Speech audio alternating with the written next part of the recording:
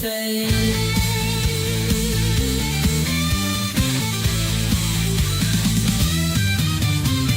Through the noise, I'll carve my path. Won't be swayed by hollow wrath. In my truth, I'll take a bath.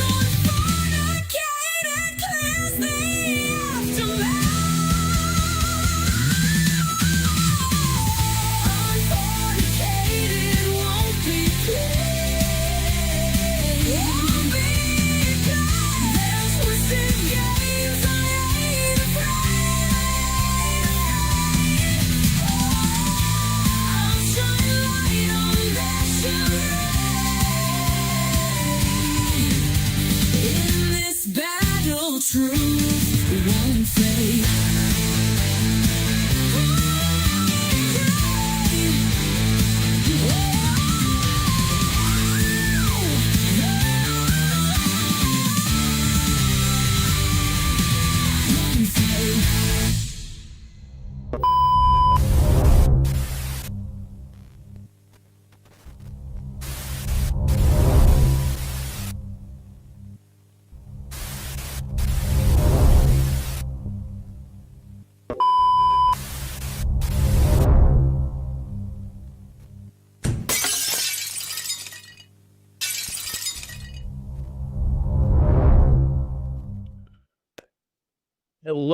Hello, everybody. Welcome back to your speakeasy of truth, the back alley of evidence, and the underground where all of our tests get claimed. Good to see everybody. I know it's been a hot minute.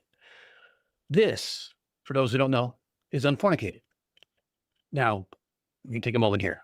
It's Unfornicated. It's not difficult to pronounce, nor is it difficult to spell.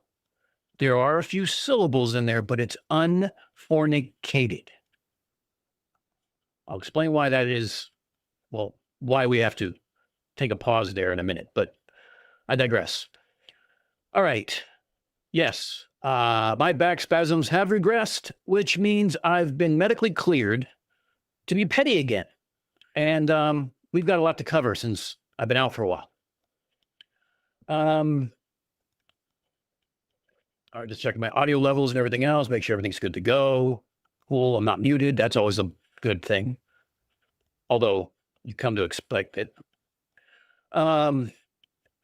First, let me just say that the community came through huge for the Drunk Debunk show.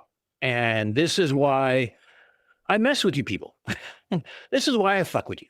Because when it matters, you guys show up. Much respect. And I know Mike has said it, and I'll say it from my own point of view.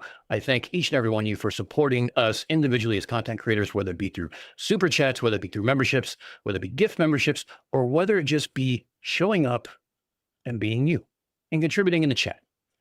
Appreciate it. Next, we actually had a flat earth debate on modern day debates. It's kind of like a unicorn now. To be honest, it's a lot better than left versus right, religion versus atheism, blah, blah, fucking blah. My own personal preference. And yes, Nathan Thompson volunteered to be the sacrificial lamb in a heroic attempt to stay relevant. Now, a quick spoiler alert. The Earth remains a sphere. And Flat Earth brought... zero evidence. Okay. And the Derp, while I've been gone, holy shit. It's like the universe is stress testing my patience on a whole new level. It's like negotiating with a toddler or a terrorist or a toddler terrorist. Take your pick. So what are we covering tonight? We're going to be talking about a little direct energy weapon nonsense because... of course, a real world deployment of the Locus ISV platform, because that actually happened this week.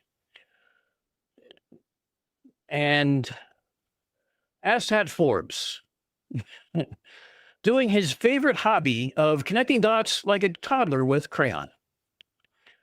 And we're going to kind of go through one of his streams, and I have some timestamps, some clips to kind of go over. And we're going to just do a little debunking. But hold on. I know you're sitting on the edge of your seats. This isn't just asshat Forbes. This is dark asshat Forbes, as he calls himself. That's right. His alter ego puts on sunglasses and tries to go hard at physics. And he fails every fucking time. Because nothing says credible quite like cosplay and an alter ego. And if we have time, we'll also discuss my challenge for a army-trained artillery flurf. Receipts required, which I bring mine. And then we are going to close with a little top left updates because I got to say, the clips that I myself have heard and that Mike Gurney has really, he put himself on the line to harvest these clips for, well, not only for the top left video, but just for me to use as Roger's my adoptive flurf. But that might change soon because, God, does it get boring. But he just says more and more dumb shit. It's weird. But when I say that these clips are too good, what I really mean is that it's like he's committing a felony against reason. And I'll show you exactly what I mean. And hopefully they come through well enough for you guys to be able to hear, because this isn't just urine gravimeter refractometer, or if you've heard it recently, bull semen. No, it gets down other rabbit holes too, and just as dumb. So, I forgot. I got a couple signs made up, and we're going to give them away on stream. So let me just show you real quick here. Let me move the microphone out of my fucking shadow so it quits blocking my face. Here we go. We have Percy the Penguin cosplaying as Uncle Sam, that I want you for the Antarctic Treaty Enforcement. So, got a little rock hopper penguin up there because nothing says credibility quite like bad hair. Look at mine.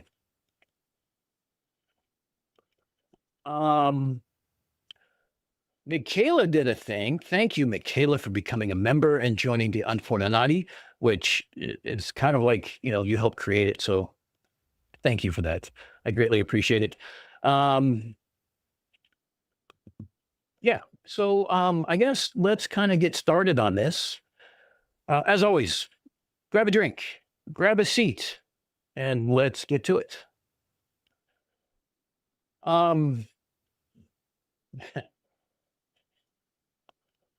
Wait, I got to find my, this over here. Actually, we're going to divert real quick because on the topic of memberships, this just reminded me that memberships, Conspiracy Music Studios also has a membership. Thank you, CMS. I appreciate it. My friend, thank you very much.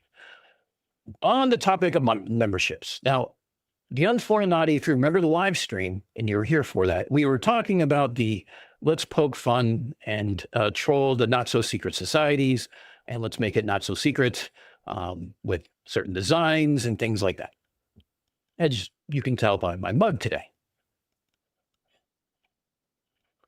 Yes, by the way, that has Kraken rum to go with Blue Mountain coffee from Jamaica. That's how we roll on a Sunday. The whole thing was just taking the piss out of secret societies. We are an obviously not so secret society because it's on the fucking internet.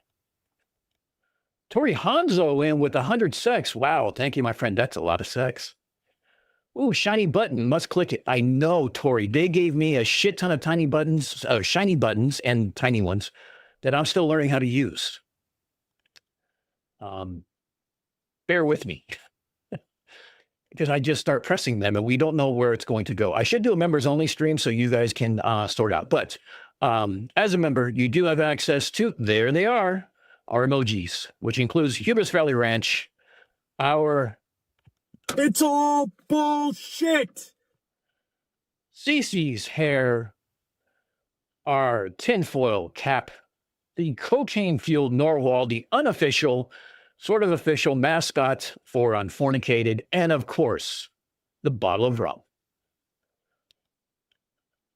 So why am I bringing up this whole thing about the poking fun of secret societies and stuff like that?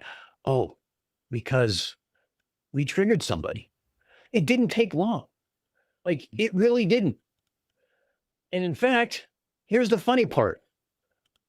It's not even a post related to me. It's a post related to MC Toon, because all flirts love Toon. Has everything to do with Freemasons and shit like that. But look, she put my picture up there. Thank you. Appreciate it. Thanks for watching the stream and showing support.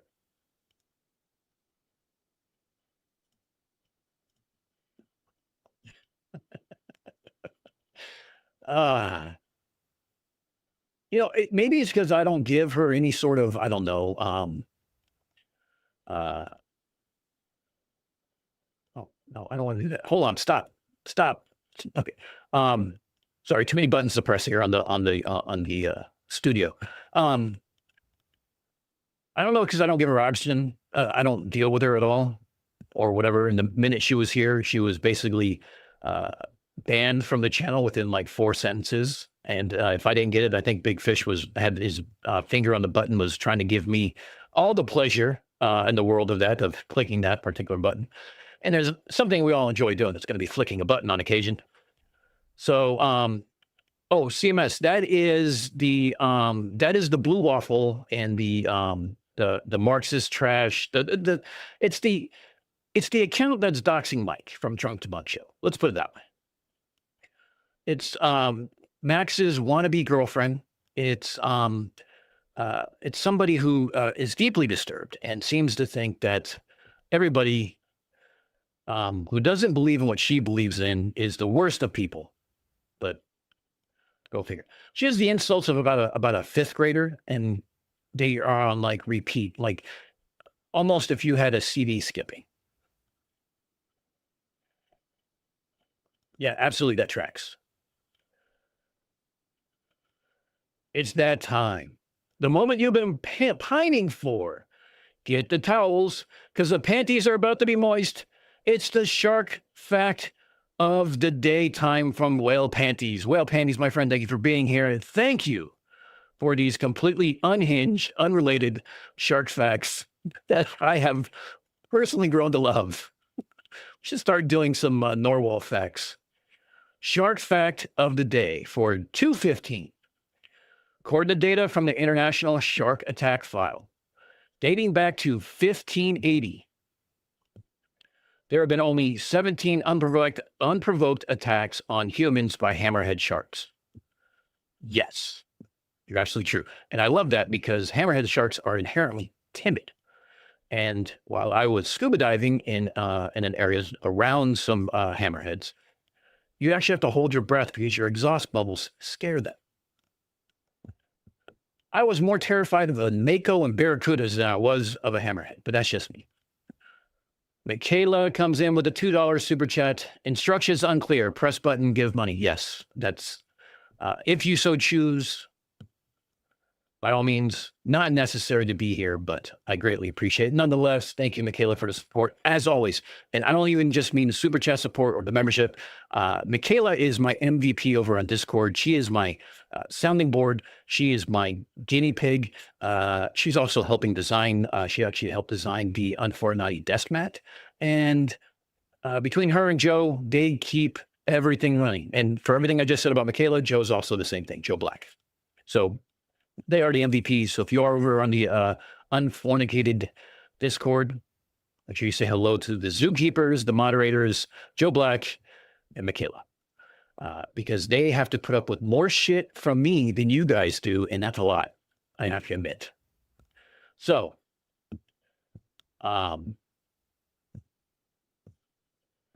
whale panties. Oh, hold up. Let's see. We just played in a charity hockey game. We just raised over $10K for a veteran charity. Whale panties. I don't have the clap. but I appreciate that. Thank you very much.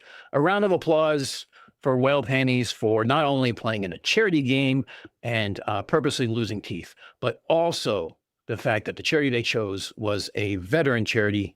Thank you, sir. I greatly appreciate it. So, all right, I think we got most of the housekeeping out of the way. 2 charities, excuse me, not just 1, but 2. Yes, cage diving with great whites is also on my bucket list, Whale Panties. Maybe we should get together and do that over beers. Drink beers first, then jump in the cage. So this way we have, plenty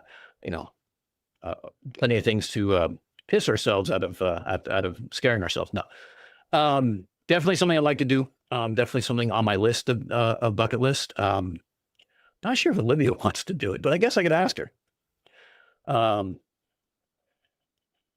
Yes, in honor of the shark and in honor of the shark trivia for the day. You know what? Go ahead and put your favorite shark down there. Mine actually is the hammerhead. So Whale Panties, you came in with the perfect one for that one. I appreciate that. The Portable is going out for a smoke break since we're not going to go an R1 style weather report. Yeah, make it a quick one. The Portable, we're going to get started here in a few minutes here. All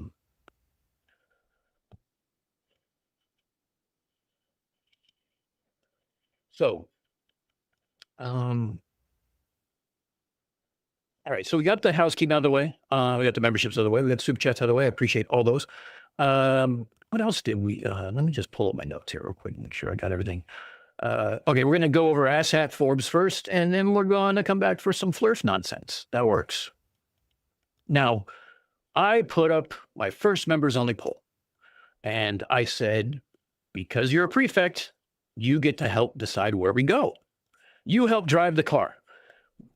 Call it my designated driver for when I'm on stream and I have too much rum.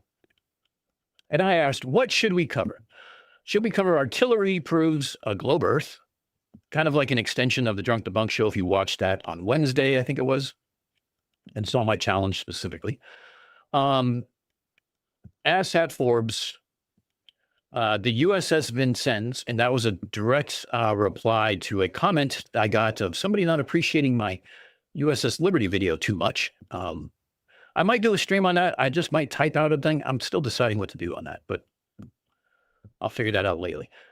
Just getting back in the chair is kind of like a weird feeling. It's been a while. I mean, not that I haven't been in a chair. I've been in different chairs, laying on the floor, on the couch, but being in this chair specifically has been a while, and it feels comfy. But sure enough, the members spoke, and they chose Asshat Forbes. Probably because I think we're getting a little old with the derp. It's the same shit. It's the same people. It's the same stupidity. And not to mention, these people between Mike and Max and Toon and everybody else are all covering it. We can kind of branch out and go a different route. But yeah, we'll figure it out. Oh, yeah, Charles voted for afternoon strippers. We might have time for that. Maybe not. We'll have to wait.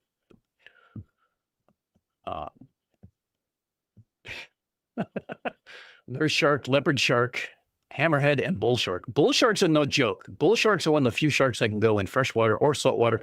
And like a tiger shark, they eat any fucking thing. Thresher sharks might be my new favorite. They look so derpy. Yes, they do. Especially with the long tail, like the top fluke of the tail is like so long. Leopard shark, nurse shark. Nurse sharks creep me out because if they're just on the limit of your vision underwater, they look kind of like gray whites, and it's a little freaky. Great white sharks, because I'm racist. Wait, geek, thank you for that. Michaela likes whale sharks. Polish dancers, yes, something like that. Undeplorable, something like that. IT shark, yes. Yes, the wire shark sniffer program is my favorite.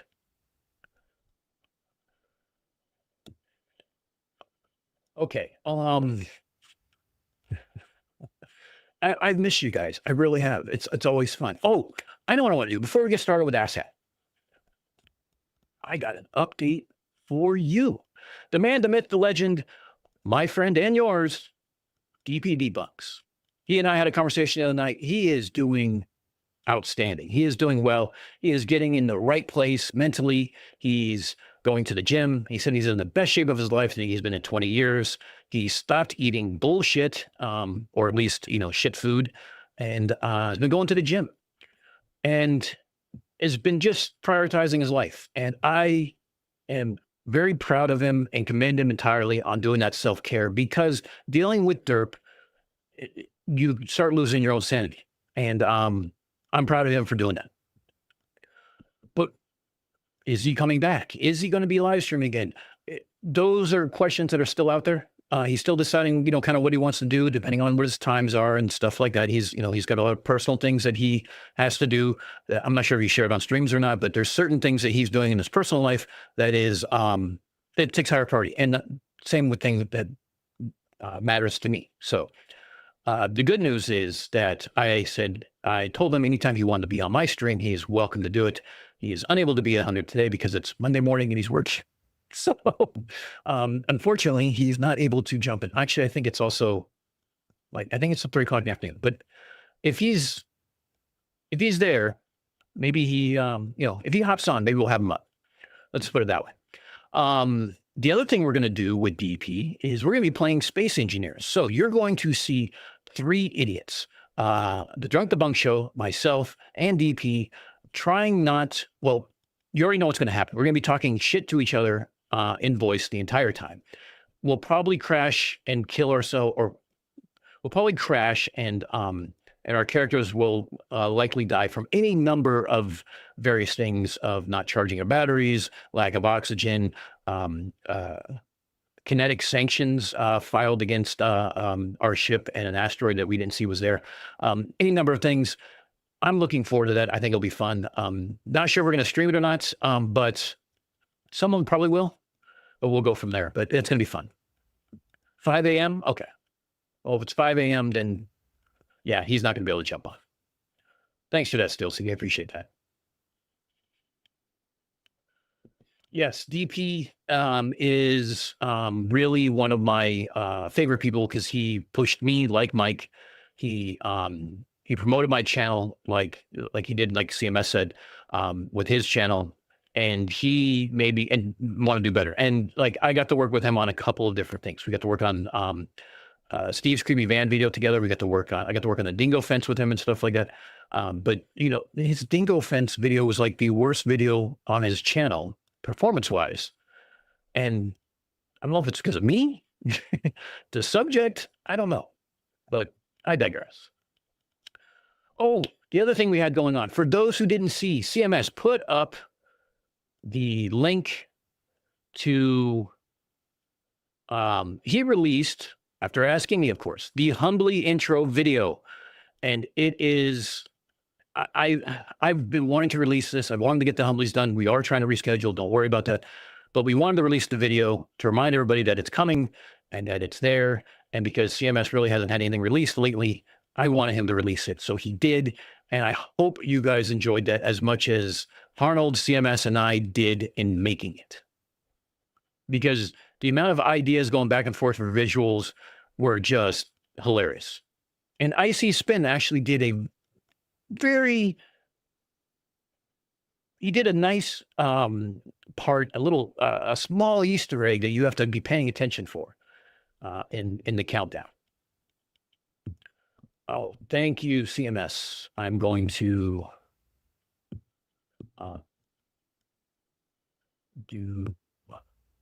we'll do that on our first, what do you call it, break. Because I do need breaks to get up with my back and get kind of stretched and get refills for coffee and stuff like that. So, all right, let's get started with this mess. Let's start unfucking the internet, one claim at a time. And today's target, today's guest of honor, today's moron of the day, of the week, the moron of the stream is none other than Ashton Forbes, or he calls himself Four Orbs. I call him Asshat. That's who we have. But let's talk about this a little bit. So in the United States, 3 days ago, the FAA imposed an airspace restriction that effectively shut down all of the El Paso International Airport airspace at midnight. No warning to the city, no warning to the hospitals and the medical evacuation flights that ended up getting rerouted to Las Cruces, 45 minutes away, or 45 miles away, excuse me. No warning to the airlines. Just 10 days of closure announced at 11:30 p.m. on a Tuesday night and then lifted 8 hours later. Now, the current government administration said it was cartel drones. Sources at CNN, NBC, and the Washington Post said it was actually a high-energy counter-drone laser that Customs and Border Protection was operating near Fort Bliss, loaned to them by the Pentagon, that nobody had bothered to coordinate with the FAA first. They shot down a party balloon. The Pentagon's first confirmed do kill was a $1.29 Target balloon. Target meaning the store. So basically what happens here is we have an instance where the weapon was actively deployed and it worked, which is great. But the coordination didn't. See, when this, the Customs and Border Patrol had been working with the Pentagon for training at Fort Bliss. Now, Fort Bliss sits literally right next to El Paso Airport. And anytime they've been doing training with this device, it's called the Locust, and it's mounted on an ISV or an infantry squad vehicle. So anytime they've done training for this, they notify the FAA. The FAA approves it and then does closures and stuff like that to prevent any overshoots or things like that. This time they didn't, because it was an active deployment. But this is the part that matters. See, they set the closure to run until February 20th, so 10 days. Why that date? It's not just a random date. It just so happens that was the date of the scheduled FAA and Pentagon coordination meeting to discuss safety. You're going to deploy these shit over to the border. We need to have safety. Well, let me pin that message. There we go. So, and here's the thing. They didn't just close the airspace. They closed it until basically they wanted to close it until all the adults got in the room and say, hey, dumbass, we need to talk about how you use this before you start fucking using it. So it wasn't just a flight restriction. It was basically a sticky note with a middle finger drawn on it on the Pentagon's fridge that basically says, remember us? So, but this is what a real directed energy weapon deployment looks like in 2026. Borrowed laser, interagency miscommunication, canceled Southwest flights, one balloon, and absolute fucking chaos. Now, excuse me, what it's not is, it's not scalar waves. There's no extra dimensions, no wormholes. It's just photons, bureaucracy, and a very embarrassed balloon. Now, 3 weeks ago, Asshat Forbes published a live stream telling everyone that would watch that the DoD confirmed direct energy weapons and approves scalar wave teleportation, extra dimensional physics, and MH370 orbing. 3 days ago, the universe showed us that an actual deployment looks like. Now, the timing is not a coincidence. The balloon, that was a personal touch.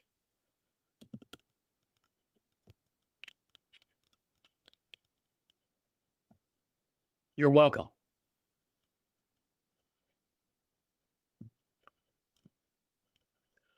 Okay, so let's kind of watch this man explain how that balloon confirms wormholes.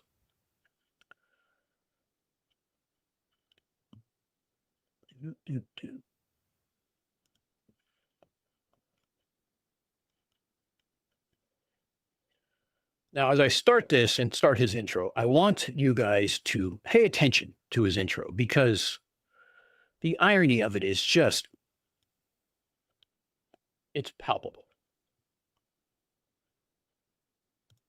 Carl Sagan could not have predicted 2021, but he did see it coming. He wrote the following back in 1995, and we quote, "I have a foreboding of an America in my children's or grandchildren's time when the United States is a service and information economy, when nearly all the manufacturing industries have slipped away to other countries, when awesome technological powers are in the hands of a very few, and no one representing the public interest can even grasp the issues, when the people have lost the ability to set their own agendas or knowledgeably question those in authority, when, clutching our crystals and nervously consulting our horoscopes, our critical faculties in decline, unable to distinguish between what feels good and what's true, we slide almost without noticing back into superstition and darkness. The dumbing down of America is most evident in the slow decay of substantive content and the enormously influential media." Well, Panties, we'll catch up with you later. Thanks for stopping by the stream and supporting everybody with the fact of the day. We will catch you on the flip side. If you had enough beers and come on over, we'll probably still be doing shit. I don't know how long it'll be, but I'm going to try to see how long the back holds up without going back into turning into an invalid laying on the floor. The 30-second sound bites now down to 10 seconds or less. Lowest common denominator programming. Credulous presentations on pseudoscience and superstition. Pay attention to the super chat or the chats he's highlighting too, by the way.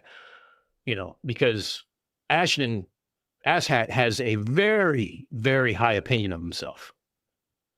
But especially a kind of celebration of ignorance. Roll that around for a while. Those were among his final published words. He died 10 months later. Here we are 25 years later, realizing just what he was trying to tell us back then. Okay. Jesus Christ.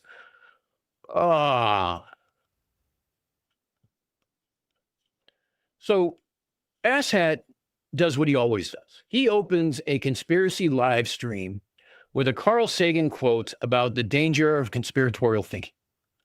He opens it with the man who wrote The Demon Haunted World. Literally a book, which I own, about why pseudoscience is dangerous. As a hype intro for a stream about scalar wormhole teleportation. I mean, if I didn't know who the creator was, I would have a very high standard of what the evidence he's going to provide is. He's talking about Sagan, of course. The Sagan standard applies. But we are talking about Asshat force.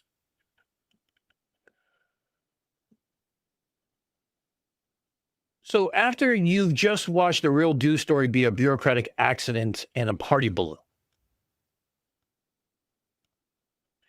So Carl Sagan is spinning in his grave at approximately the same revolutions as a Navy SH-60 Seahawk helicopter, with the rotors set at max power.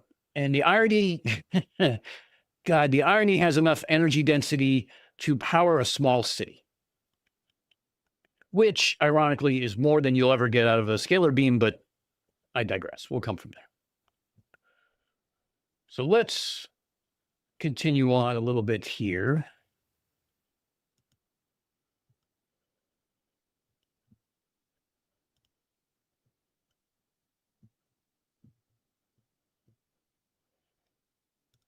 I didn't know what we were going to talk about today. And then the Department of War just comes out and they say, we have directed energy weapons and we're scaling them up. Yep, you heard me correctly. You heard it to be true. OMG, it is happening. We are LFG, just like you guys said. LFG's in the chat. How he tries so hard in his intros where he talks about hey chat over and over and over and over and over again, and you know, and his sycophants are sitting there not asking for any sort of evidence or receipts. They just put LFGs in there and everything else. Now his alter ego, for those who don't know, and I'm going to delve a little bit into politics here. His alter ego is Dark Ashton, which is a play on the idea of Joe Biden when he was president wearing his sunglasses, and they call it Dark Brendan. Now, Ashton is a affirmed Trump sycophant and very much leans that way. And all he does, he has spent live streams just bad mouthing the other side over and over and over again. Now, well, we don't get into politics on this channel specifically, but I just want to point out the irony of the fact that he's using and created a character that was actually created by the side on the left that he doesn't like, that he thinks is soy, as well as a rhyming word that starts with G that uses as a slur as well. And he'll go into that later on too. So, but that's his alter ego. The irony of this entire stream, of every stream of his as it starts, is so fucking thick. It makes a flirf look two-dimensional. Think about that.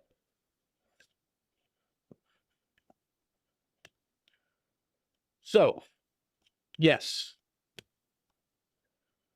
we have directed energy weapons. Okay. Now, when you talk about direct energy weapons, you've got to deal with the definition. Okay. Now, there's a lot of conspirators who confuse the DEW line from the 50s, which was a long range radar picket fence, to identify Russian bombers coming up over the Arctic that may or may not want to attack the US with direct energy weapons. Then the conspirators get confused about what direct energy weapons are. Depending on where you are within the actual field itself, it varies. For all intents and purposes for this stream, we are talking about any EM spectrum output energy to be a directed energy weapon. It's a very liberal use of the term, especially if you're in the field, but we're using that as kind of like our threshold, just to kind of set the level playing field so everyone understands what we're talking about. Now, excuse me while I refill my coffee mug here. No, I'm just going to drink from this one. Screw it. Now, what you see here on the screen is this right here. This is the is the AV Locust. Okay, it is a truck-mounted, say another word, laser. Okay, it is for counter drone ops. Now, there are also larger ones, everything else. But what about this is what it is? So we're talking about 20 kilowatt, 20 kilowatts. We're talking about, range is line of sights. We're talking about, this isn't Hollywood where you see a red or green beam shoot across the sky and turn a airliner into a fireball as soon as it touches. We know that's Hollywood.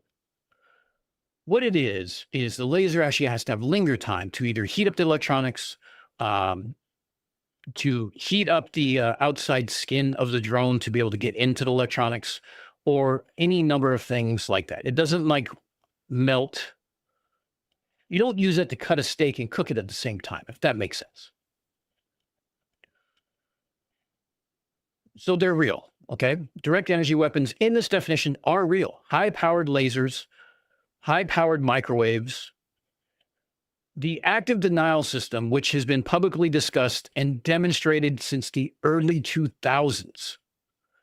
So no, the Pentagon hasn't just come out to say that we have these. They've been saying it for 20 fucking years. But that does not fit asshat's narrative. because he's the disclosure guy, right? He's the guy who sets this up and knocks the pins down and shows everybody what they're hiding. I'm surprised he didn't take credit for this. He probably does at some point else in the stream. Now, the Navy has had the Helios laser, and it's been integrated on the USS Preble since 2022. Now, the Preble, I had it. Where did it go? Shit, hold on. There we go. Okay, this isn't what happens, first off, but I understand what they're trying to do. So the Preble has had this since 2022. Now, here's what I'm going to do. I'm going to go ahead and play a video in the background here. It shows kind of what the locus system is, okay, as I talk over it and we go over some of these things. Just to make life a little easier for everybody else so you can kind of see what it is and everybody can just kind of follow along. So the Navy has the Helios system. Okay, it's been on a ship since 2022. The active denial system has been publicly discussed and demonstrated since the 2000s. Yet they seem to think it is a brand new disclosure. Make that shit fucking make sense. But I digress. Now the laser, the CBP, Customs and Border Patrol. I'm just going to say Border Patrol going on. Okay, just to make things easier. So the laser the Border Patrol near Fort Bliss has used specifically 3 days ago. All right, let's skip the ads. Thank you. That laser was this. Again, understand the difference between, demonstrations and actuality. There is a difference. So this laser was AeroVironment's Locust. It's a laser optical counter UAS system for tactical use. They love their acronyms. What can I say? It's mounted on an infantry squad vehicle that you see. It has an output power of 20 kilowatts, one operator with the equivalent of an Xbox gaming controller. It's real, it's documented, there's spec sheets, and it's unclassified technology. However, ASAT makes this as some sort of connection to, and we'll show why, that he starts connecting the dots with his crayons to say that this validates every theory he had about MH370. Because he needs to grift more. He needs to pay rent. He has bills due. Now, this isn't new disclosure.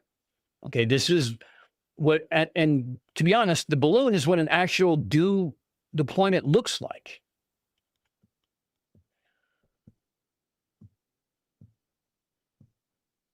Let me see, just kick this, can we get caught up here? Adam comes in and says, if we're being honest, hasn't directed energy weapons existed since 212 BCE with Archimedes? Technically, yes. Technically, I guess you're not wrong on that one at all. Now, so the question really is that when you're looking at this, is like, how the fuck do you get, how do you get 20 kilowatts out of this, right? Now, here's the funny thing. Up here is where you have the laser. These two panels are the guidance systems, the radar, things like that. That's basically what it's used for, identifying things. But everything here in the back, you notice it's only a two-seater. Everything in the back seat, this is a diesel generator. Everything behind that is batteries. It runs the diesel generator to charge the batteries, which in turn charges the laser. So this isn't like Star Wars where you have an unlimited amount of ammo because the battery is there. No, this is a little more complicated than that. But it is basically pallet mounted. Now, is this some, could we call this some sort of advanced tech for the military? Absolutely. You scaled down a 20 kilowatt laser into something the size of a pickup truck. That's a feat in and to itself. But it doesn't mean wormholes are correct.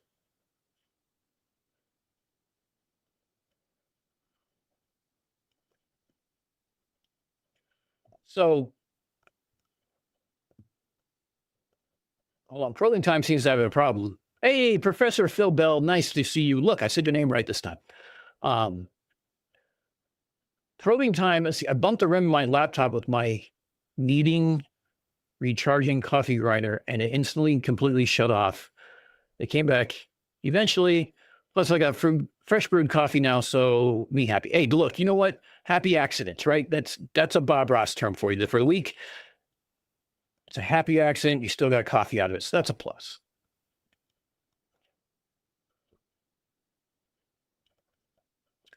And Deplorable makes a valid point here. I didn't make this distinction. Let me make this distinction. Laser power is measured in RMS.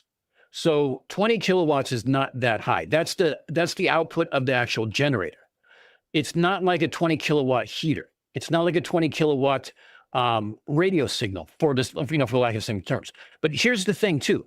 The same physics sort of applies. And we'll kind of get into that. Don't worry. We're not going to go so in depth into it like it's an actual class and it's classified material. No, we're going to go into like at a high level, just general understanding. So this is what a do deployment looks like. Now, we're not going to get started on the political ramifications or the political outside about whether or not this should be deployed and how it should be deployed. We're going to skip over that for right now. Maybe I'll do a members only stream where we go into that, but that's a can of worms I feel like not opening for today. Let's just say this is what Border Patrol has deemed necessary. And this is what the administration has said they should have, and the Pentagon is training them to use it. In the meantime, they actively deployed it to destroy a party balloon without telling the FAA, and that's the fallout. So, saying dues are real, or well, actually, hold on, let me back up. This is where he makes the leap that breaks kind of like everything, okay? Confirming that dues exist does not confirm how they work. There's physics behind it. There's engineering behind it. There are people whose whole job, like this guy here, who is telling you how to make it work and how to design it. This guy's probably a sales guy, but he might not be an engineer. You get my point. A laser is photons. A lot of photons. Very focused, a lot of photons. Conventional quantum electrodynamics explains this perfectly. There is no scalar wave. There is no extra dimension. There is just Maxwell's equations doing what Maxwell equations do, which is doing the math to prove how this shit works. You have to do the math to make it work. If it works, you can do the math to see how they made it work. So saying dues are real, therefore, Tom Bearden's 1985 overhead projector presentation about scalar waves was correct. It's like saying cars exist, therefore they run on dragon's breath. Right? Makes a little mud flood university in the middle of this. I'm missing a feather. The conclusion does not follow from the evidence. This is the foundation the entire system is built on. And here's the clue. The foundation is already fucking cracked.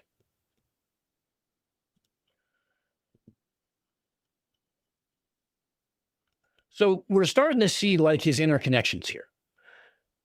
Something gets confirmed, then we make a huge leap over here to connect another dot, a huge leap over here to connect another dot, and finally we get to the end point of saying wormholes confirmed. Therefore, MH370 is exactly the same, it supports the same grift he's been doing for over 10 years of the airliner being teleported, not crashing, and being hidden on Diego Garcia.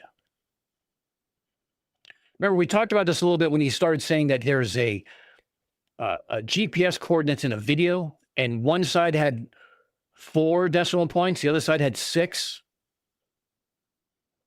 How's that work?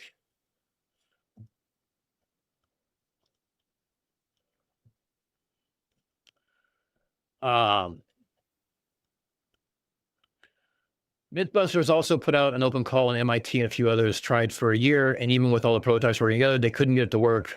Possible, sure. Verified, not slightly. Yeah, exactly.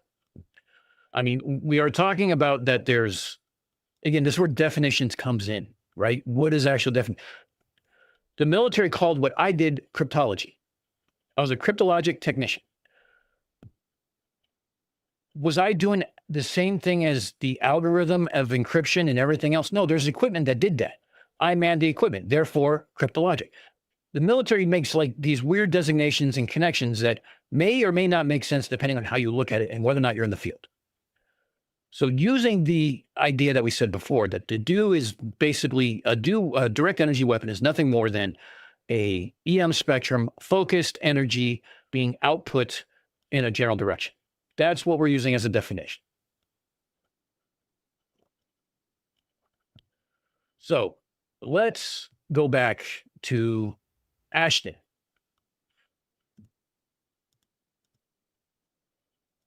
Let's pause that one. Ashton, no, pause. Ashton, where are you, Ashton? There we go. So Ashton,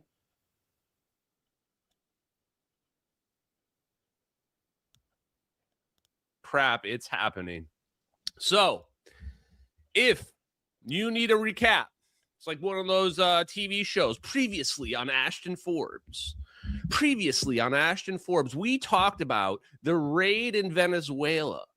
And we talked about this weird story that was going around that people were being disintegrated when they tried to shoot rockets at the helicopters that raided Caracas. And let me be clear here for a moment. I haven't heard this fucking story that people are being disintegrated. So obviously there's validity to this story, right? He's got to have some sort of evidence or something like that about it. Anything? so we talked about people go, no, this is disinformation. This is misinformation. That's not how science works, as usual, as they always do. Now, fast forward to This is how science works because Asshat has never done science in his life. Remember, he classifies himself as an investigative journalist. He just knows physicists. He just knows people who are going to tell him the right things. And anything that he doesn't find out, he's just going to infer and be correct. But we'll come back to that part. Oh, God. This is why I need love. It's because of this shit. Davos, and Trump is saying, turns out we did have some weapons that nobody else has, and we broke out some secret technology, and we blasted those people's eyeballs out with sonic weapons or whatever the hell we used. And all the normies, all the blue-pilled people are having epileptic seizures. I'm going to pause right there on that face. Okay.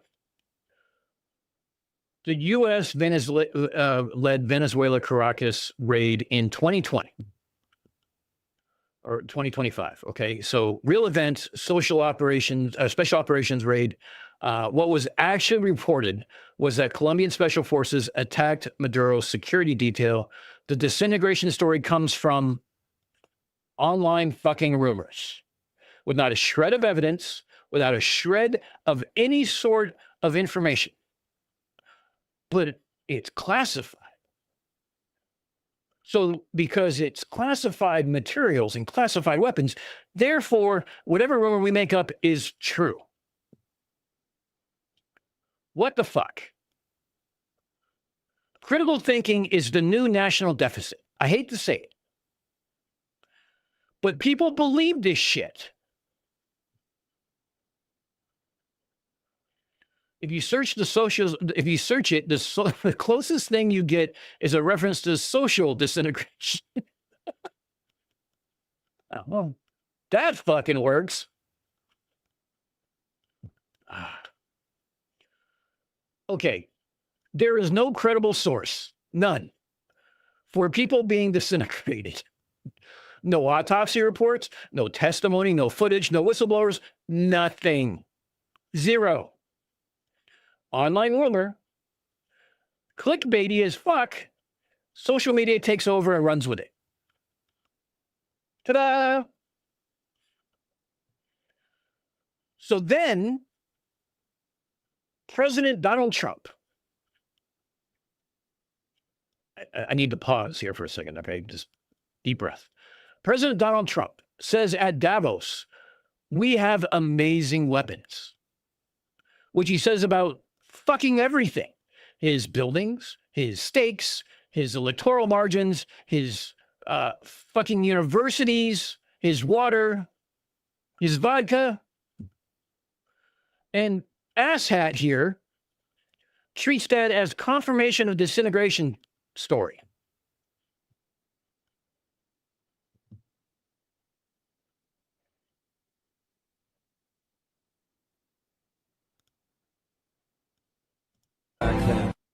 The sonic weapon that took out many of the Cuban bodyguards that were used to defend Maduro. Lots of people saw the details about that weapon and were concerned. Is that something that Americans should be afraid of, something the United States is combating? Yeah, it's something I don't want to, nobody else has it. We have weapons that nobody knows about. And I say it's probably good not to talk about it, but we have some amazing weapons. That was an amazing attack. Don't forget, that house was in the middle of a fort, an army base. Ashton Forbes. So Trump bragging vaguely about military capability. You notice she says sonic, he doesn't. Sonic weapons could be any nature of things.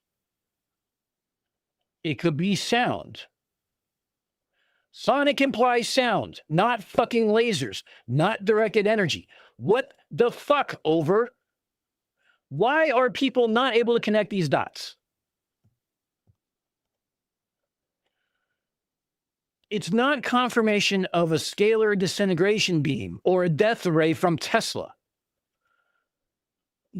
Trump said the same thing about his gene pool. I mean, the specificity of the claim is doing zero work here. The only person doing work here is Ashton and using his crayons to connect dots.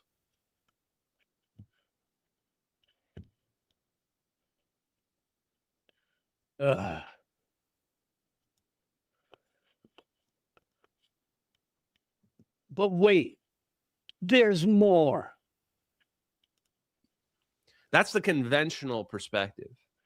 This is why admitting to directed energy weapons is so big, because how many times have we said that all this science, it's like a Pandora's box. You can't just peek inside. The moment you open that door, people start to wonder, how are you doing this? What physics allows this to happen? The whole thing's going to come undone. Everything is. That's why, even though we don't really talk directly about directed energy weapons that much, all of the content that we've talked about is based on it. For example, fusion. How do you do fusion? You need super powerful lasers. That's it. That's how you enable fusion. That's how you make fusion happen. So if we have super powerful lasers, directed energy weapons, we can make that happen. We also talk about teleportation. How are you able to how are directed energy weapons able to beam energy over a long distance? Most likely, there's probably several ways. There's multiple ways to skin a cat. They're probably abusing quantum mechanics. They're probably abusing the fact that there's an extra dimension. Remember felony physics. What is the science, the physics that is classified for national security? What is that physics? That physics is the extra dimension that we can tap into. There's another energy source that has to be accounted into the thermonuclear weapons calculations. And that's the reason why it's classified, because also understanding that it exists lets people realize that we're capable of making destructive devices far more powerful than what classical physics would allow.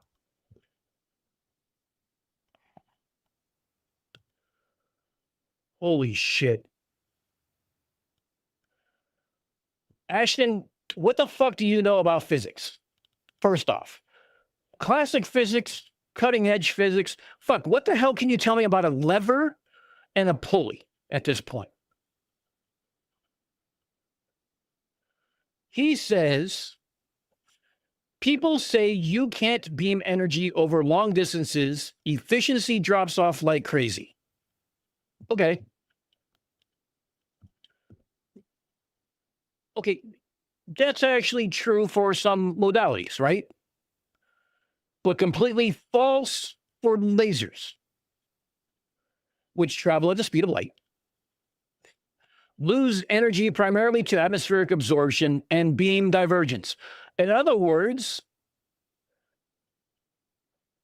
something called the inverse square law, which is a prediction model, which has math, which has everything else you need to figure out as an engineer how far it's going to fucking go and whether or not it's going to be effective. And then he basically starts going into adaptive optics and it can be corrected, which is true. The Navy is doing this right now. Okay? With conventional physics, not special physics, not felony physics, not something outside physics. Because Ashton has no idea what the fuck physics actually says. No extra dimension required. He then says that classified physics makes it possible is this extra dimension. That doesn't explain it. He just says classified. He asserts it. He uses that word classified, right? And then he hides behind it like it's a veil. He just literally smokes the copium pipe and blows it in your face so you can't see anything but what he says. And his audience lets him. Now, a quick aside. Here's what I don't expect anyone in my chat or anyone who's affiliated with me or hangs around with me or anything else like that to obviously give me a rubber stamp and just sit there and say, if I make a claim and I don't back it up, to just take it. Don't accept it. In fact, I need you guys to call me out if I do bullshit like that. Asshat here won't do that. And neither will his chat. The actual classified parts of direct energy weapons are things like specific power output, which some of it is unclassified. The beam control algorithms, targeting software, adaptive optics design, engineering details. Because why would that be unclassified? Do you know what's not in those classified documents? A new dimension of space.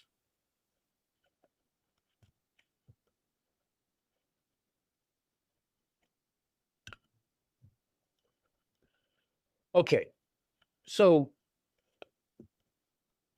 where does Asshat get a lot of his information from? Well, it'd be funny to know, right? I mean, it'd be good to know where he's basing this off of. So the person he references, his name is Tom Bearden, and he is the load-bearing wall of this entire stream.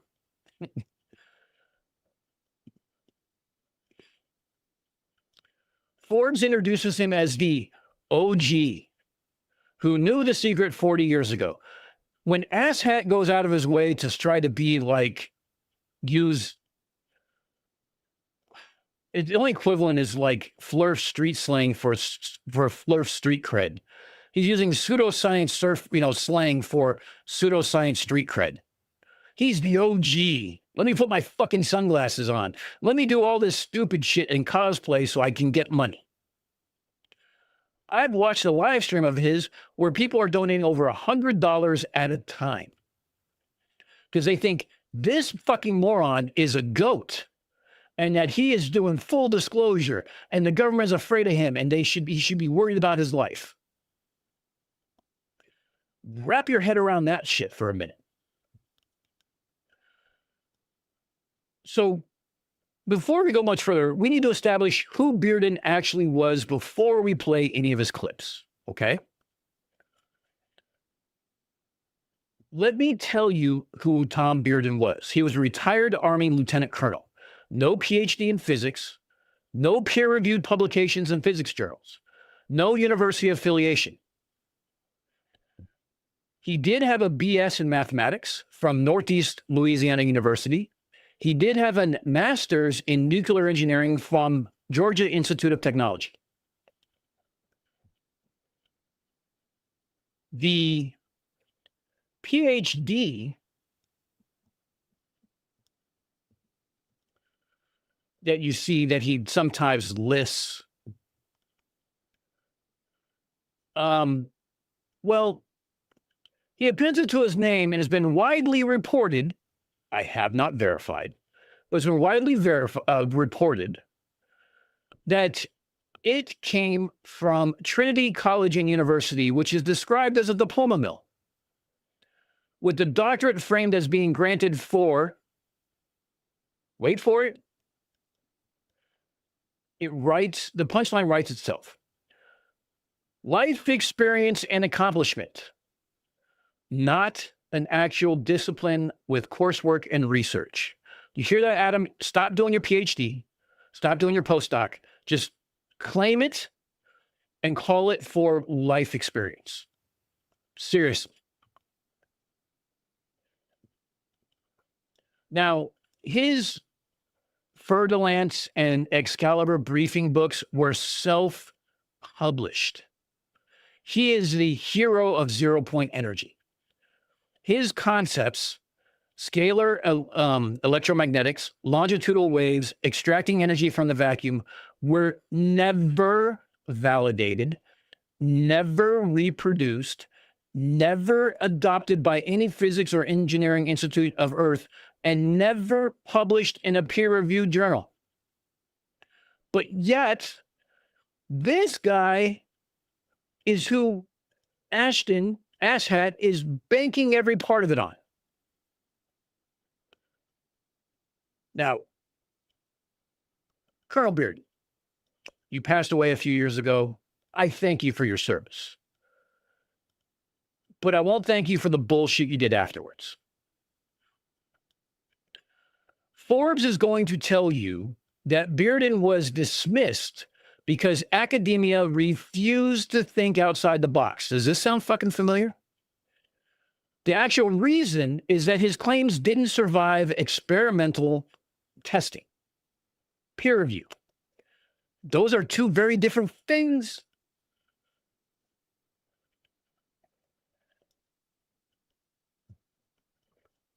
Evil producer. A, you're not wrong. B, still true.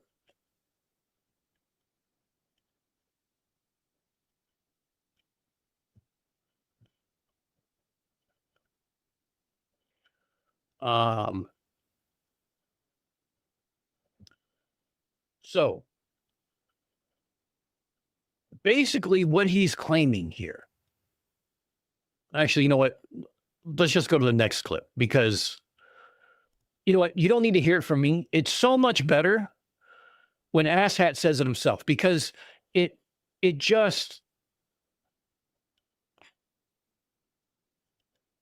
resonates more.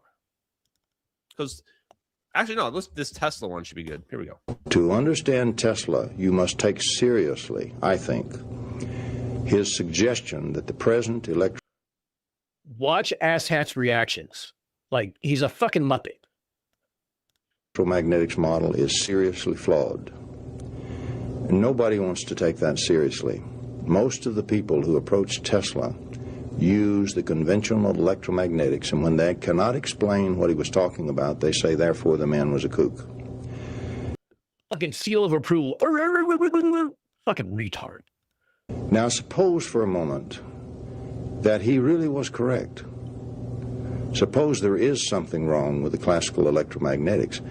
Of course, you can use the classical model to do the things we do, but it means there are many other things that can be done that we cannot do because we have excluded that part from our model and from our teaching and from our knowledge and from our instruments. If you add back in the wave that is missing, guess what you get? You get equal and opposite waves in the vacuum.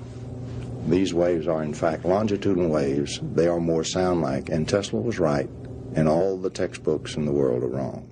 And by gyro Let's go. God, I get so hyped when I hear that. Ash Hat just fucking shot a load in his pants.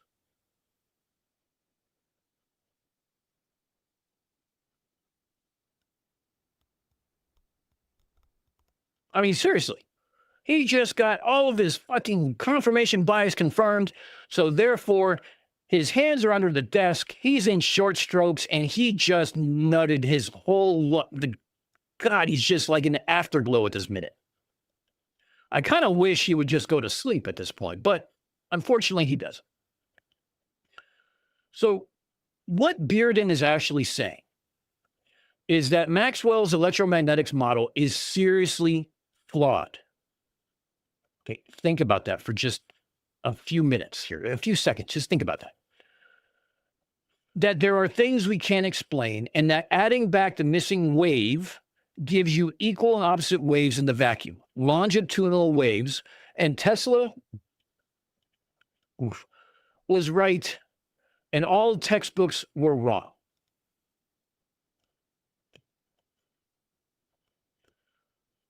Jesus.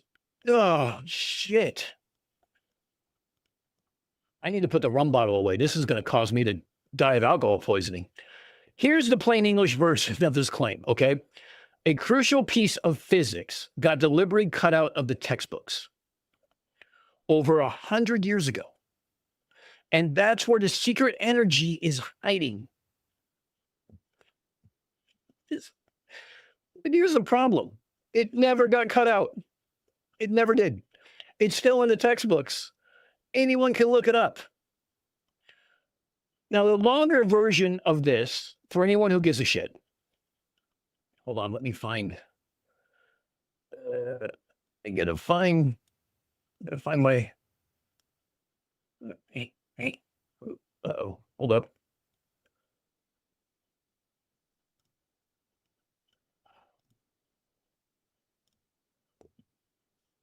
Okay, the longer version of for anyone who wants it, okay? And trust me, it's still going to be short. In 1865, Maxwell wrote his original equations, okay? There was like 20 some odd of them. Oliver Heaviside later simplified them into the 4 equations we use today: Gauss's law of magnetism, Faraday's law, and Ampere-Maxwell law, okay? So, the scalar potential was not thrown out. It's still in the full formulation. But ASHAT doesn't do math. It shows up in antenna theory. It shows up in plasma physics, quantum mechanics. It shows up in many fields. And if you go to the actual original equations that aren't simplified, it's there. This is the same equations that are used daily by engineers who create shit, as opposed to ASHAT, who creates bullshit. Wait, we know someone who does that, right? There's somebody who has that. How does it go again? It's all bullshit. Oh, thanks. Thanks, CC. I appreciate that. So, Heaviside simplified the math. It didn't delete the physics.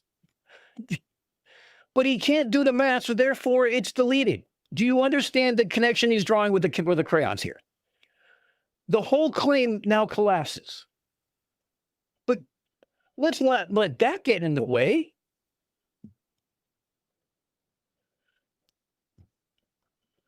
When we talk about longitudinal electromagnetic waves, these are waves where the oscillation is along the direction of travel, like sound waves.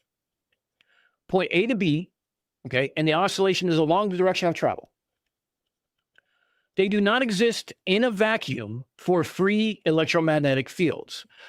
In other words, there's no free energy of any sort of volume that you can harness right now. This isn't an assumption. This is the result of Maxwell's equations themselves. It's like transverse waves in a vacuum is not a choice that Maxwell made. It's what the math requires. So if you asshat, can show with you and any one of the people you want to quote where Maxwell was wrong. Okay, and this is a theory, like I said, that's put to the test every fucking day. Every day. Prove where it's wrong. Give us the kinematics of what makes it work for the free energy, 0-point energy world with the math. If you want to challenge all that shit in the centuries that it's been put into testing and everything else, then bring the experimental data, bring the equations, and not a 1985 overhead projector word salad with some heavy Cubers Valley Ranch added to it and personal incredulity croutons, and show us how it works. Because you just played a video of a man talking, but showed nothing else.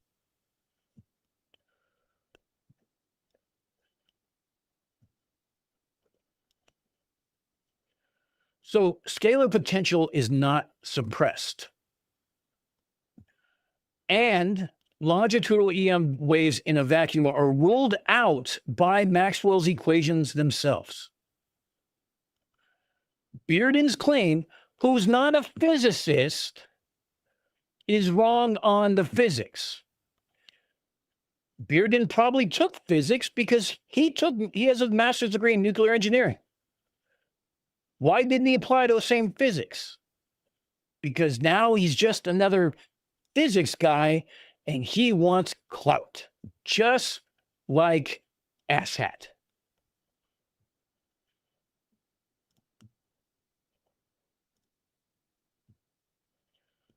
And tell me, God, tell me that in the smug face does just, I'm not a violent person, but damn, like,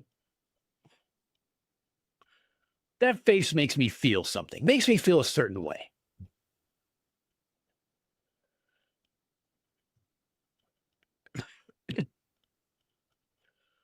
Excuse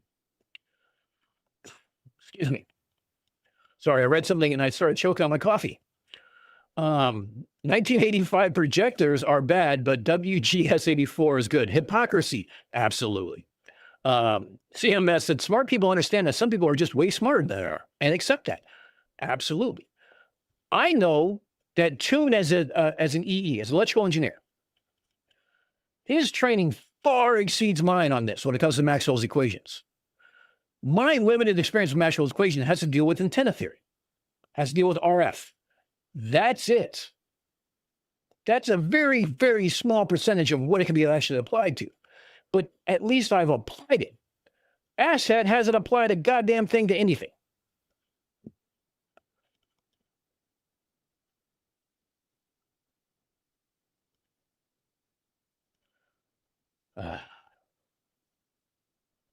I'll just let it play. You know what? I got to post that later tonight. Tesla was right. All the textbooks in the world are wrong. What a quote. Put it on my gravestone. In fact, yeah, asshat, put it on your gravestone so everyone can continue to laugh at you for eternity. Shit in there so that it can never come out. Tesla was right. All the textbooks in the world are wrong. Please put that on your tombstone, asshat. Please. You want to know how directed energy weapons are possible? You just heard it. I randomly hit the perfect video to explain it. No, direct energy weapons are possible because of engineering. Because we found a way to focus the energy into a very small, tight window and use it. It's not new physics. It's not string theory. It's not fringe. It is the application of actual physics, classical physics, in a modern time with the ability to apply it. The very perfect one. Evil producer, calling asshat one of the guys for the Revenge of the Nerds gives nerds a bad name. Asshat is the guy who wanted to be Revenge of the Nerds, but never got his revenge. This is his idea of revenge for all the bullying he got, for all the times he got debunked by the Redditors and everything else. This is his revenge. Pseudoscience, crayons, and connect the dots. So what does he say right there? Let me break it down for the norms. That's your Yeah, please break this down for the norms, Ashton. We are hanging on the edge of our seats, just waiting for you to explain to everyone why the textbooks are wrong. Who thinks he's going to do it? new nickname, the norms. A, Tesla was right. B, they excluded part of the electromagnetics. What is the part that's been excluded? You can ask literally anybody who understands electromagnetics, and they'll tell you they know. Even the people that don't believe it will tell you they know the part that was excluded. What was excluded in Maxwell's equations was the scalar potential. No, asshat. Not everyone will tell you what's excluded because it's not fucking excluded. Here's an idea, asshat. Take a physics course, okay? Go into a class, or you know what? You're an internet personality with fucking 100,000 subscribers. Everyone knows who you are, apparently. Joe Rogan, everybody else knows who you are, although they won't have you on the show, but I digress. Find yourself a modern day Feynman. Have him on your show. Have him put his credentials on the line, and you tell him that scalar potential was eliminated from Maxwell's equations, and show him where in the math that happened, and let's see what he says. Where's Professor Phil Bell? I bet you he loves gravity, and I think that's that might be his thing. But I want to see what... I actually want to get a physics professor or a physicist. I'd love to have to talk to Dr. Blitz or somebody else who can kind of go over the derived Maxwell's equations. Maybe I'll even do it with Toon. I'm sure he could probably do it. He might need a refresher because he hasn't done it in a while, but probably. What sort of distance can they keep if focused enough to be destructive for these days? So the classified version is the output. So we don't necessarily know what the distance is, not commonly knowledge. However, it is subject to physics. It is subject to inverse square law. And it is, there's certain aspects that we can do it. We know it's line of sight. So there's that. Flat Earth debunked. And we know that it's going to, there's certain level, the actual range is going to be classified. There may be a publicly stated range, which usually is a lot lower than the actual operational range, but that's the classified version.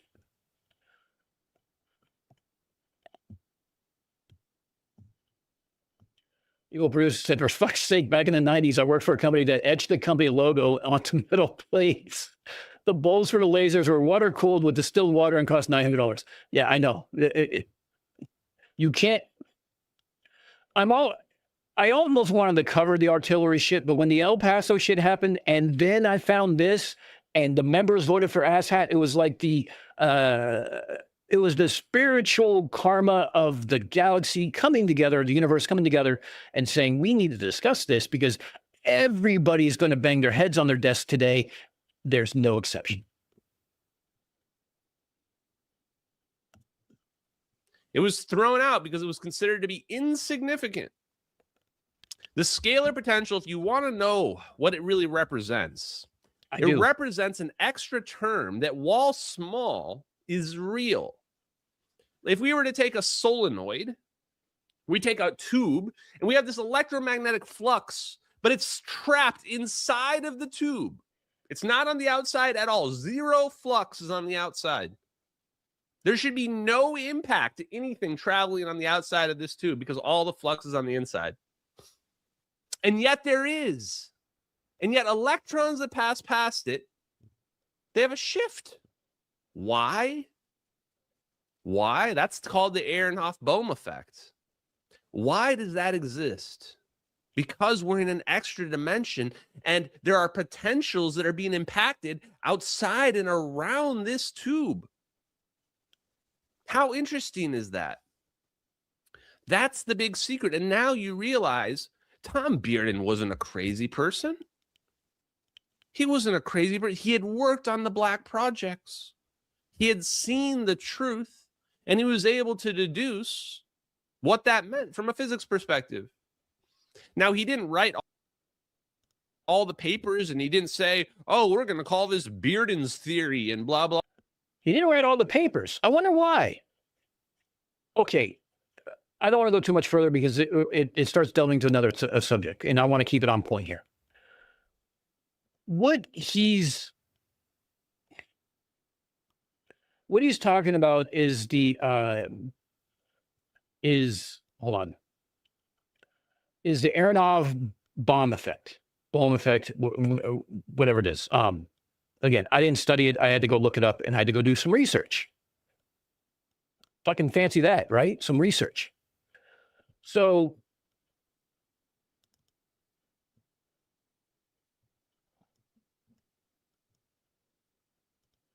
here is a textbook drawing of that effect.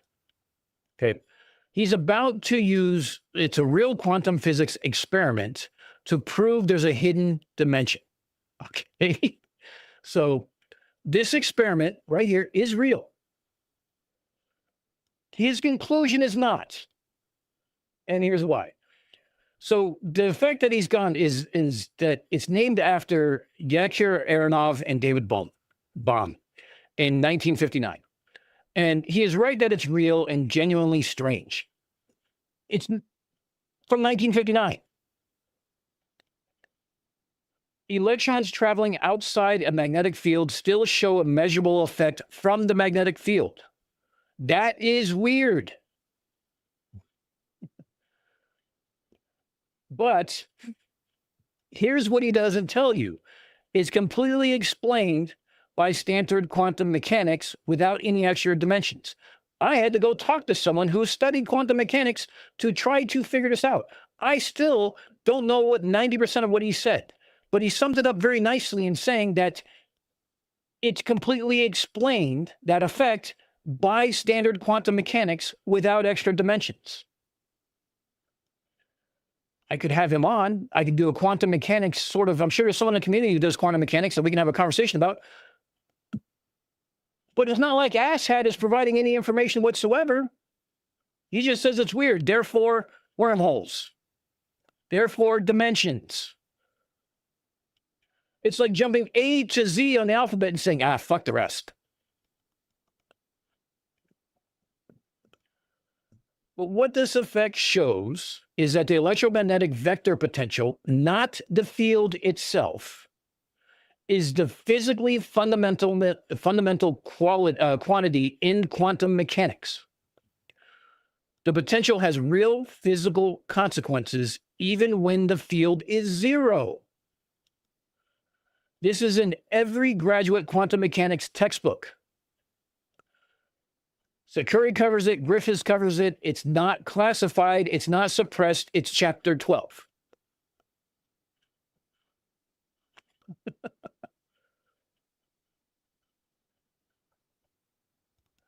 Yes, deplorable. I actually did research instead of just making shit up. My moral compass doesn't allow me to just make shit up, unfortunately. So the extra dimension he's evoking is not only not required and not implied by the experiment. So he's making shit up, perfectly timed with that comment, deplorable. He took a real, well-understood quantum phenomenon. Like I said, 1959. They have had 70 years to, close to 70 years to fucking figure this shit out. He took a well-understood quantum phenomenon and stripped out the actual explanation and replaced it with extra dimension. And then frames it as a discovery. That's a substitution of ignorance for knowledge. Confidence over expertise. And his chat loves it. Eats it up like it's a fucking cotton candy on a hot summer day.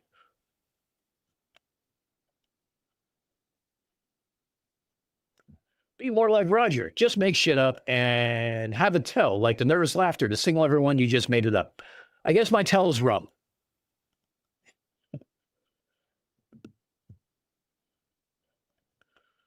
Okay, so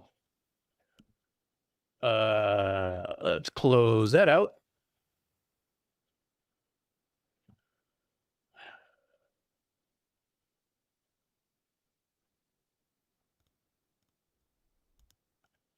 Let's see what else he has to click. Oh, he's going to go to Beard now. This will be fun. A little bit more. Oh, so by the way, that effect is real. Okay, just to kind of give you a quick summary. There's another word. The Aronov bomb effect is real. It's understood and explained by standard quantum mechanics. It's in the textbooks. It has a whole chapter dedicated to it. It doesn't once mention an extra dimension. And Ashton would know that if he took a fucking class. Now, granted, a graduate level class like quantum mechanics are far beyond what asshat can do. But asshat throws quantum around like it's croutons for his little word salad, just to get all his little sycophants riled up and in the short strokes, knowing that they're on the edge of disclosure. Because there's clearly more that can be learned, especially from Tom Bearden here. Gyro theory, right out of the book. When you longitudinally disturb a gyro that's restrained, it will precess sideways. And all of our instruments measure and detect the electron precession waves. That's what we put on our oscilloscopes and what we read with our instruments. And yes, indeed, gentlemen, we do detect the electron wiggle waves, and they are transverse waves. But a gyro reacts and precesses at right angle to the actual disturbance, which proves that it is a longitudinal wave in the vacuum. If you do not believe that, you must throw away all gyro theory. Tesla was right. Every textbook in the U.S. is wrong.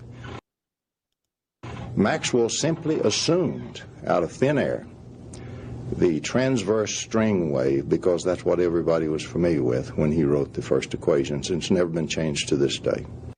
So Maxwell assumed.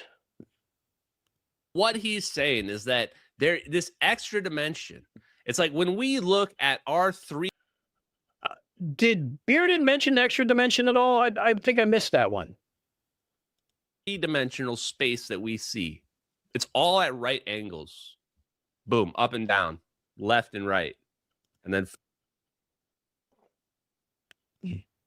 forward and back, right?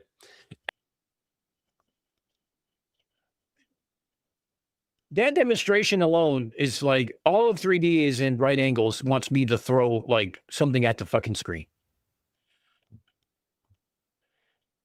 Everything's right angles to one another. And he's saying there is another right angle that we're missing. The scalar potential. We're missing this dip into the medium itself. Oh, wow. Because asshat believes in the ether. That's why. He is one step above a fucking flat earther.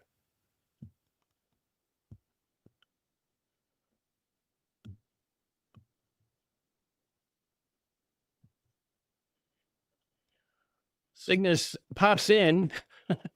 Yo-yos. Dan was working on my backup generator. It totally could have waited. Sundays are just usually lame for content. So, Cygnus, you're not excuse. Yes, Cygnus, we're talking about this doof right here. No, I don't have the redacted version, Adam. I worked in intelligence. I can get the unredacted version. See, what it is when they have those little boxes, you just write in whatever you want in those. It works. Don't worry about it.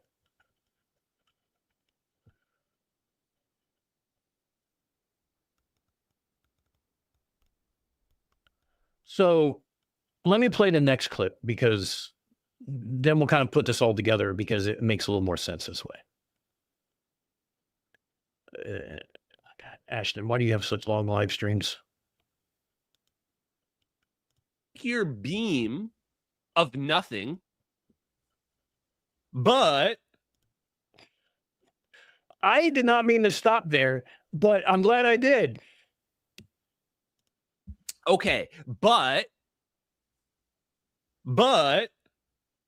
how are you going to do anything with it?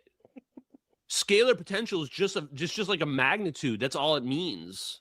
How are you going to like do anything with it? You can't get any energy from the Casimir effect. Okay, Mr. Redditor, sweetie. Here's your answer. Tom Bearden just said it right on the screen. He said, you make your beam of nothing, our beam that we canceled out our two waves, we turned that into a beam, and now we shoot our nothing beam that can't be detected.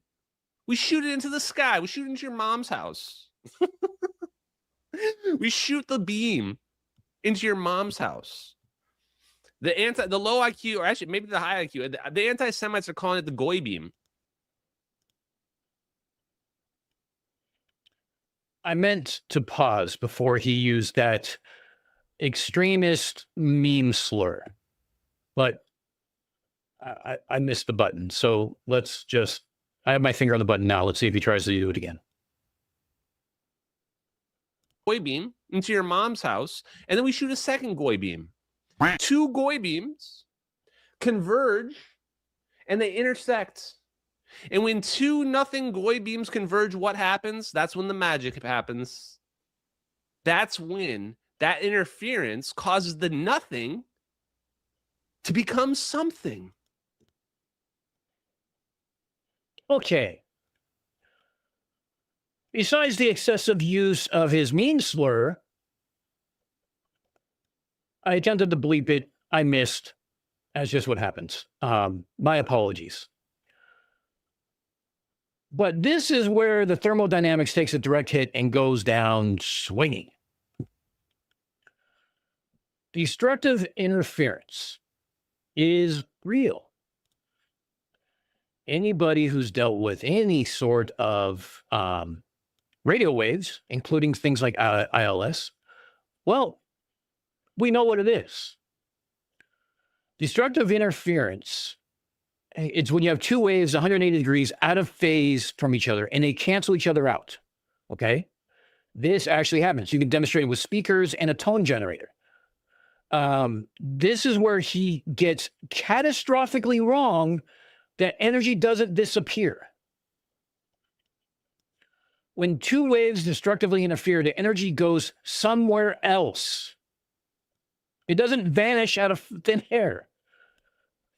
It can reflect back towards the sources. It changes the impedance load on the emitters.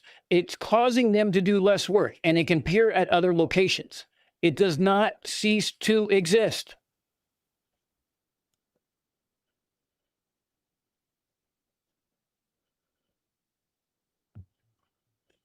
Bruce Wayne, you're absolutely right. Tesla's field of study was electromagnetism, not quantum mechanics.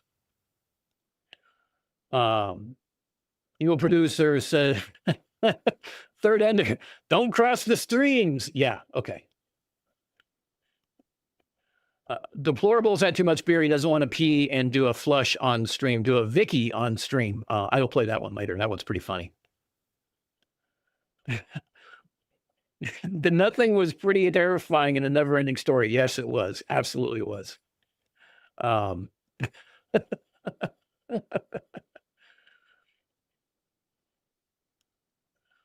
Probing Time says, I was chatting happily with what I thought seemed a decent guy yesterday, till his anti-Semitism came out, and fuck that and fuck him. Yep. My sentiments exactly. Cheers. Just looking at that moron, you know, the only one who gives him any action is Rosie Palmer and his 5 sisters. Look, I don't want to do a character assassination on Asshat, but, you know, for all his plaid shirts that he wears, I wear Hawaiian shirts. Just a different, let's call it a different aesthetic. But God, he's just like that turd that won't flush. He really is.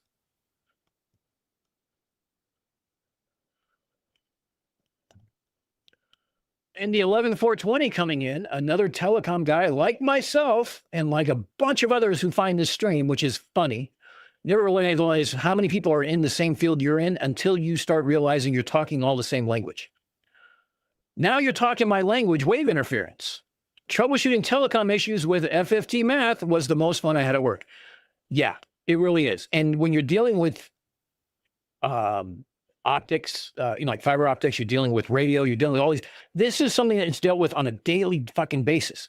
And asshat seems to make it seem like this is opens fucking portals for us to walk through it. Make that jump, that conclusion make sense. That is a jump to conclusion that I can't even fathom. That is wider than the Grand Canyon.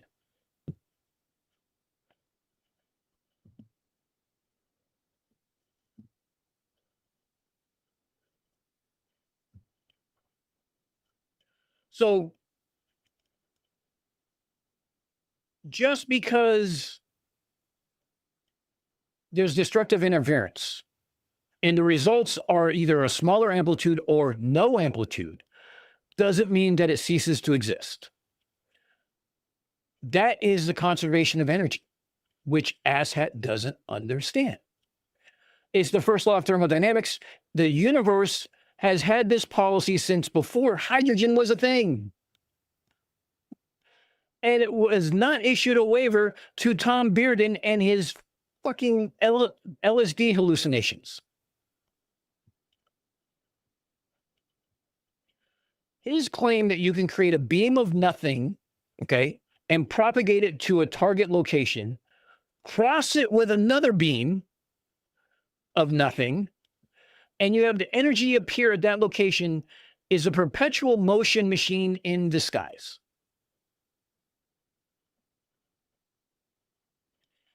You're not getting energy from nothing. You're asserting a mechanism that produces more energy than you put into it, which violates conservation. And asshat, surprise, the math doesn't work. We know this. But yet you tried to sell $50,000, over Unity machines, didn't you, at one time? How's that going? And you used a 10-year-old video to show that it was overproducing. That was creating more energy than it was using.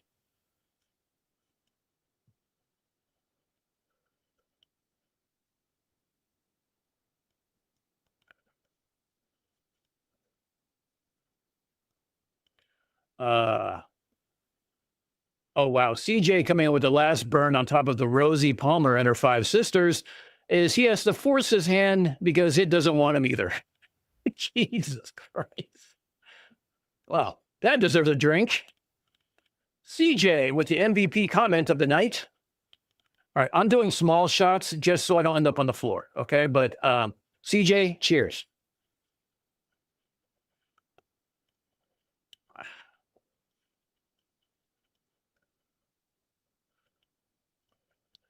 CK pops in the house. Hello, CK. Welcome to quantum mechanics and antenna theory today.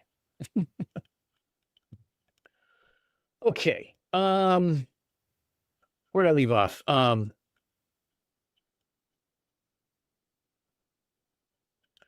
So yeah, that experiment didn't work. No fucking surprise there. And that is the same category of error as free energy claims that have always failed. Because, well, they're all fundamentally wrong. So let's go to the next clip because I'm sure it gets better, right? I mean, he's got to, at some point, he's got to provide something of value.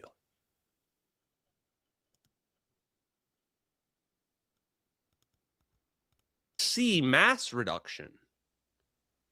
From our perspective of looking at my iPad, what did they call it again? Oh, fuck. He just called.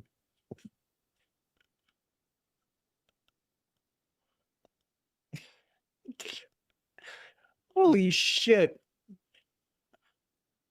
He just called his earbuds an iPod and then goes, oh, wait, what are these called again? And yet, this is the guy who's telling you that every physics textbook is wrong.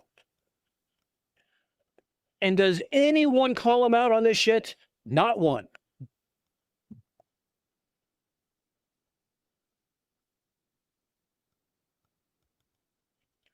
Andrew B uses power factor correction to claim over unity. Of course he does, because he has to. Because he's a flurf too. AirPods. It looks like this is getting lighter from our perspective by pumping this scalar potential into this region or pumping it out. And now you're going, well, wait a minute. Wait. So which is it, Ashton? Are you pumping the scalar potential in, or are you taking it out? That makes it appear lighter from our perspective. Because you can't have it both ways. If you want an absolute example of how much he does not understand this topic, that right there.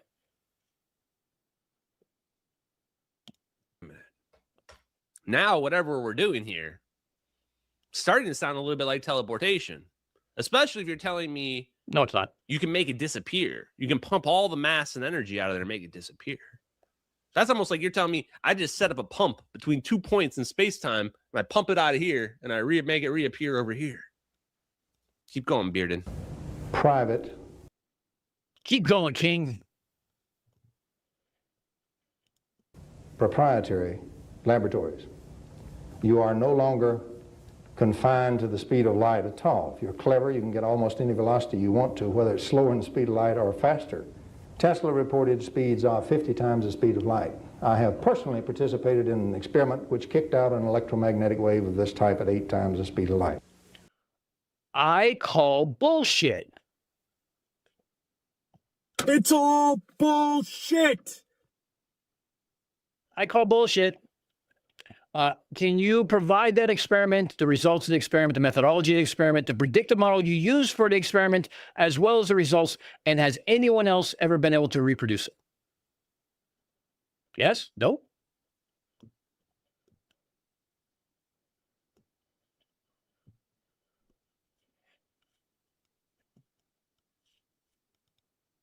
So, when we talk about this experiment, I have questions. Frequency, ERP, antenna gain, range, atmospheric loss, spot size, dwell time. You've got zero evidence. You got a man talking at, you got a guy talking at a mic showing a 1985 overhead projector of a screen with just text on it. Where is it? Where is it? Where is it? Hold on. Here. Keep going, Bearden. Private. Keep going, King. Proprietary laboratories. You are no longer confined to the speed of light at all. If you're clever, you can get almost any velocity you want to. By the way, I would like to point out that the message that he highlights, now you have to manually highlight this, is pump that mass. Asshead, you might want to think like twice before you start highlighting messages. Whether it's slower than the speed of light or faster. Tesla reported. So here's a screen. Tesla reported cosmic rays velocities from Antares of 50 times c. 50 times the speed of light. And then he says he participates in an experiment of 8 times the speed of light.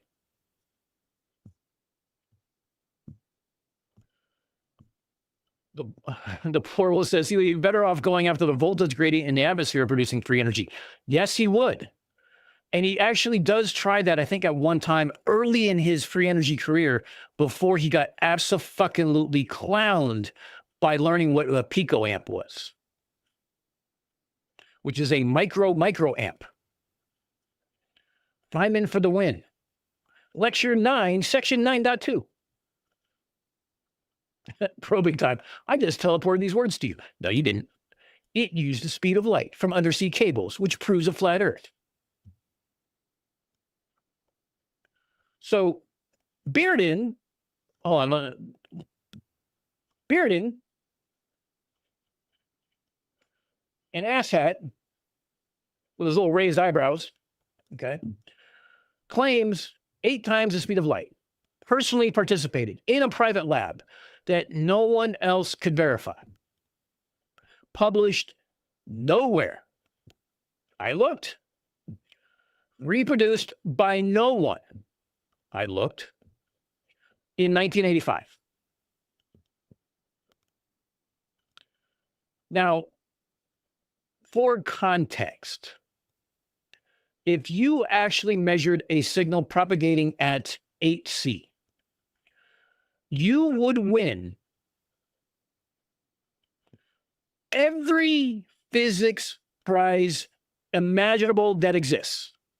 You'd get $1 million from the Nobel Prize. You would have patents out the yin-yang. You would get royalties. You would have generational wealth for exponential generations. Because you would have proven the one thing that Maxwell and everybody else couldn't. You would rewrite all of modern physics. 10,000 labs would reproduce it within a year, but none of that happened. None of it. Because it didn't happen.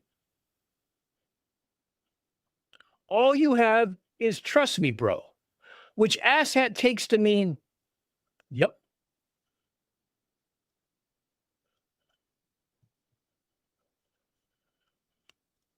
Here's what happens. Asshat takes Bearden right here, and he goes,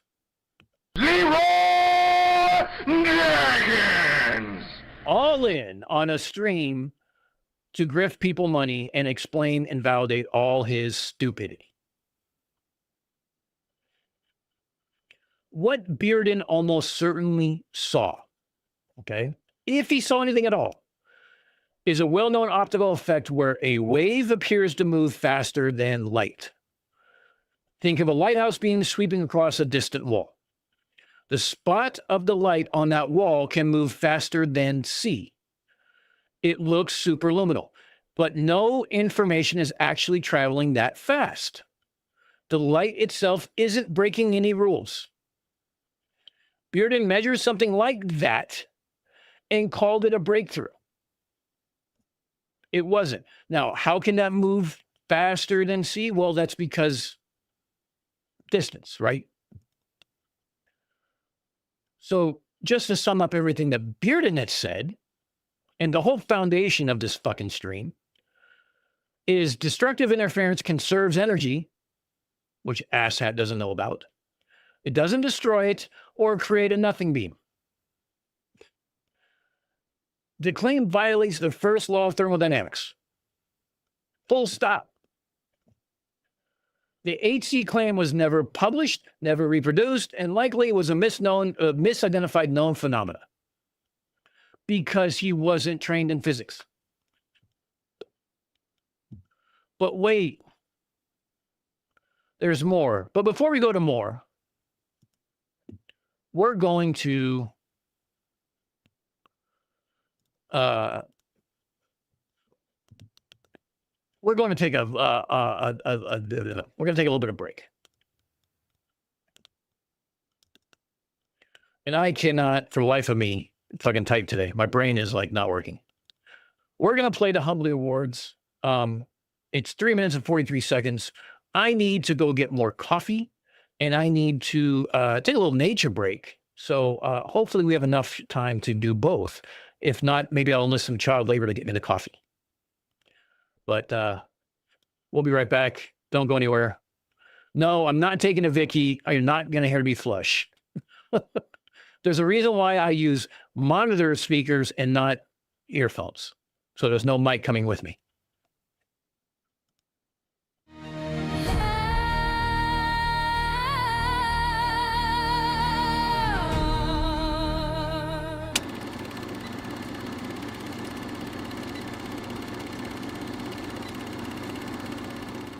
Ladies and gents, truth dodgers all, welcome tonight to the flattest ball where facts take breaks and crayons soar and confidence outruns the math by far. Grab your compass, break your pen, we check the globe, don't tell them when. It's time to cheer, it's time to boo for the worst of the worst. Yes, you know who. Welcome to the Humbly Award, where proof's optional, vibes are law. If it's debunked, reused, or wildly wrong, you just might hear your name in song. From cherry picks to nut cries, from horse beating well past its demise, raise a glass to the claims that fall apart. Tonight we celebrate the failure to start. Diagrams drawn like a toddler's dream, maps that collapse under basic geometry, calculations bold but tragically bent. Somehow 2 + 2 pays the rent. Equations spiral, logic melts, reality files for mental health. If math's a crime, we've cracked the case. This room's a statistical crime scene space. Welcome to the Humbly Awards, where numbers cry and graphs beg pardon. If your spreadsheet's screaming, please stop now. Congratulations, you're nominated. Wow. Old claims dusted off once more, just asking questions like it's 2014 encore. Evidence trimmed, the rest ignored, a buffet plate with facts on the floor. Denial so strong it bends the light. Nuh-uh, shouted with absolute might. And friendly fire, oh what a sight. Nothing brings a crowd together like a public fight. Underachievers aiming low, so much talk, so little to show. The ball was buried, still they crawl. History will ask, was that all? Welcome to the Humbly Awards. Applaud the spin, the coat, the lore, for every claim that aged like milk, for every boast built out of silk. No shame, no proof, no sense of scale, just vibes, confidence, and a trail of fails. So dim the lights, let reason sleep. The Humbly Awards begin,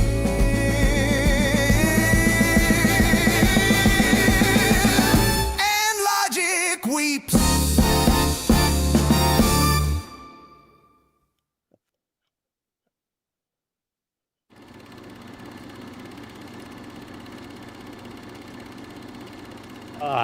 That's the beautiful part about that video, Bob, in the sense that there's so many Easter eggs. Every time you watch it, you see 1 or 2 extra things on it. That is, I am so happy with how that video came out. I am thrilled to be part of that, and that is going to be the intro for the Humblies. So hopefully you don't watch it too many times and have it wear out for you. But at the same time, by all means, give CMS the watch hours and keep watching all his videos over and over again. Put them on loop.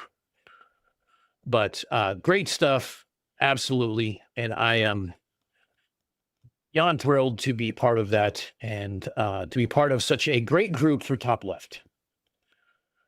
So coffee's not done yet. No surprise there. Hold on a second. I have to fix something.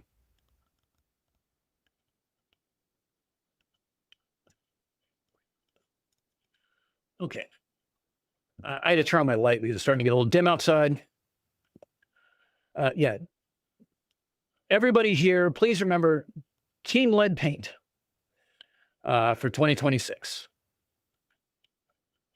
I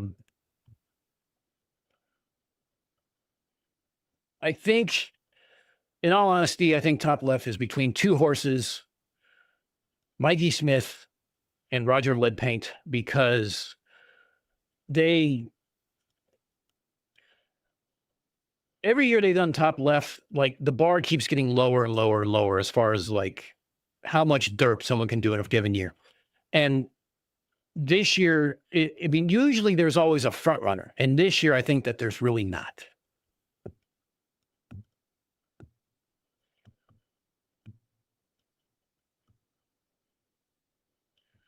Yeah. Yeah. The best clip when you're zooming out over, over the audience, and there you see Hartle and CMS chilling in a box in the shadows, probably sharing drinks, and yeah, definitely great stuff. All right, let me check something here real quick.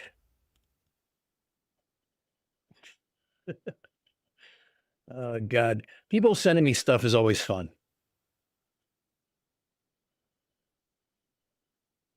Oh wait, hold on. Let's play this real quick.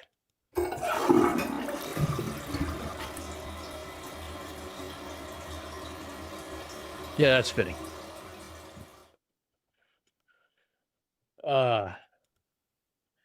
like each time I do my show now, I'm thinking about just freaking doing it on a toilet or something. Oh, that one's real quiet. I'm gonna have to play that one louder. All right, we'll come back to that one. No, plural. Can you see if you can crank the volume on that one, because it's coming in real low.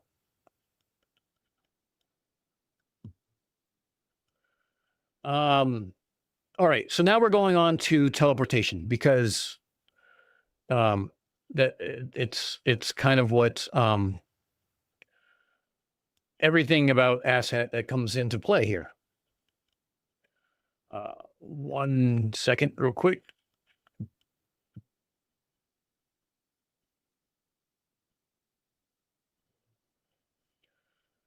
I did not have enough time to take care of both things, so I had to leave the coffee maker, and Liv's going to go check to see if the coffee's done, because child labor is a good thing.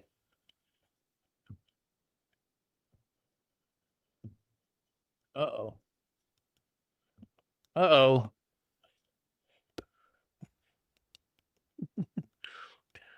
Hi, Molly. Go ahead and go back out.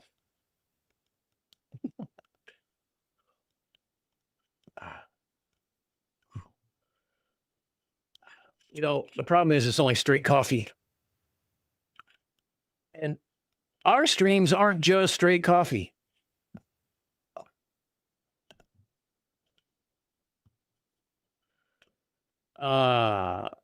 Roger that comes in with a quick hello from the land of grocery shopping. Stay safe, my friend.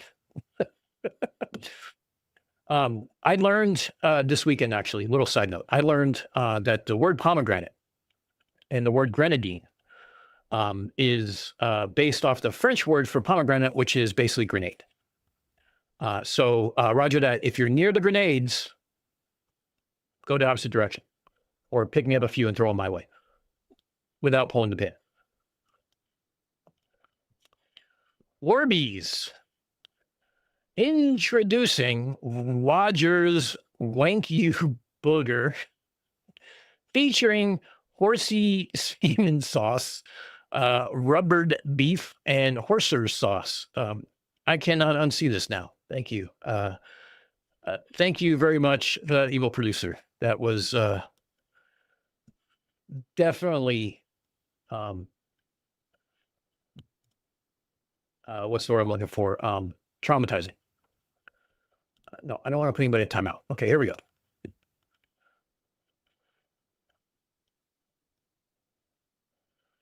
Yes, Bruce Wayne. It's a little late in the day for coffee, but the problem is Olivia drank most of the Pepsi, and I was left with a very small amount. So Spiced Rum goes with coffee as a good second choice.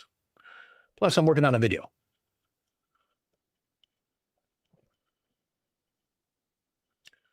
I dozed off with my earphones on and had a dream about Maxwell. Up the volume and sent again. Okay, cool. Let's hear what Vlad has to say about things, shall we?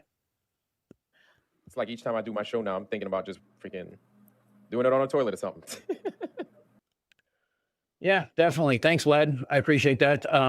You should definitely do your streams from the shitter. Tori's already dropped his rum bottle open. He's his second one. He's definitely giving me a run for the money today. Tori, cheers. Here's for joining me in the derpitude. All right, so where were we? Oh yes, we're going on to teleportation now because this is where Asshat does the truly cutting edge science and discloses that shit we've all been asking questions to for generations and centuries, and backs it up with full on evidence to where we all learn something. I'm just fucking kidding. He doesn't do shit. This without unifying electromagnetism and gravity. So this all means that the United States military has solved physics. They've unified quantum mechanics and general relativity to be able to do something like this. You hear that all? The United States military has solved physics. Nobody else in the scientific or unclassified civilian world has done it. The military has done it, and Asshat has found it.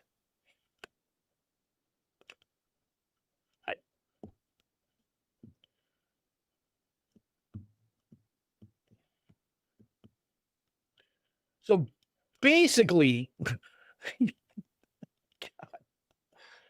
oh, it's so fucking dumb. So basically, what he's saying is the US military has solved the problem that Einstein spent 30 years, the last 30 years of his life on. That Hawking worked on, that string theory has been attempting for 50 years, that the entire field of quantum gravity is organized around. The US military has finally cracked it with the unifying theory. And they're using it for direct energy weapons. Not, I don't know, say to revolutionize material science or to resolve the black hole information paradox, or even to publish anything that would win the Fields Medal and a Nobel Prize simultaneously just for lasers. No. See, all of physics is classified. They solved it. Well, let me back. It's classified. They solved it and sat here, found it.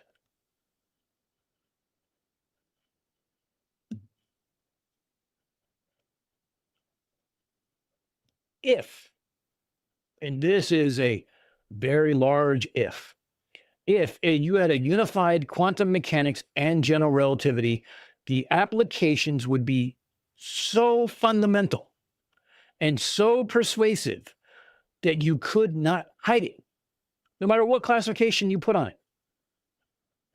Every technology we have is downstream from physics. Unified field theory would change semiconductors, GPS, communications, medicine, take your pick. You cannot operationally isolate a discovery that fundamental, yet Asshat thinks he has.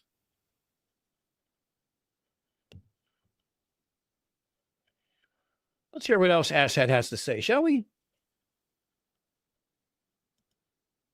See why it should be called gravity manipulation and not anti-gravity.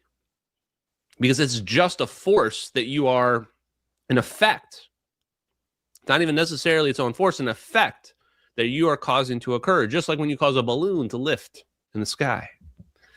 Okay, here we go. Let's let him finish. Radar antenna, and we intersect them at a distance, we can produce energy at a distance.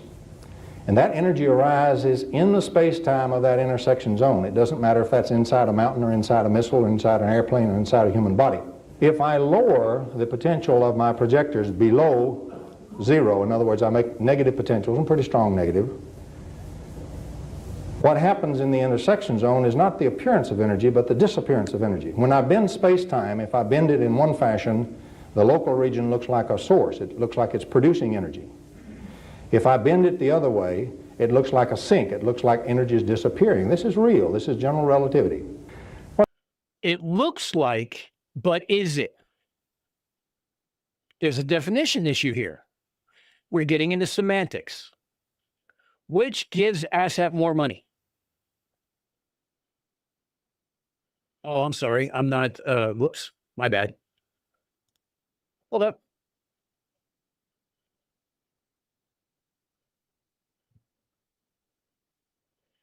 Yes, deplorable. Save the fuel bills for the aircraft carriers, please. That would go a long way. Yes, and on screen. Thank you for getting that. I'm glad I looked up and saw the tags. The red, the sea of red helped get my attention. Thank you. You know what though? Here's the problem. You guys missed asshat's reactions, and to me, that's just the gold of this stream. To occur, just like when you cause a balloon to lift in the sky. Okay, here we go. Let's let them finish. Radar antenna, and we intersect them at a distance. We can produce energy at a distance. And that energy arises in the space-time of that intersection zone. It doesn't matter if that's inside a mountain or inside a missile or inside an airplane or inside a human body. If I lower the potential of my projectors below zero, in other words, I make negative potentials, and pretty strong negative, what happens in the intersection zone is not the appearance of energy, but the disappearance of energy. When I bend space-time, if I bend it in one fashion, the local region looks like a source. It looks like it's producing energy. If I bend it the other way, it looks like a sink. It looks like energy disappearing. This is real. This is general relativity. Looks like does not mean is. Semantics. What really happens is I either put the energy in here and get it out there, or I take it out from there and I get it back here and I better dump it or I'll burn out my projectors. Well, you make a dump and you simply transform it in the other mode and switch it over to the dump. Well, if you were weaponizing that for a big weapon, if you hit this thing explosively with your projectors and you fire two pulses so the pulses meet, an interesting thing occurs. If you fire it in the high potential mode, you get an electromagnetic explosion at a distance. If you fire in the low potential mode, you get a cold explosion at a distance, the sudden withdrawal of energy in the intersection zone. So, by the way, in this chat, there was just somebody who was interjecting their own application for this. It's all bullshit. Thank you, CC. And that no more towers. We don't need towers anymore because of this. Because I'm sure there's enough 5G conspiratards in this chat to really make a consensus, to be honest with you. So what Bearden is actually describing kind of sounds like, to me, layman that I am, sounds like a gravitational wave weapon. Create energy at a distance by intersecting two beams or remove energy from a target. That sounds dramatic, doesn't it? But there's just this little problem. Gravitational waves are extraordinarily weak. The LIGO detector, one of the most sensitive instruments humans have ever built. We just heard about this on MDD. Detected gravitational waves from two black holes colliding, an event releasing more energy than all the stars in the observable universe combined as a distortion of 1/10,000th the diameter of a proton. 1/10,000th the diameter of a proton. You cannot weaponize that with two transmitters in a garage in 1985. It's just ridiculous. But wait, it gets better. That is teleportation. How weirdly similar is that to the Polywell fusion device? Tom Bearden is saying, okay, you create this effect. Now we have the basis for manipulating gravity. Now he says, create a huge negative potential. And now he's saying this huge negative potential actually represents space-time curvature. And if that's the case, what that means is this negative potential represents a wormhole. He's saying you create a negative potential over here, and that's going to reappear somewhere else over here. When he refers to energy, remember that mass is energy. When we talk about teleportation, we generally speak in terms of mass energy because we make the assumption that mass and energy are interchangeable due to E equals mc squared. So when Tom Bearden is saying you can either create an endothermic or exothermic event, either an absorption of energy or a release of energy. Professor Phil Bell, let me be the one to introduce to you the investigative reporter who cracked the MH370 airline crash mystery. I would like to introduce to you Ashton Four Orbs Forbes, or as I like to call him, Asshat Forbes. Yeah, look, Professor, look, Professor, you and I could have probably just that last statement alone could probably have an entire stream on that last statement alone. But we're going to get into it. And Professor Phil, while you're in here, this next part, I had to go research. I want you to correct me if I'm wrong, please. Okay? Tell me if I'm wrong, because I had to go research. I was out of my depth. I was wading in the deep end of the ocean as far as my physics knowledge goes. I was watching Dr. Blitz on some stuff. I was looking up some other things. I was reading some research papers. I used AI for some generalizations to make sure a better analogy to help me understand it better. And I guarantee you, I didn't get it exactly right. But I guarantee you, I got it more right than Asshat. That is functionally equivalent to making mass disappear in one location and making mass reappear in another. You wouldn't know what functionally equivalent was? God. Why do you guys make me cover this asshole? Seriously. Is it because I lose my shit? Is that it? Doesn't have to be just energy. It can also be mass. Much harder because there's a lot more energy in this mass than there is from a density perspective. But we can still make that analogy. So,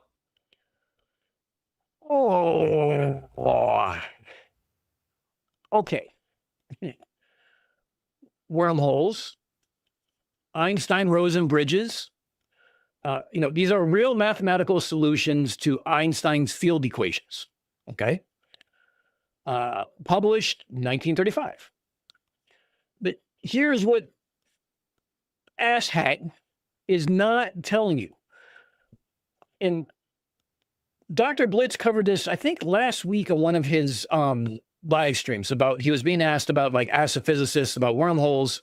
And he obviously, or maybe it was the Flurf one, I don't remember one of the two, but he doesn't believe in them because it can't exist. Theoretically, yes. Mathematically, yes. But no. And he goes on to explain why.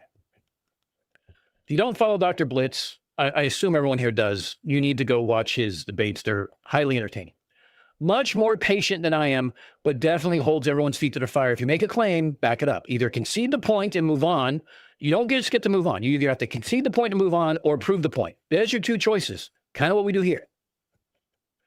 Except I don't really debate anybody because A, no one will, and B, because I don't have the fucking patience. So a transversable wormhole requires exotic matter with negative energy density. And that's not exotic as in unusual, like an exotic animal. Exotic as in a form of matter that has never been observed, may not exist, and requires violating conditions that most physicists consider physically reasonable. Without exotic matter continuously threaded through the wormhole throat, it collapses instantly. The energy scales required are not achievable by any known technology or any technology derivable from the physics we currently have. And definitely not from the physics that Asshat has. He then equates negative electromagnetic potential with a wormhole. Because why not? These are not the same thing. A negative scalar potential is a sign convention in classic electrodynamics. A wormhole is a topological feature of space-time. Where are those related? That is like saying a negative bank balance represents a black hole. Now, owning a boat is a metaphorically bank account black hole, but that's not what we're talking about here. The word negative appears in both sentences. That is the only fucking connection between the two topics. And I expect, and I would hope, that Professor Phil will go out of his way to correct me if I'm wrong.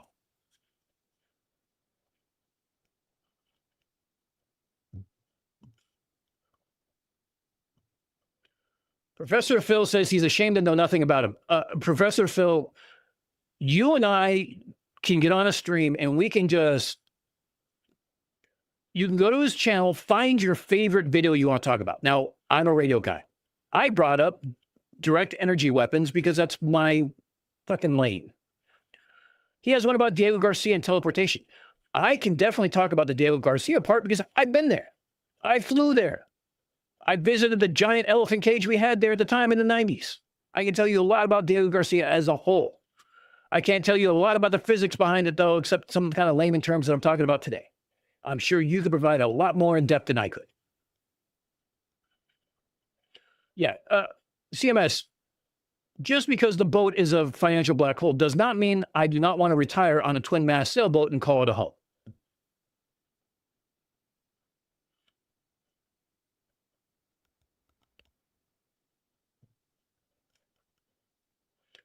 So,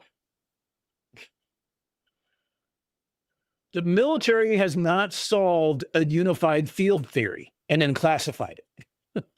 Bearden's intersection zones doesn't produce wormholes. Negative electromagnetic potential is not a wormhole. These are different physics in different categories, but because asshat here has never taken a science class above a high school level, has no fucking clue what he's talking about. But yet all his sycophants are sitting there going, yep. Hey, asshat. Ouch, town population, you, bro!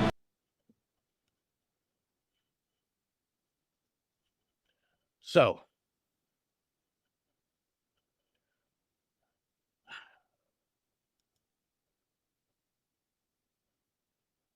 hey, Steve6464, thanks for joining us on the stream, and thank you for jumping in after your stream. Hopefully your stream was entertaining as much as mine. Mine's much more entertaining with rum. I highly recommend you have a vice of some sort because the derp is deep in this one. Like, I need floaties. And I'm using rum bottles as floaties at this point.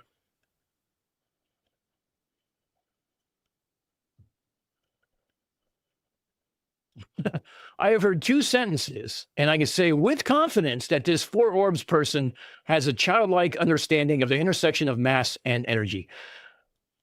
Professor Phil, you are not wrong. And, but you're kind of neglecting the motivation factor here, and that's the grift.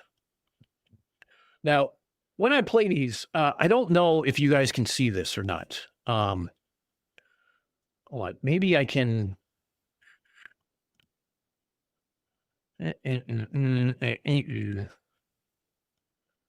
Oh, here we go. I'm going to open up the live chat panel because I want to do this earlier and I forgot. The live chat as he's going through this shit is where the gold really is. You can see the personality of the cult that is there. All right, where are we going to now? 57:30. All right, this is close enough. Two last things for tonight. Two last things. It's going to be a shorter stream tonight. Number one, now that we clowned on Candace, my God, asked me about my architectures. David Kirkley responded. Let me pull this up. Like 3 times. I think we impressed him, chat. No, wait, where is he? Why isn't he showing up on my thing? D. Kirkley. David Kirkley. Oh, there he is. He was not impressed by you. There he is. Trust D. me. Kirkley. Okay. I don't know why Twitter search sucks so much. Like, you can't search by people's actual like names that they've given themselves. It only searches by their handle. Okay, here we go. So David Kirkley, if you don't know, I've got a little bit of a man crush. No Diddy chat. No Diddy. Little bit of a man crush due to his immense knowledge about fusion. David Kirkley is the CEO of Helium Fusion. He kind of missed the boat. They didn't get bought out by DJT, so I invested in DJT, but I'll also invest in Helium. I mean, they're cool. I like them. But I learned so much from David Kirkley. So I stalk his replies from time to time. You know, in a fun, not weird, psycho way. I bet you stalk his replies with your junk in his hand and having a wank in the hope that he mentions you, that he ats you. Yes, Binge Stinker, absolutely right. If you're not subscribed to 6464, you should too. In fact, if there's anybody in here who has a channel, you guys should be subscribing to them. Support your local content creators, if for no other reason, to give them a tick mark. And join them on live stream, because lives are hard. And I would have a hard time doing this if you guys weren't here. Talking to myself sucks. And so I asked him some question. Number one, are you producing anomalous energy in your fusion reactor? I imagine it would be obvious in a directed energy conversion setup. Whoa. That's a pretty straightforward question. Now, why? Fucking asshat is very proud of himself. Why am I asking that? If you are a follower, longtime follower, you already know the answer. Ground state of the hydrogen atom. I'm asking David Kirkley this because if we're right, there is this extra dimension, then fusion has got to be tapping into the extra dimension energy. Got to be tapping into it. Right. It has to be, right? Right. It has to be. There's no other explanation for it. There's no other anything for this. It has to be the extra dimension. And because you stated that, you have some sort of evidence. You have some sort of thing to back that claim. Some math equations. Fuck, I'd take a crayon descriptive drawing of you doing it. Now, how much extra energy is going to come out? Not sure. Probably. Oh, there's at least admitting. Not sure. How about none? It depends. But there's going to be anomalous excess energy, just like we saw with cold fusion. Just like we. I forgot. Oh, fuck. I completely forgot that he has streams about the 1986 article about cold fusion from the MIT guys that's been never been reproduced. Steve 6464 with the $5. Thank you, bud. I appreciate the support. If you catch me talking to myself, move along. We are having a team meeting. Absolutely. Yes, Steve. Cheers. That gets a toast. Absolutely. That's definitely a team meeting. Let me do a quick tangent here because I need to keep my sanity. When I had a network maintenance this weekend or before this weekend on Thursday night.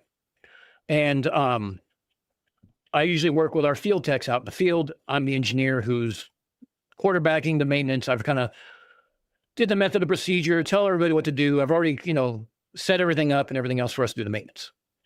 When shit goes haywire, I start muttering because I'm trying to figure out what it is. And sometimes me talking to somebody as I'm trying to explain it helps me identify the problem. A lot of the field techs, not all of them, a lot of them have no idea what I'm saying because that's not their role. Some of them do. And the ones that do are usually laughing as I'm trying to figure out what's going on. So I ran into a problem. I started muttering myself. And everyone who's worked with me knows that if I'm talking in a low volume to where you don't understand quite all the words, chances are I'm trying to solve the problem. And they just go with it now. They just kind of like, all right, Dan's muttering. He's not going to mute. I'm going to put my headphones in and play music. Let me know when you're done. Deplorable comes in with £5, 5 sterling. Just because super chats piss off Ledwell. Thank you, my friend. I agree.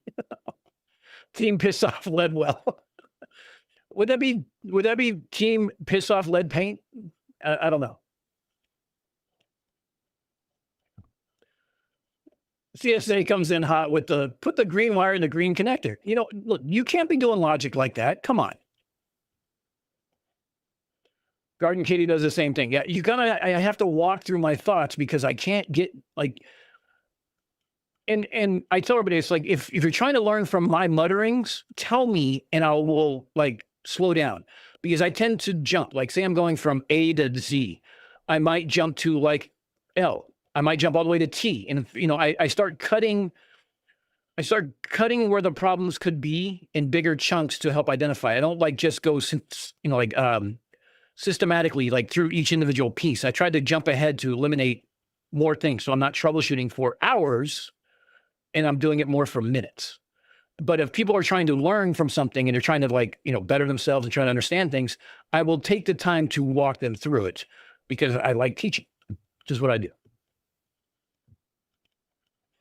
Oh, deplorable. Thank you. Yeah. The green one is striped for us colorblind individuals. Thank you. I definitely do appreciate that because, yeah, green is a thing apparently. And so is red. We saw with cold fusion. So my question to him was, hey, are you seeing anomalous excess energy? And he responded. And at first I thought, well, what's this? This is like a link to the schedule that they have for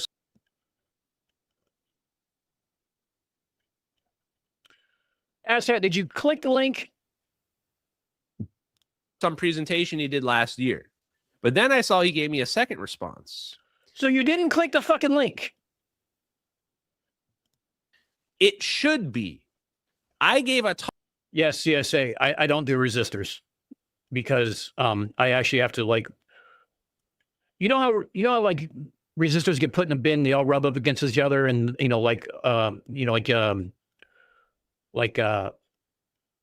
U.S. Marines in a bar with one single lady. They all kind of rub up against each other and all the paint comes off. I can't tell by the colors. If it doesn't have the number on them and I can't find the number, I can't use them. That's just the way it goes. Talk on this a bit ago.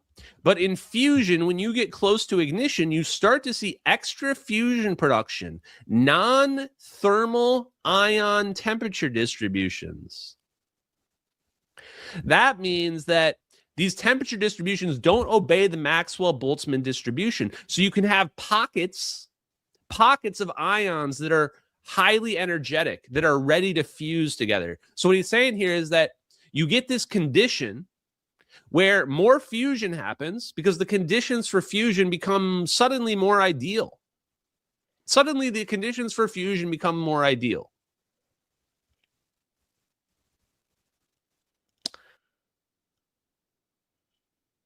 That's Asshat's dog whistle for stroking himself. Okay. I mean, that's what I would be saying too. If my aneutronic fusion reactor, direct energy conversion reactor, was about to produce over unity without even getting to ignition. Which it won't. So you won't say that because you can't have that. So yeah, okay, keep going, asshat. I'd be like, yeah, turns out when you get sort of near ignition, Deplorable, you can't ask that sort of question. More ideal than what is a valid question. You can't have valid questions for an asshat stream. It does not work. Logic is suspended. Critical thinking and logic is the new national deficit. Prove me wrong. I will fight you on that. the Harry Potter magic starts to happen and you get some more fusion. And that's where the extra energy is coming from. Now, Cygnus, it's 50K, not 30, unless he decided to discount it for Christmas and Black Friday. how you see why the normies are like trying to debunk this. Because that doesn't really make a lot of sense, does it? Doesn't really make a lot of sense. You're going, okay, but how? No, it makes perfect sense why we debunk this asshat, because you're fucking wrong. And you're spreading misinformation. And you're using this as a cult of personality of all your fucking... How many views did he get on this? 10,000 views of this stupid shit. You have you're spreading a bunch of pseudoscience. Well, let's see. What's in my actual intro? Pseudoscience, misinformation, and oh yeah, what's that other thing again? I forgot the last one. It's all bullshit. Yeah. So all the bullshit that you've been spouting, this is why we debunk it, because it's bullshit. Because people think they can go to YouTube University and get a degree and be able to tell physicists how to do their fucking job.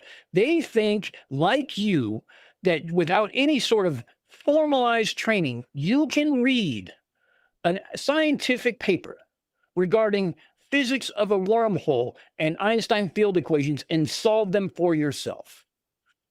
That's why there's Redditors and YouTube channels and people like Professor Dave Explains, who is a hell of a lot more intelligent than I am, who drag your ass through the cactus field while you're whining and crying and throwing a temper tantrum. I'm nobody. I probably have less education than you. But I understand it better than you because I go to people who actually understand this without asking them and ask them for information, ask them for their experience and not just write in my own bullshit. How? But how is that happening? Why is there a non-thermal ion distribution suddenly? Why is there extra fusion happening? You're telling me, great, we did some experimentation, we're seeing that and we're expecting it. But why? Right? So this is what I think is funny is that David Kirkley is a very normie guy. He doesn't know about the plasma orbs. Like he doesn't know about the MH370. So I can just tell immediately. The only people who know anything about your plasma orbs are people who watch your fucking stream. And those of us who actually understand plasma and understand orbs and understand like spherical, like, the way the nature goes to spherical things and, because of gravity and stuff like that. We know a lot more than fucking you do. He's not a guy that's trying to be deceptive about it. So he's saying this is a normal thing that we're taking into account. And we're taking this into account in how we build our reactors. And to me, this is the answer for how you can have excess energy, how you can get COP greater than 1, coefficient of more out than in, without hitting ignition. Because when you hit ignition, now your sun is self-perpetuating. Now, of course, you can get excess energy. The whole point is that your sun is self-perpetuating now. Professor Phil, if you are still here, I am going to apologize ahead of time for having to listen to this shit. But before you get to that, it's kind of hard to explain how you can be getting over unity out. And this is why people have been poo-pooing helium and TAE with their aneutronic fusion approach, the direct energy approach.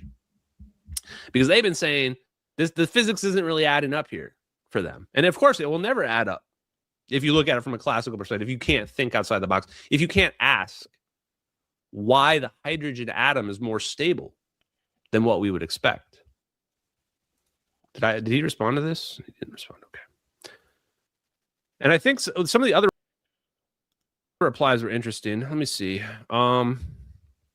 What else? He responded to 2 of my questions. Let's go back to the original. All right. I don't want to participate in asshat circle jerk here and short strokes. So, all right. David Kirkley is a real scientist running Helion Energy, okay? A real fusion company with a real reactor. In fact, here, hold on. Let me pull up Helion. Fuck. I thought I had it up. Hold on.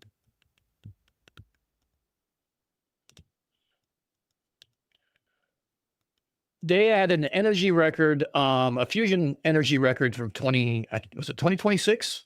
Hold on.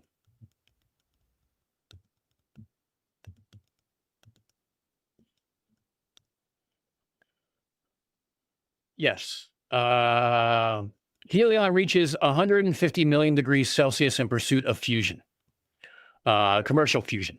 Okay, so there's a difference there. All right.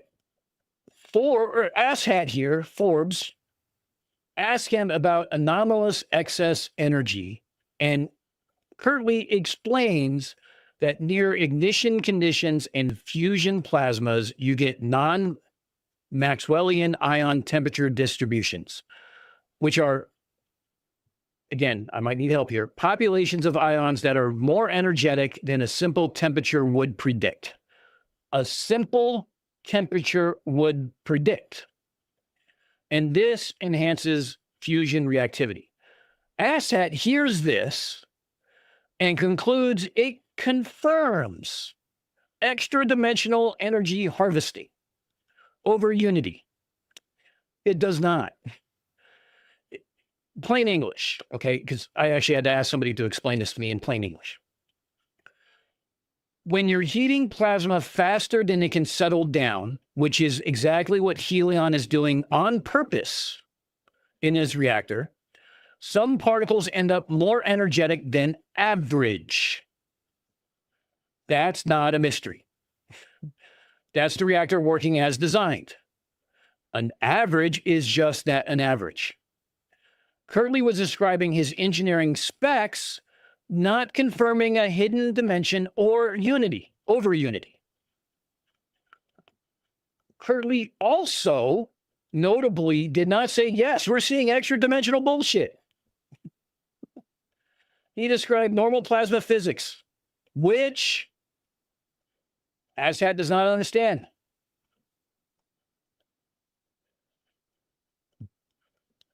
Asshat interpreted normal plasma physics as a winking confirmation to his theory because he asked a loaded question and got a technically accurate but unrelated answer. And Asshat can't tell the difference. Case in point, when I deal with conspirators who use AI and they just cut and paste an output, I can tell from the output what they asked, specifically when it deals with DM spectrum. They also don't know how to ask follow-up questions to find out where the AI might be wrong or presenting the different information than what I asked or what they asked. If they did, well, one, they wouldn't be asking to begin with. But two, if they did know that, they would get entirely different answers. Surprise!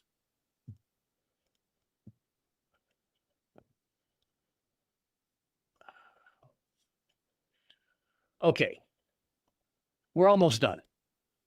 We're almost done, I promise. How long have we been going anyway? Oh, 2 hours? Oh, fucking wonderful. 2 hours, 45 minutes. All right, now we're getting closer to... I might need to get up here in a minute, but let's, how much more do I have of this? All right, I got 3 more clips. That's it. All right, that's good. That's good. Here, let's go over here to 113:30. Of the live stream tonight, had not the directed energy weapon thing not happened. So the reason why I was talking about cold fusion was intentional. This is a DARPA contract that was just issued. What does this say? Mechanisms for amplification of fusion reaction rates in solids. Okay. Okay, Asshat, in your own words, tell us what that means. Okay. January 20th, 2026. That is like just a few days ago. Now, remember, when Asshat sees DARPA, he thinks aliens. And the weird part about this is that this is literally cold fusion. Not like kind of like cold fusion, literally cold fusion, as in the exact same configuration. I want to address something I was tagged in. My artillery friend claims that nuclear energy generation is a hoax spread by them, a global conspiracy company, to distract from cold fusion. Of course he will, because we have someone who supposedly is artillery and computes firing solutions, which does things like accounts for things like Coriolis, curvature, and gravity, and dismisses that to say that the Earth is flat. So therefore, he does believe in cold fusion. No fucking surprise there. Really not.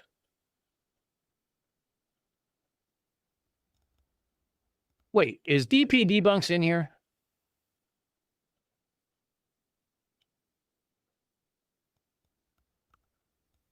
DP!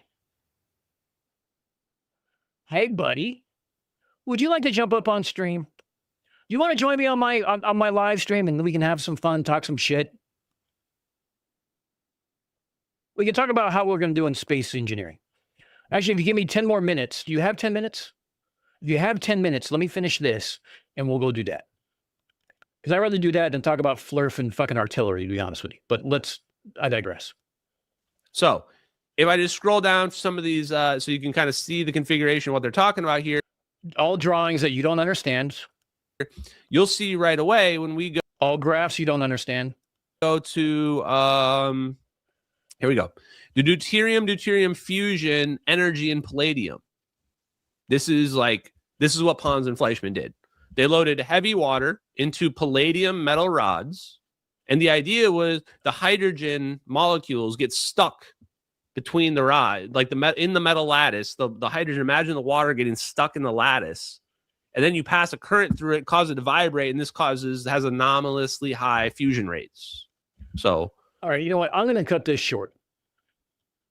I'm going to go into, I'm going to jump ahead a little bit because some of these science gets in the weeds in the physics of nuclear reaction, stuff like that. Not my strong point by any means, but what I want to jump into is here.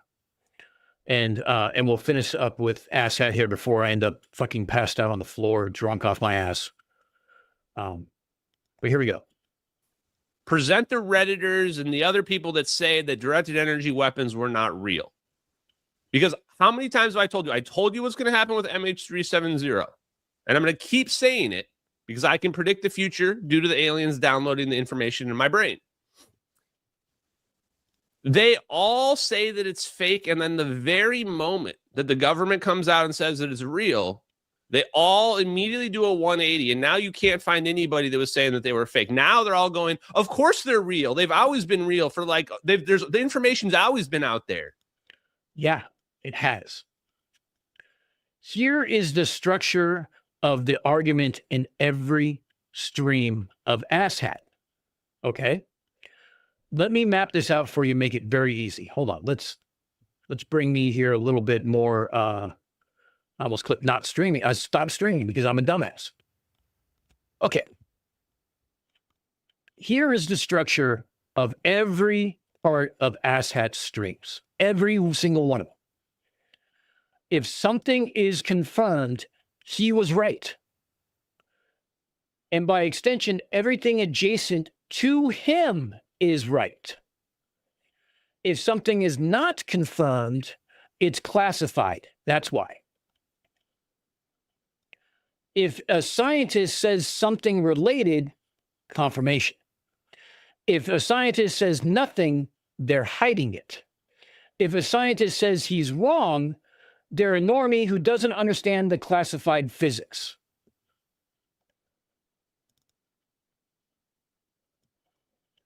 So let me just apply a little logic here.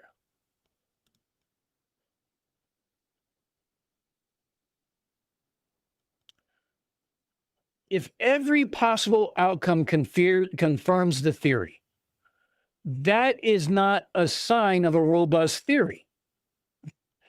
That is a definition of an unfalsifiable one. And if a theory is unfalsifiable, that's not science, it's a fucking religion. And you're just using physics words to make yourself the Messiah. Karl Popper called this criterion falsifiability in 1934. A claim that cannot be disproven by any conceivable evidence is not a scientific claim. But asshat's not a scientist. He's an investigative reporter who just knows scientists. Yeah, But yet he's putting out this stupid shit.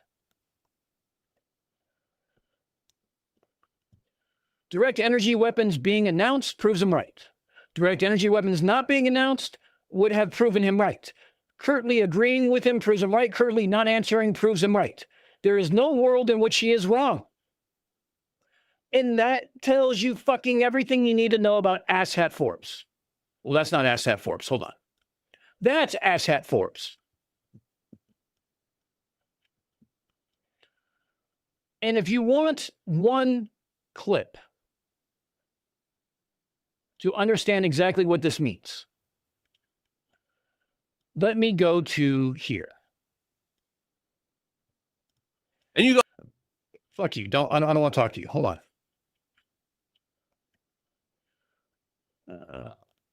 Sorry, I'm dealing with timestamps here. you ask Neil deGrasse Tyson, you say, hey, tell me about how gravity works again. So big objects pull on little objects, right? You say, yeah. So why hasn't Jupiter pulled the Earth out of our solar system? It's been billions of years, right? It's been billions of years, and yet there's this huge, massive, almost star-sized planet on the outside of us, and it hasn't pulled us out of our orbit. And they'll go, it just doesn't, because it, like, and Neil deGrasse Tyson has literally said this. He'll say it just cancels out. What cancels out? What do you mean? Fucking sun? What is counteracting Jupiter pulling on us? The fucking sun? Nothing. They can't explain it. They have no answer for it. Professor Phil, I'm sorry for having to do this to you. I really am. Please don't unsubscribe from the channel. I know that you just had a fucking brain aneurysm and are going to lose your shit. He says NDT can't explain why Jupiter hasn't pulled Earth out of its orbit. Just think about that for a minute. There's nothing counteracting Jupiter. Why hasn't it pulled out of its orbit? Like, I don't know, a big fucking thing in the middle of the solar system that everything revolves around might be counteracting it a little bit. This is orbital mechanics since 1600s. So let's put this into a perspective of space-time. We, meaning Earth, is in a gravitational potential well around the sun. No fucking surprise there except the flat earthers.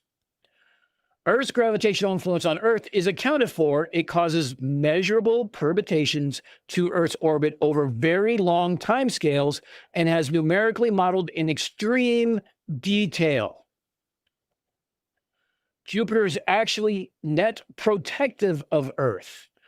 It hoovers up a significant fraction of potential impactors. The solar system's orbit configuration is stable on human and geological timescales because the cosmological timescale is much larger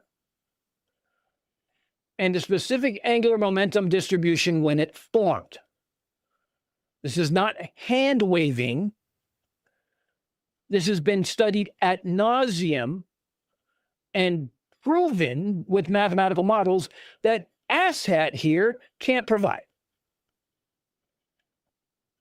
He asked a question that has a well-known answer, but because he doesn't understand the answer, therefore he's right. This is everything you need to know about Asshat Forbes in one clip. And it was like 35 seconds. Think about what he said. Why hasn't Jupiter thrown Earth out of the solar system yet? This tells you his understanding about anything on the solar system or cosmological scale, because he honestly forgot that there's a fucking sun in the middle of our solar system.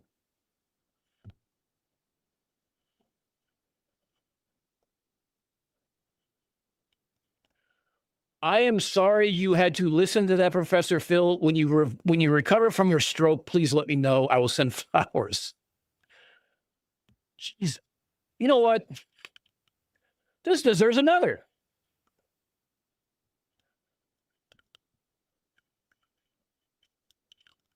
Because, look, here's to the sun. Skull.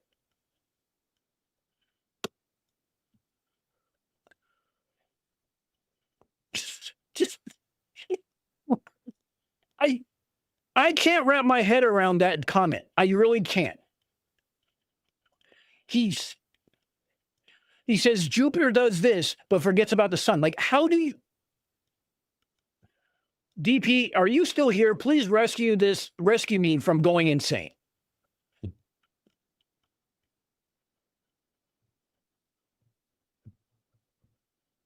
Please tell me you're still... Oh, good, you're still here. Let me turn off this bullshit. Oh, God.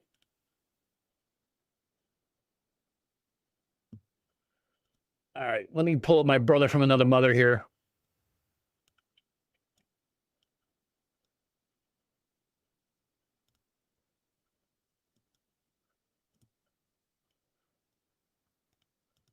Hello, hello.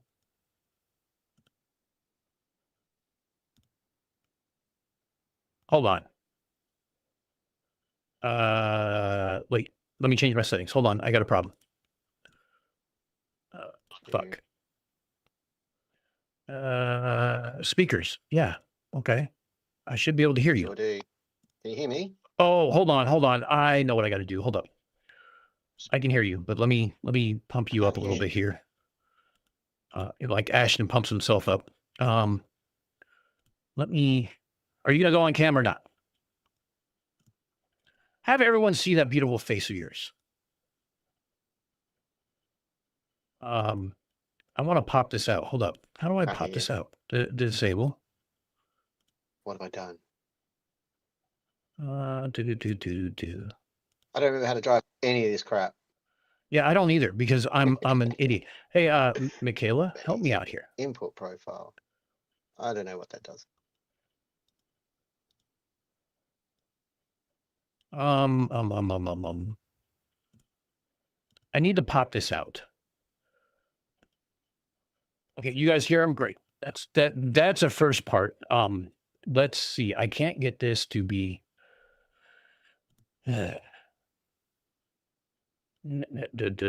remove friend. No, that's not what I want to do.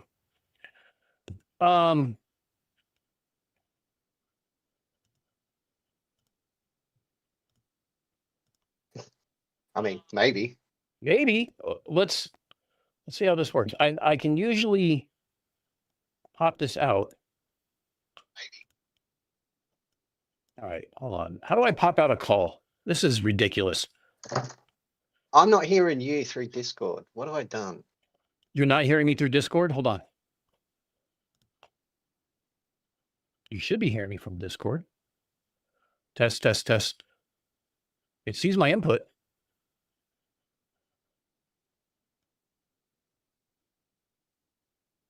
I totally should be, but I'm not. Like, I'm coming through. Microphone's fine. Yeah. I've got my headphones hooked up. 1 second. Yeah, headphones are on. I know they're on because I was listening to the stream, but I'm not getting any audio. Hang on, I'm going to turn headphones off and on, and okay. I'm going to try turning it off and on again. Michaela, I'm trying to pop out the call so I can put a DP on screen, and I'm not sure how it won't let me. I can put DP on screen. You know what? I'll just do this. Good.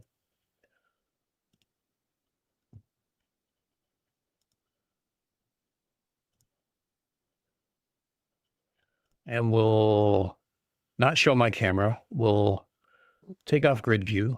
Nope, not that.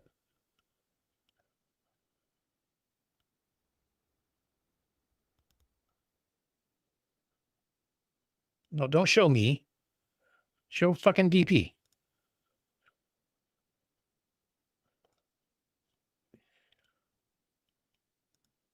There we go. And there's the pop out. That's what I needed, was that pop out button. Jesus. Oh, there's an echo. Hold up. Let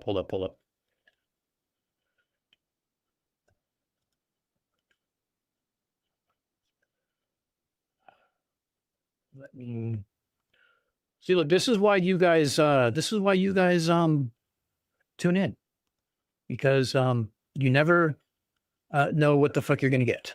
Let me turn off desktop audio. Let me add application. Okay. Discord. EP debunks. Yes. Okay. Did that eliminate the echo?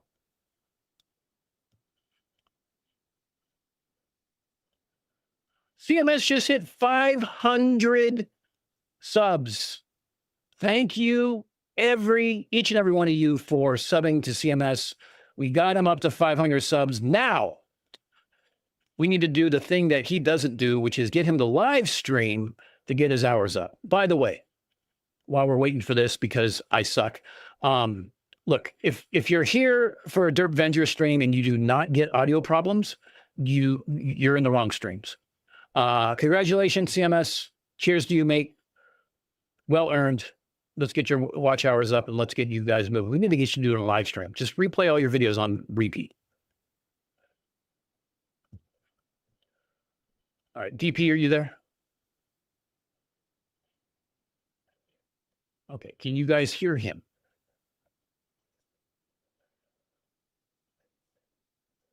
Okay. All right, so guys in chat, can you let me know if you guys can, can you guys let me know if you guys can hear DP? I can turn him up too, worst case. No, you cannot? Okay. Hold on, let me do this. Hold on, let me add audio, a new one.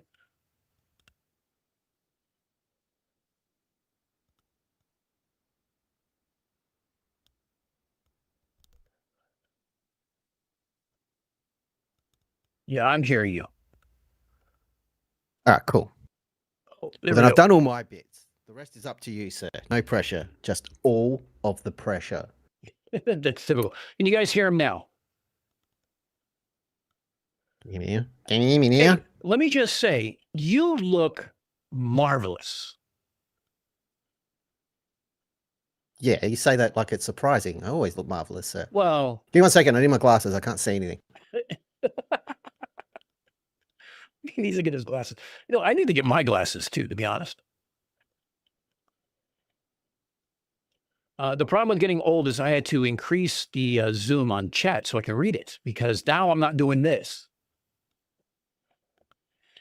Exactly. I now run my PC through two 75-inch TVs. Are you serious? With the tech set to 150%. No, I'm not serious at all. But that'd be funny as fuck. DP, look. Now I look 80% smarter. Yes, you do. You know what? My brother from a different mother, it is a absolute pleasure to see you again. I feel like I should give you a hug. You are, I'm glad you are doing well. I gave everybody a quick update on you while you're out. Just said that you're taking care of things. You're doing well. You're in a good place. You're going to the gym in the best shape that you've been in 20 years. You cut out all the crap from your diet, been going to the gym, doing all the things I haven't been doing. And been doing everything else. And I told everybody that we were going to be doing Space Engineers with Mike. Yeah. I mean, we'll be doing Space Engineers, and Mike will be doing Mike things and may or may not appear at some point because it's Drunk to Bunk Show. Yeah. That's how he rolls. But yes, you can all rest assured, rumors of my untimely demise have been greatly exaggerated. I do still exist, and I'm doing pretty well. Good. So, yeah. I'm happy to hear that. I want to let you know that Toon said the other day during our one of our streams that I was on with him was that he asked how you're doing. I told him that you've been, taking care of personal things. Humble brag, everybody. Did you pick that up? MC Toon said during one of our many here's the humble streams brag. that we do together. He said he missed that little hobbit, referring to you. Motherfucker. Easy for him to say because he's like what 7.5 feet tall or some shit. Everyone's 7.5 feet tall. Yeah, something like that. By my reckoning. So, did you see the Humblies video that CMS released? I have not. I've seen the stuff that you sent me. Yes. Okay. No, that was the memorial video. I get to see everything before all of you. Yes, I saw that one, and there was another intro, like announcement video thingy that you sent me that was cool as hell. Yes. But I haven't seen the new one. And Conspiracy asked if I'd seen something that was a Little Me cameo in it. And surprisingly, I haven't, because usually if someone's mentioned me or used my image or anything else, I'm the first one to see it about 50 times because I you have and me both. Gigantic ego. But I lost where I was going with that. No, I haven't seen it. But I will, because I do catch up on stuff. So. It's a really good video from Conspiracy Music Studios. It's something that Jim, myself, and Harold worked on. Hang on. Conspiracy Music Studios made a good video? Yeah, I know. Go figure, right? And actually, during the stream, he just hit 500. Hey, about time. I only tried to get him up there for like 6 months. Well, he mentioned how much That's what it was missing. Been promoting it was missing the channel. Unfornicated touch. Well, he mentioned how much you promoted his channel, how thankful he was of that and everything else, but you weren't here for that. So I'm conveying that to you. So actually, I should turn this way when I'm talking to you. So here's the thing. One, obviously, CMS did well-deserved. The Humbly video, it's actually the pinned comment if you want to pull it up. You make a cameo. So it's you, Mike, and me. And we're reading the Grand Prize Rear Admiral's Award winner. And it's part of the thing. So we think we got your height right. CMS had you actually quite a bit shorter at one point, but we decided to kind of give you a little booster seat, like you're standing on a box. And, I hope it's an actual booster seat. and I think we're pretty on par with what it should be now, because it goes like me a little bit higher than Mike, and then it drops down to you're about the same height as Olivia.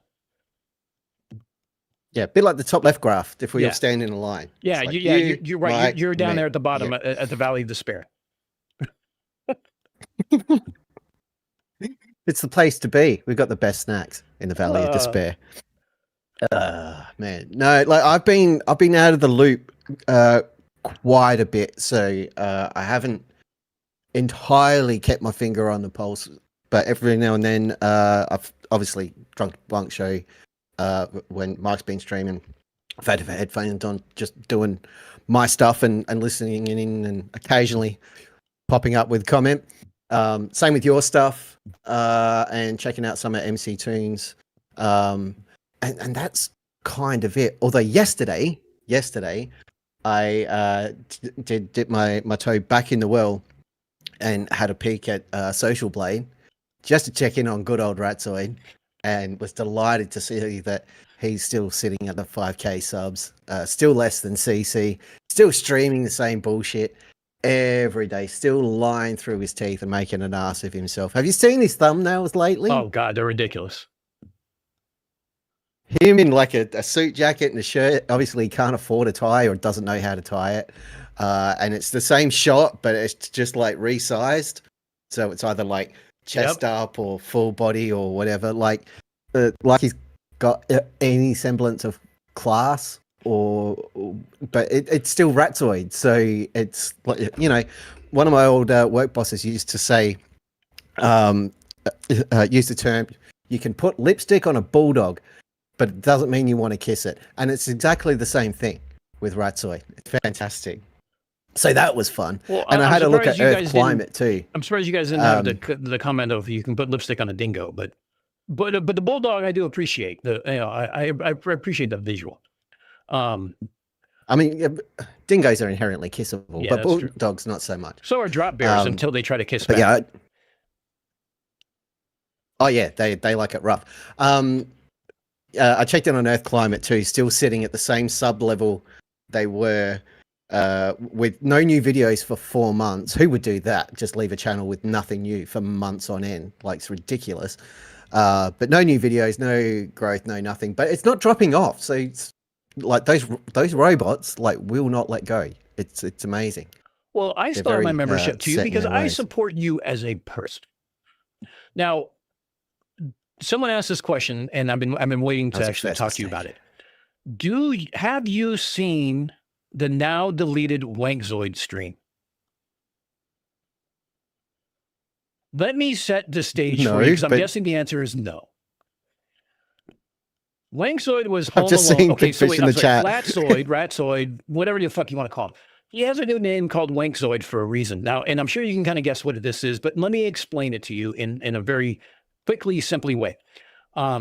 He went on stream crying about how he participated in some vices that he had prior to being married. His wife wasn't there, and it included things like porn and stuff like that. So basically, Wankzoid had a bit of a wank and decided to go on stream to cry about it to his audience and ask for money, while also saying he considered pulling a Judas in a tree because he was so ashamed. He had a wank and thought about turning himself into a human pendulum. Hang on, something just short circuited my head.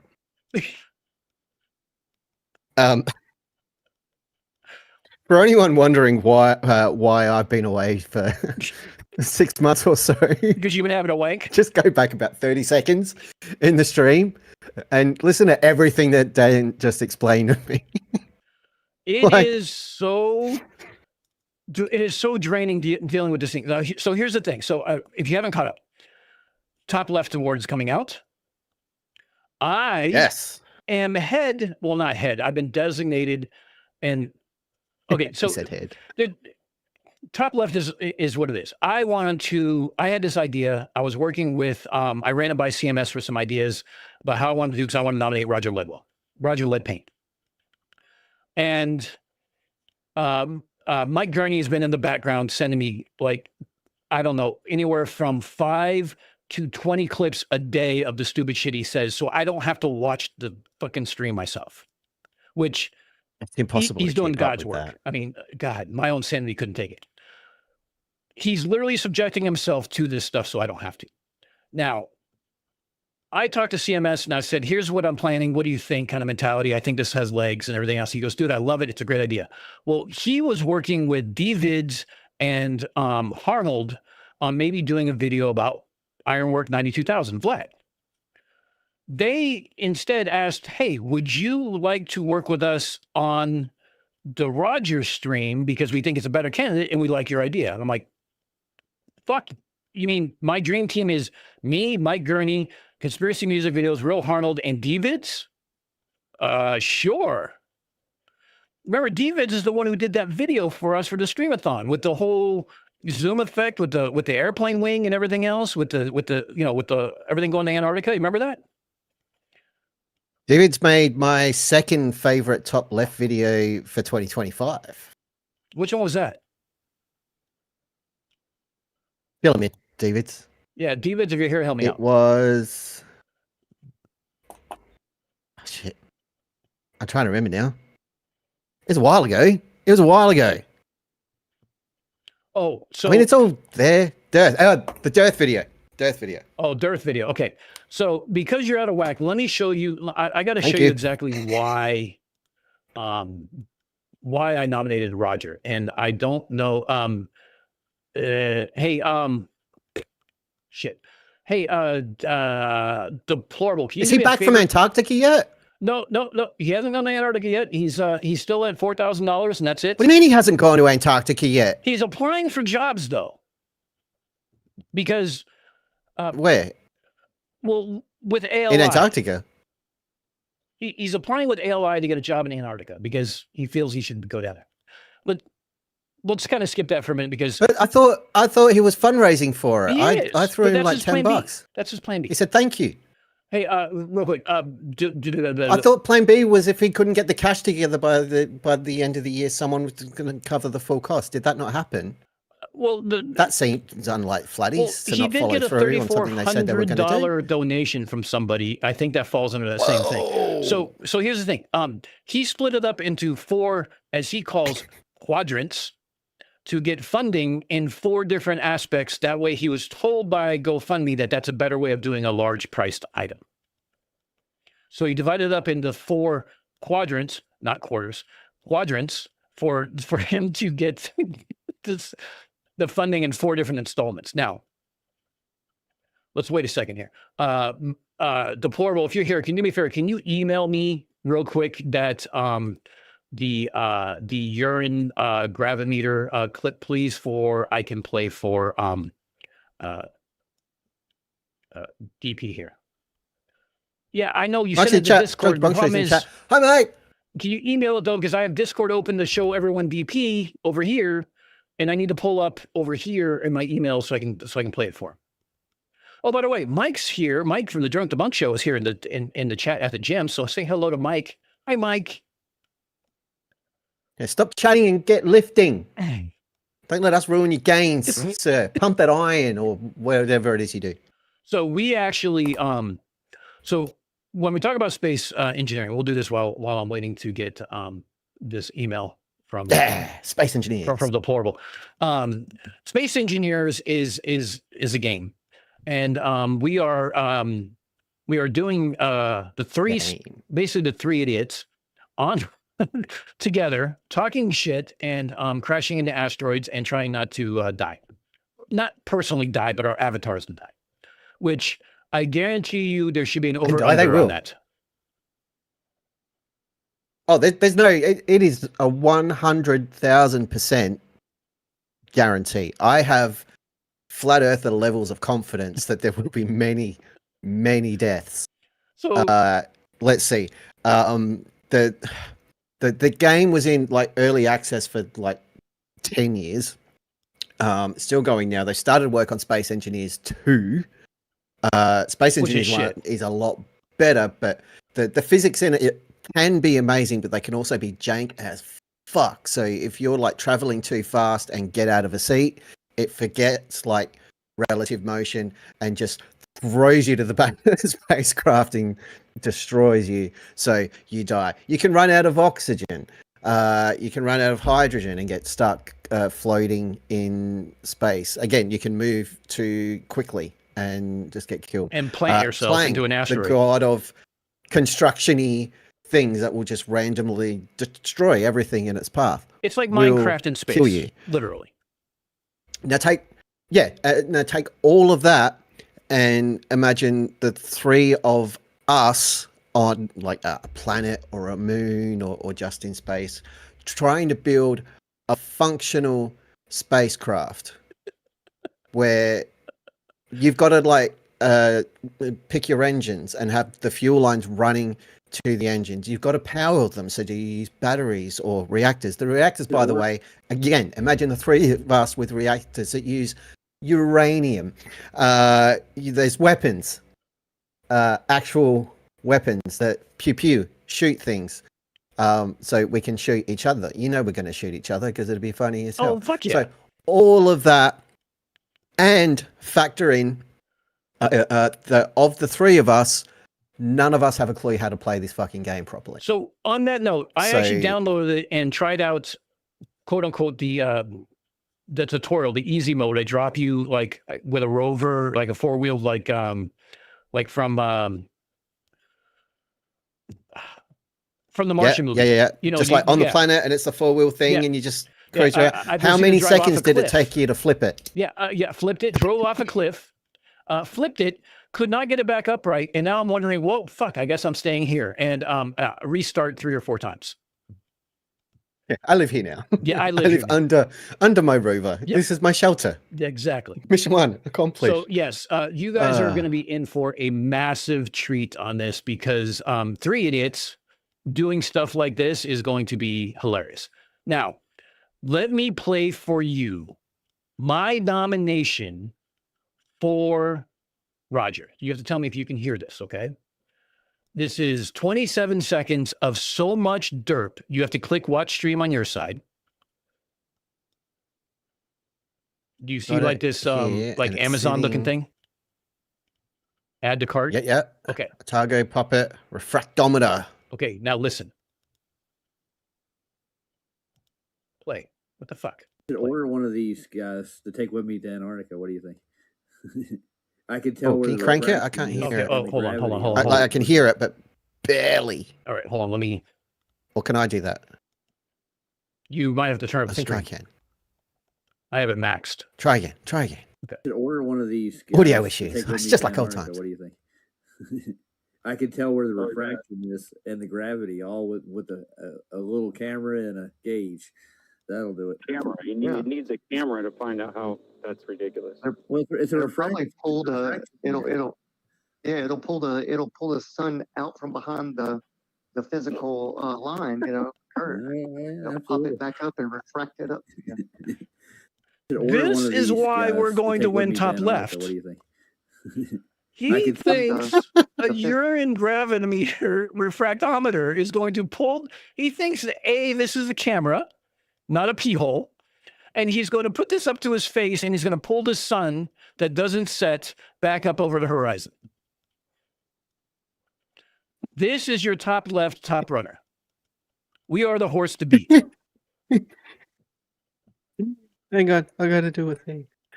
Yeah, I know you guys can't see it. Hold on. Yeah, I mean, you guys already saw this multiple times. But yeah, here, let me play this again for everybody so you guys can see this. Okay, here we go. I should order one of these guys to take with me to Antarctica. What do you think? I can tell where the refraction is and the gravity, all with a little camera and a gauge. That'll do it. Camera. It needs a camera to find out how. That'll do it, all right. Well, it's a It'll refraction. probably pull it'll pull the sun out from behind the physical line, curve. It'll pop it back up and refract it up again.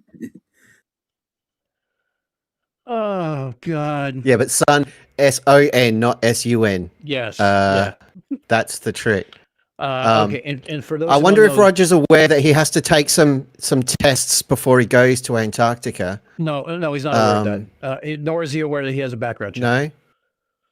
Now, Because he can Evil buy them Producer took online. This clip that I showed on MC Tune, because I showed this as MC Tune. I said, I don't have to, I'm saying I'm nominating Roger and I don't have to say anything else but play this video. So I sent it to him. I think Tune pissed himself laughing, as did Mike, Ironically enough. as did FTFE. In fact, most of the chat was like, well, there's your winner. Like Tune was saying, people have to actually self-promote them winning the top left and you get extra points. I'm like, do I really need extra points at this point? And he goes, no, not really. But Roger did actually self-promote, but I digress. So Evil Producer decided to create this. You're gonna have to look at this on stream because I'm not sharing it with you. Hey, Globetards, you're in trouble now. Introducing the new Nikon PP1000. The new Nikon PP1000 is the latest digital handheld pocket urine SG refractometers. The PP1000 is perfect for proving the flat Earth. Globetards will not know how to respond to the readings you get from your refractometer and specific gravitic measurements. The PP1000 has an extra large fluid repository for all your Foundry needs. The PP1000 is easily triggered by inserting your third leg. For all you lady flirts, we include the special lady trigger funnel. Not tested with Karen's unkept bush, though. For the adventurous flirt, we have our optional Antarctic kit. The kit includes extra batteries and a special heating coil attachment to keep your third leg warm and avoid shrinkage while you trigger the PP1000. To avoid electric shock, you must use the attached grounding strap. So thank you for that, Evil Producer. That is definitely something that we need to do. Bob Knoll says that he prays that Roger buys a used one. All right, so I'm sharing a thing. I don't know if you can see it on hold on, your end on the Discords. All right. It tells me what you're doing. It's freaky. Unfornicated to minimize their application. How dare? Oh God, pregnancy test. Just for reference for Roger, like again, you have to take some tests before you go to Antarctica. You want to pick up some of these. It's really important. It's like a combination drug test. It'll test you for your susceptibility to refraction and sunburn. Nuclear fission and fusion, or everything. Just get some of these and you'll be right, champ. I'm pretty sure you just insert them rectally and you'll be off to the races. So grab some of those and set yourself up. I am disappointed that Roger has not been to Antarctica. Like, I stayed out of the way. Like, I didn't stream or anything to steal his thunder.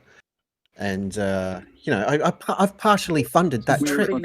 God damn it. Yes, you did. You actually did it on stream and sort of inadvertently doxed yourself. But that's just doxed myself in the process. And the funny thing is by doxing yourself, you inadvertently opened you to a whole shit ton of ridicule from Mike and I for reasons. Here, let me share this other thing for you because do you know what the best part is? I haven't even edited that out of the video. So funny thing is, I was doing a premiere of the Shiva stream and realized that my personal email and cell phone number was on screen for a full 4.5 minutes during the premiere. And I'm like, oh, fuck. So as soon as the premiere was done, I yanked it, made it private, and then put a box over it.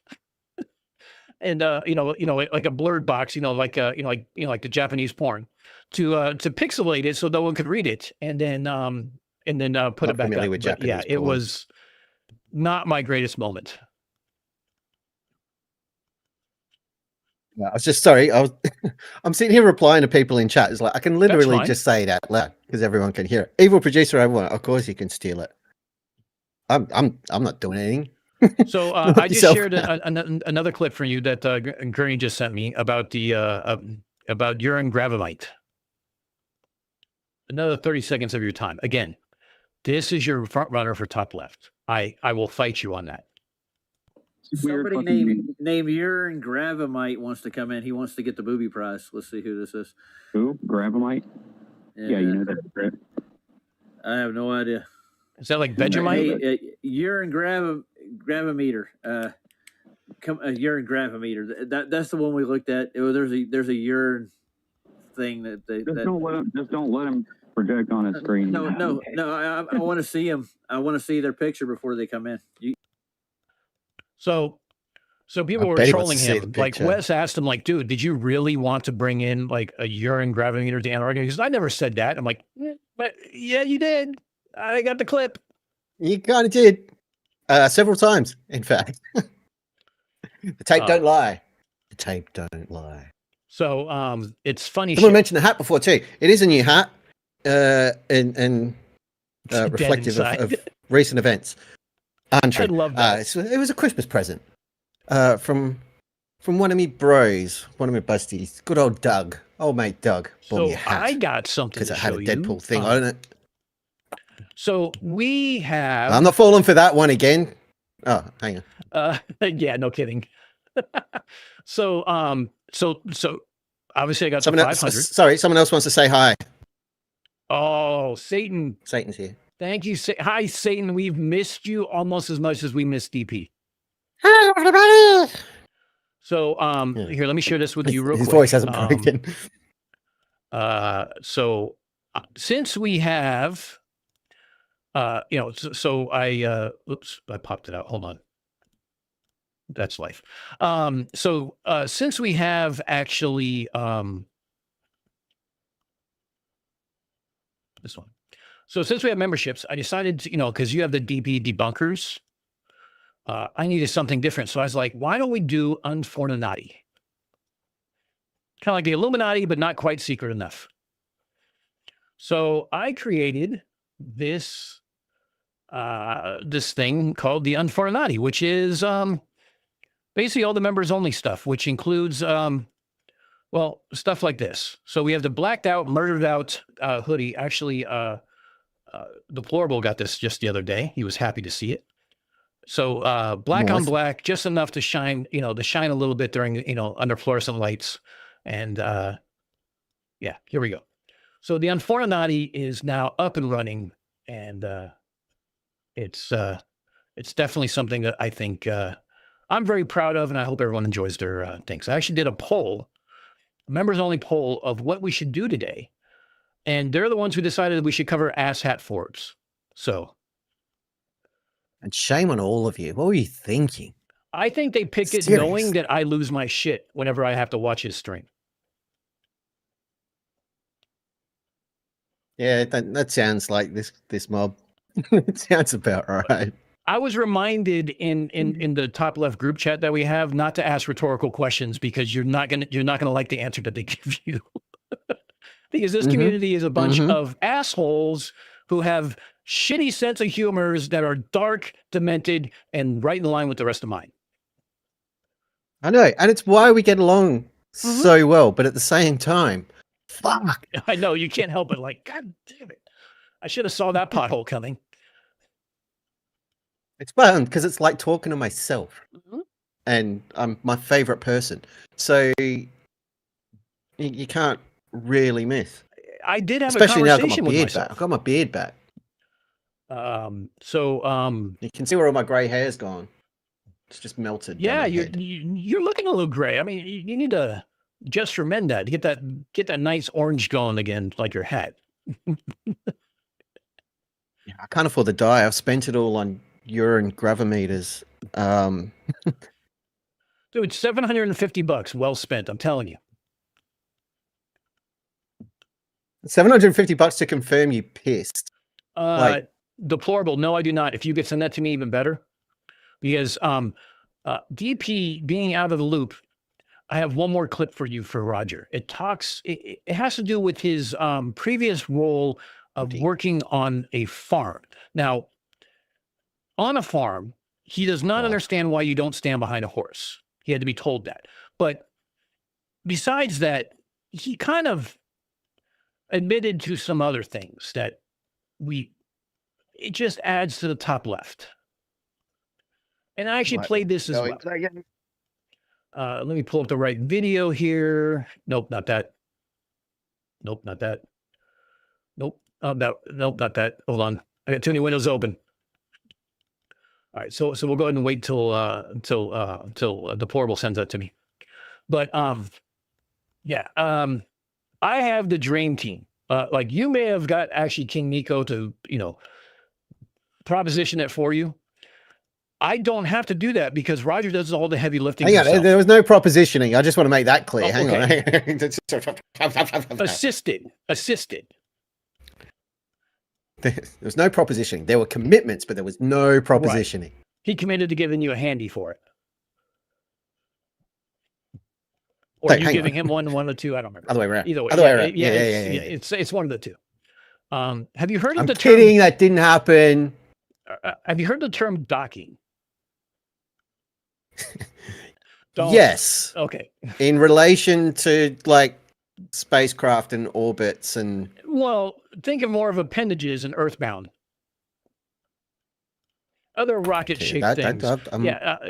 Don't ask. Arnold, Bruce Wayne, I've heard of CK docking. got me on this whole thing, and that's a different story entirely. So, but yeah, so here's the clip for you, and again, I you can just really kind of hear this. Bred a lot of horses, but we did breed cows. Have you heard of docking? I want you to hear this. I'm like, hang on. Well, this doesn't have to do with It's a docking, family but show. it's yeah, whatever. Okay, just bear with me here. Bred a lot of horses, but we did breed cows on my uncle's farm. Well, I hope he didn't breed anything, Roger. Where's that happening? Because I can't. There is a process to get him to breed. You do some manual stuff with some bulls. You never put the trough on or the sleeve on the bull. You got to get the semen out somehow. There you go. It continues on for like another 2 minutes, but or another 3 minutes, but it goes with him not understanding why you don't stand behind a horse and stuff like that. But that's just a little bit of a taste for top left for you. I have been actually sending clips to Tune and to the Drunk Debunk show. I think I have broken Mike's will to submit an actual video at this point. He has basically said, like, fuck, there's no way.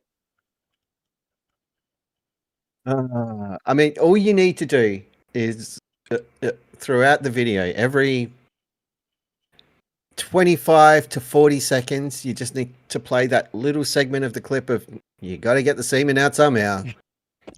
Just so that's your connective tissue. No pun intended. That's your connective glue. No, hang on.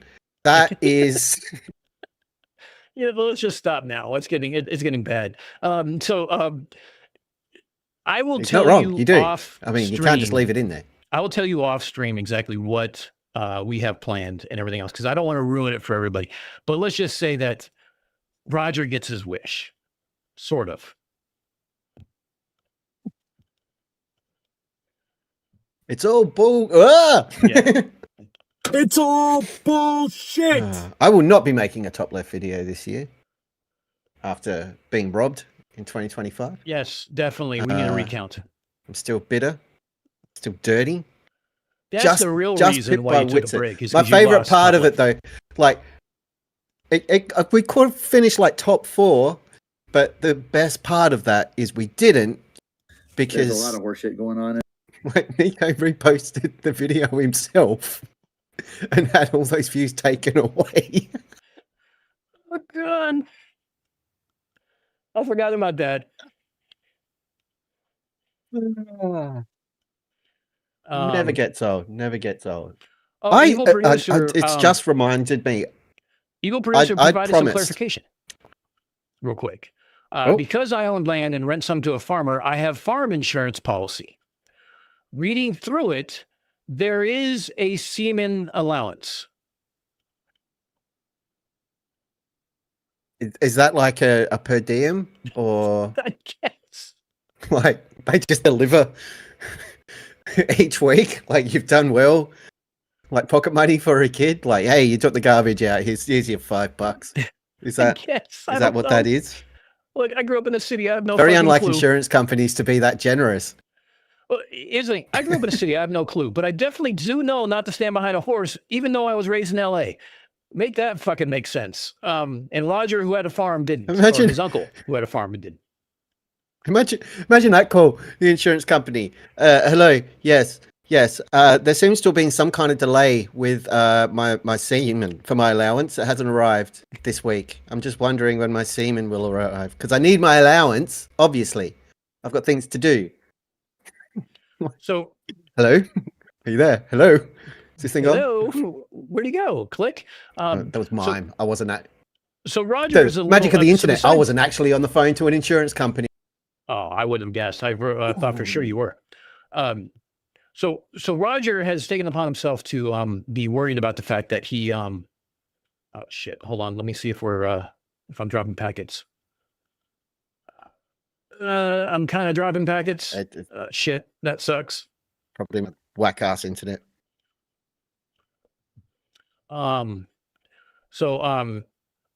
Roger is offended that he thinks that well, he accuses us of making him look stupid. When, in all honesty, we just clip what he says in context. So is that us making him look stupid, or does he make himself look stupid?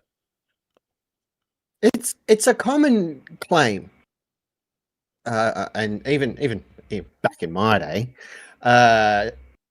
yeah, that was happening quite a bit. But they forget, like, yeah, they make it really easy. Like, we don't have to make them look anything.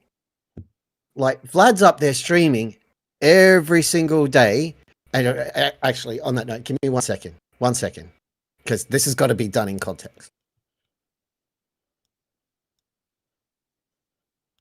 Oh.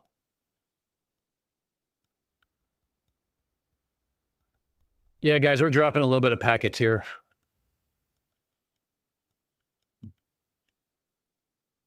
Okay, here we now I can have this little soapbox on it. All right, so Vlad's out there streaming every day, and like Just him being there, like no one has to do anything. You can take any random 30-second segment of a Vlad stream, and he's still dressed like this. Nothing's changing that. No one's jumping into Photoshop or using AI. Like, he's just Vlad.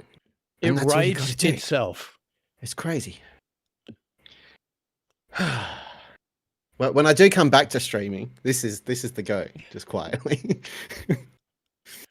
Oh, that's fucking Been hilarious. saving for a gold chain. All right, I need to here. Let me do a quick transition. I can take you off camera real quick. I'm gonna see if I can if I'm having dropping frames because of video here or what. Me? Yeah. Don't blame me for your problems. How rude. That's just. I got to take this thing off. I just put on a bathrobe and it's 30 fucking degrees Celsius here. Oh, Jesus Christ. See, if I stop sharing, that should help. Still adding up. Here we go. All right.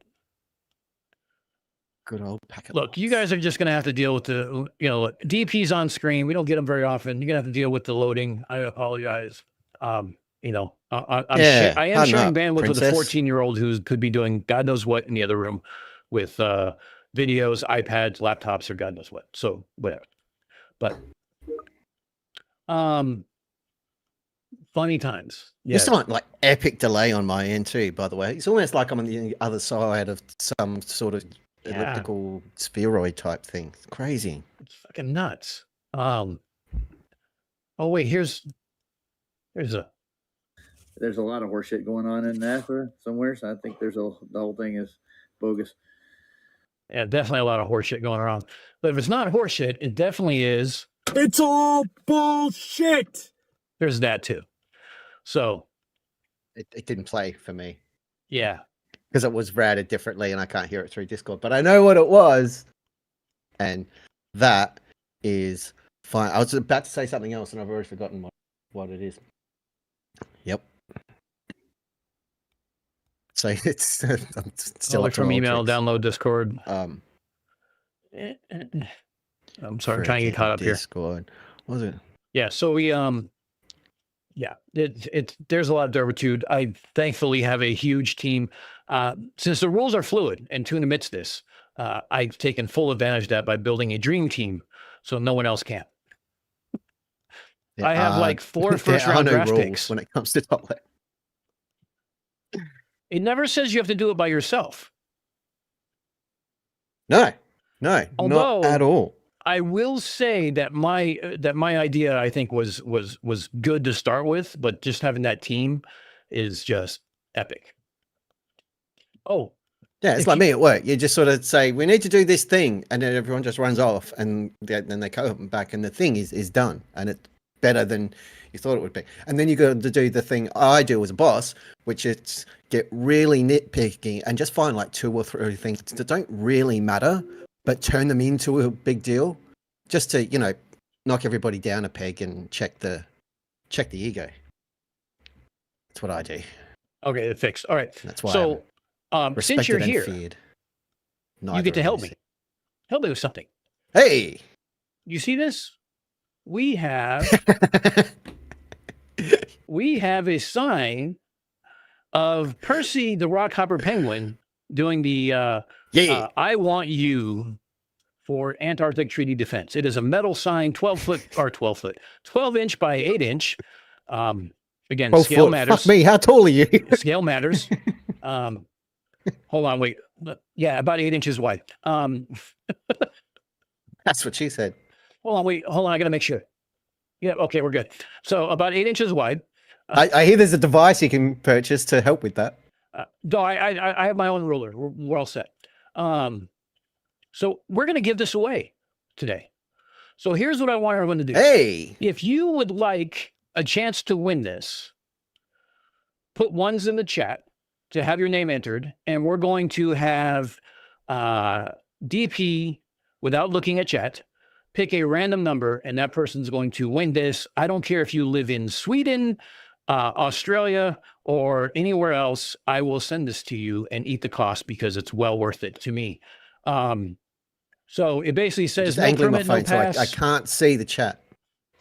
which is perfect. So here's this. So actually here, let me transition this to so everybody else can see this.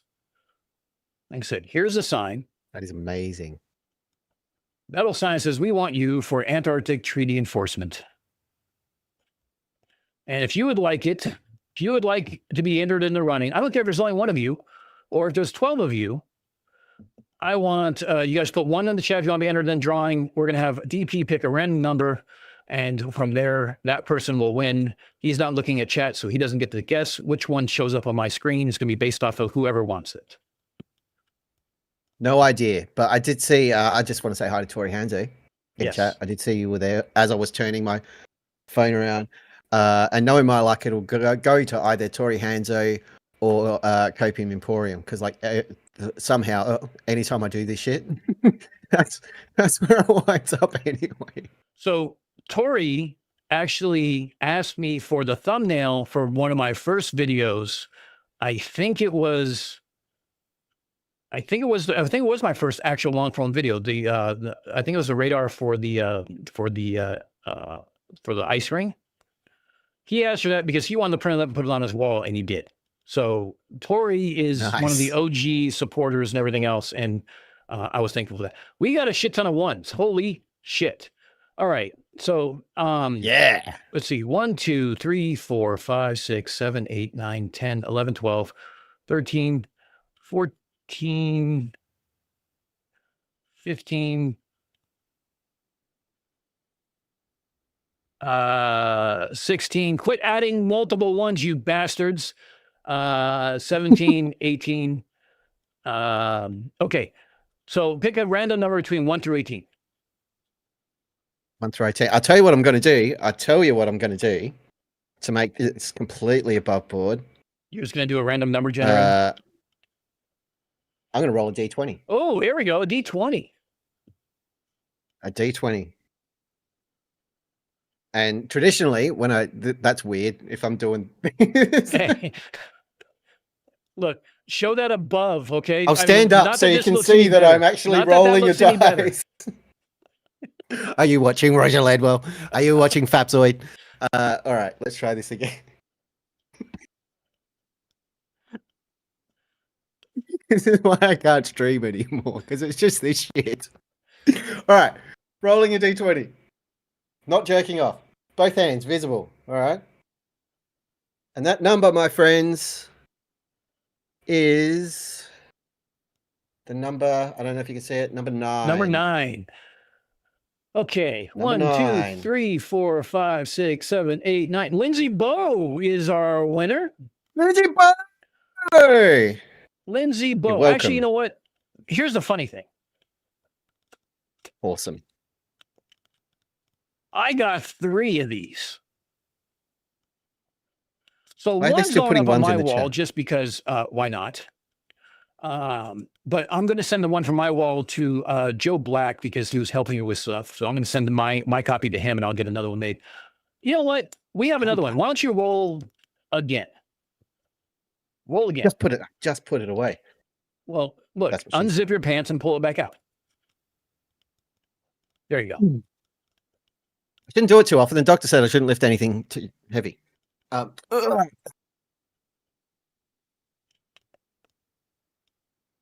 Rolling. Oh, that's ironically, that's cocked. All right. Ah, it's on the floor.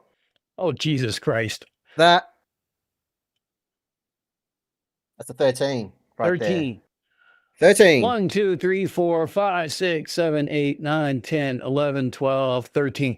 Leo, you are the second winner. Congratulations.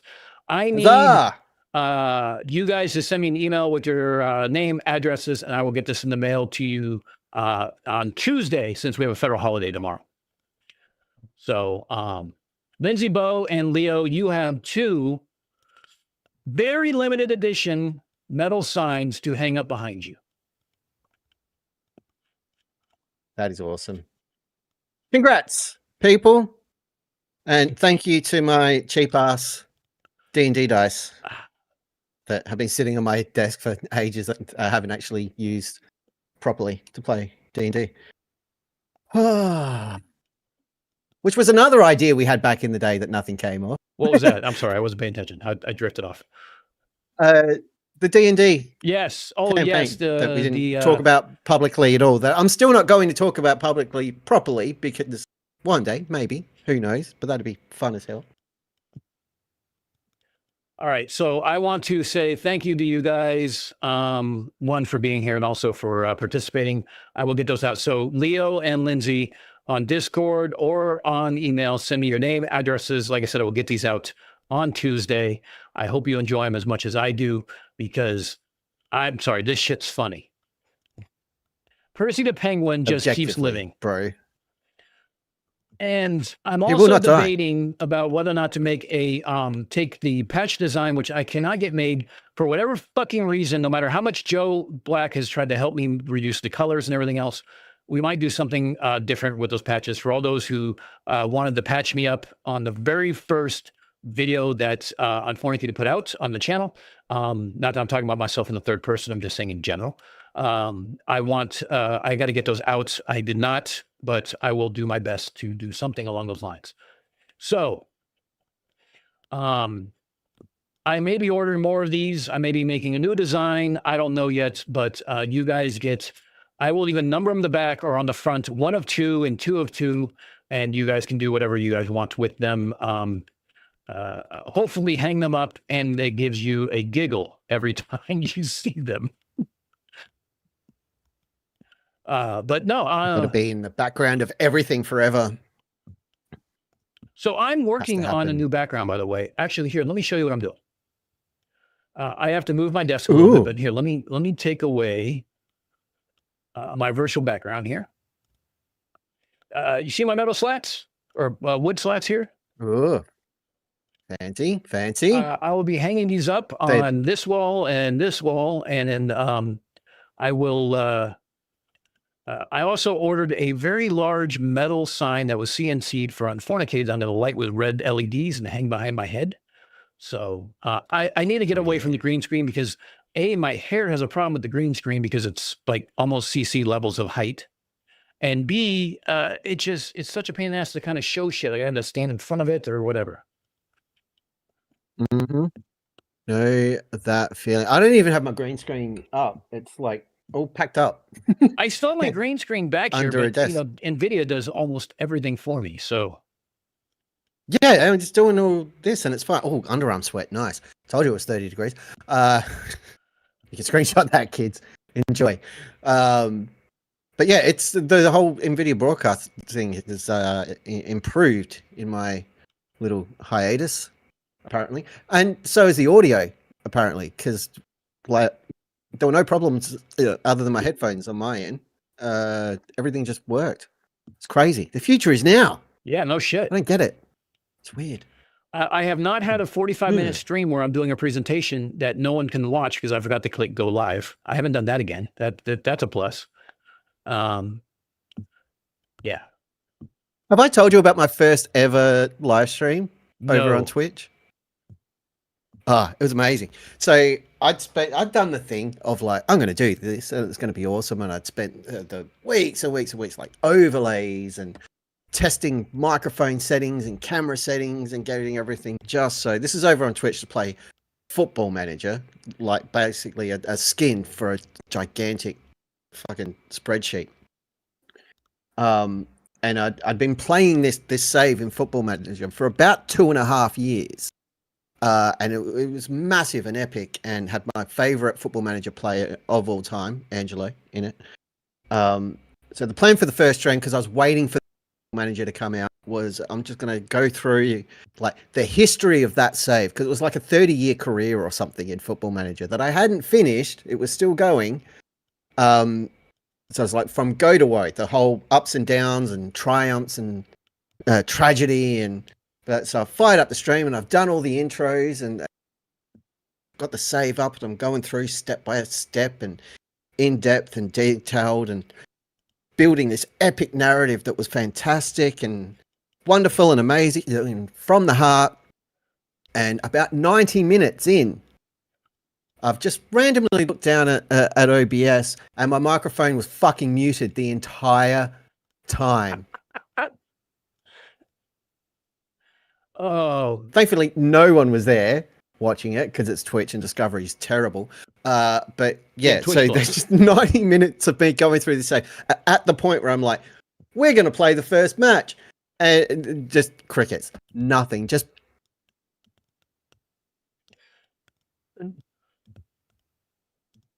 That was it. Amazing. Only bettered by a 3-4 hour stream that I didn't even show up for over in the DP Dome. Which, if you go and get a membership to the Debunkatorium, which you absolutely don't have to do because there's been no new content for about 6 months, you can watch that stream in its entirety where I wasn't there and chat just amused themselves thoroughly.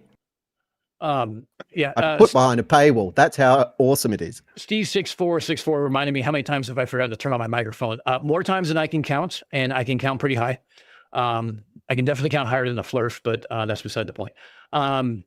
So here's the thing, like you and I have been talking throughout your little hiatus here a few different times. We catch up on, I don't know, a little bi-weekly basis, once a month, something like that. And you know, yeah, everyone, when I remember to open Discord. yeah, everyone automatically assumes I am your fucking like admin assistant. Hey, have you heard from DP? How's DP doing? I'm like, oh shit, I guess I'm his therapist today. And I'm going to tell everybody how he's doing. This implies you're not my admin assistant. I mean, I might as well be at this point. So, so Wait, I've always been, you know, I've always been very. No one's paying my bills. What the fuck? Well, hey, look, if it gets me a couple extra super chats, I'm okay with that. So here's the best part about it, though. It's like if I got a few extra subs because everyone's checking on DP and they came here because they know they get updates on DP, thank you. I appreciate that. The other part of it is that was funny. It's like I was very careful always to sit there and say, like, he's taking care of personal things. He's trying to sort some stuff out. He's taking some me time, some little self-care, have at it, and everything else. I figured you would tell everybody if you wanted to at the time's right. I took a point of like walking that line, no anything. Like you and I have shared all sorts of information in the background that would dox us and put people that we love in the firing line, so to speak. And we do not talk about that online. So I've always been very deliberate about that. And today I was giving everybody an update on you and I almost fucking tripped. I stopped in the middle like, no, he's doing great. He's doing everything else. He's in the best shape of his life. We talked to you just the other day. So I think that everybody here is happy to see you and, you know, to see that you're A, alive and well, B, that you're not a flurf. Well, half of that is true. No. What, that you're flat, not alive and well, you're a zombie? You're still not a flurf. Flat. Yeah, it's look, it's been a wild ride, and when I feel at a point that I can talk about it openly, I absolutely will, because I think my little journey over the last 4 to 6 months or so is important, but there's still a lot of stuff that I'm working on. There's a ways to go. And working through. Yeah. And some of it I don't feel like I'm at liberty to share because the whole story isn't all mine. Right. And I'm not going to put like anybody else's laundry, dirty or otherwise, out there. And there's nothing like evil or nefarious or horrible in any of it. Like, yeah, so like nobody did anything bad, and nothing bad happened. But a lot of it is, I mean, I'll be honest, a lot of it is mental health related. And some of it related to the breakup that I had in July. Some of it related to having a friend of mine, Liz, pass away last year. Not long after that breakup, I was told the house I was living in was being demolished, so I had to move, which was great. I think I said it at the time. You know, you feel like your whole world is crumbling down around you because you have a breakup. and then you get a phone call saying, we're going to tear down your whole fucking world. So that was great. But there was like a 3-month gap where everything hit at once, and I didn't have time to stop and think and process any of it. And over the course of about 48 hours in October, everything slowed down just enough that the dam broke. And it was, I remember messaging you going, like, holy fuck. Nope. Just no. So, and it had begun earlier because after the critical streamathon, very, very burnt out after that weekend. And it was fucking amazing. And the way the community responded, like 14,000 grand raised for CT, like that still blows my mind. Absolutely. And I'm still recovering from that weekend because I'm still tired. That was a lot. And just so and that was the other factor of like distraction from all the shit, right. Like organizing that and running it. Like I was already on fumes at that point, and then there were no fumes. So I'm trying to schedule 3 presenters and myself for the Humblies, and I'm having problems between like back spasms and all everything. Like I couldn't imagine trying to do like, how many people was it? 20, 24, 12? I don't remember how many people we had doing that streamathon. It certainly wasn't 20. I know that. I think it was around 12, I think. 10 or 12 or something. But like from all over the planet, like UK. You had like 10 hours of it. But and the rest. Yeah. But just so everyone understands, like DP and I are literal like friends in the sake that we actually have conversations and stuff like that. We talk about all sorts of things to each other because we get along and because our humor is similar. I'm just a lot taller and our background is similar in a lot of different ways that not everyone understands, but like DP and I have connected on a certain level that makes it very easy to talk to each other and help each other through this.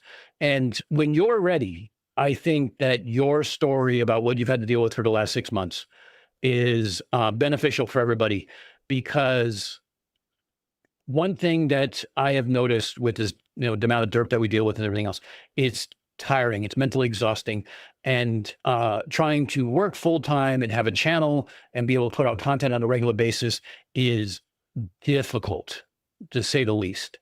And like, in my own case, I have a daughter. I have not only work, but I also have to work at midnight for network stuff when we're doing maintenances. I have a daughter who has extracurricular activities. I still want to spend time and do things with her. And even though she's sitting right here and enjoying the live stream, it's not with her. So there's always priorities and things like that. And I think that your story about the self-care and what you had to go through, and like I said, like literally your world just crumbled, I think is a good story for everybody else to listen to. Sorry, well, 1 second. Hi, CK. Hello. Had to be done. So just so I get caught up on one other little thing, it's really, insignificant. Oof. Man, when rum comes back up, it burns a little bit. But yeah, she gave you big hearts. PJ and Vicky are no longer together. They broke up. Vicky is now single. If you're looking, for a new roommate and possible love interest, you might have to fight Wesley for her though, because Wesley's got her digits. Joe Black is here. I don't know who Vicky is. I don't know who Vicky is, but I know if chat's suggesting it, no.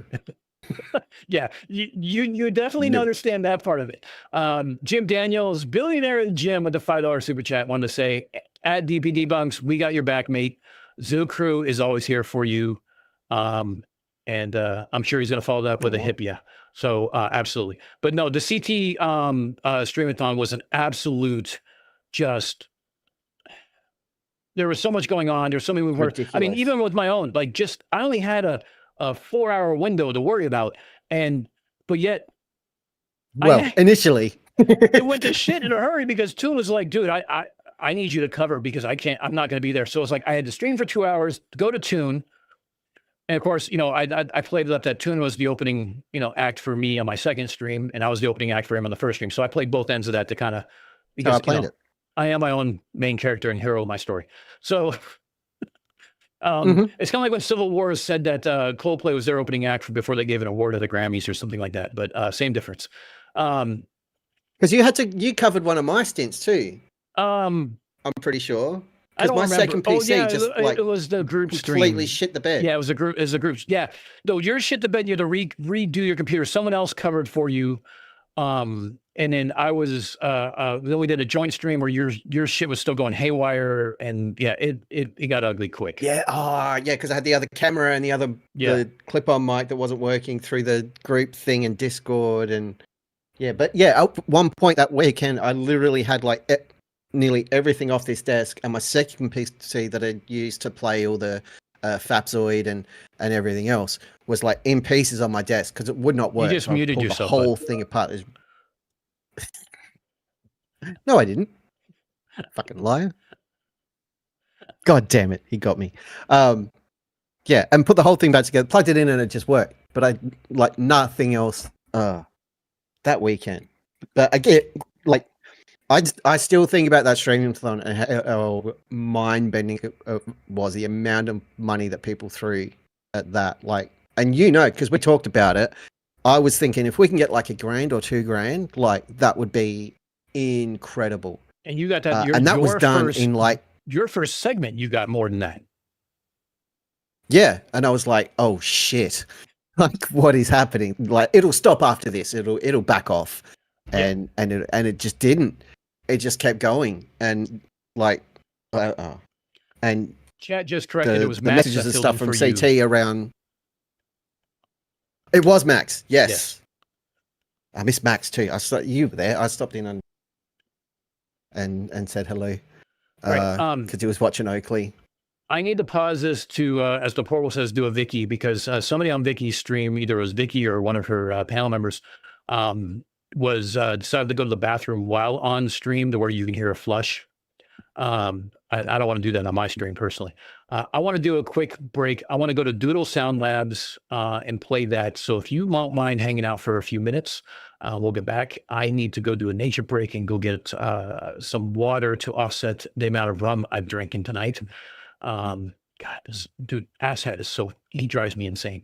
I'm also literally working at the same time. That's why I'm this way. Of course. So hold on, let's go to Doodle Sound Labs. Hey, Doodle Beavids, what is your what's the most recent one you did?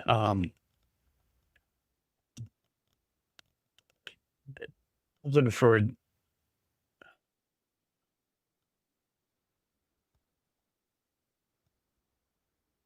damn it. You know what? Hold on. I'm cheating. I'm going to go to Doodle's name. Doodle Sound Lab. Oh, Sound Lab, singular. Jesus Christ.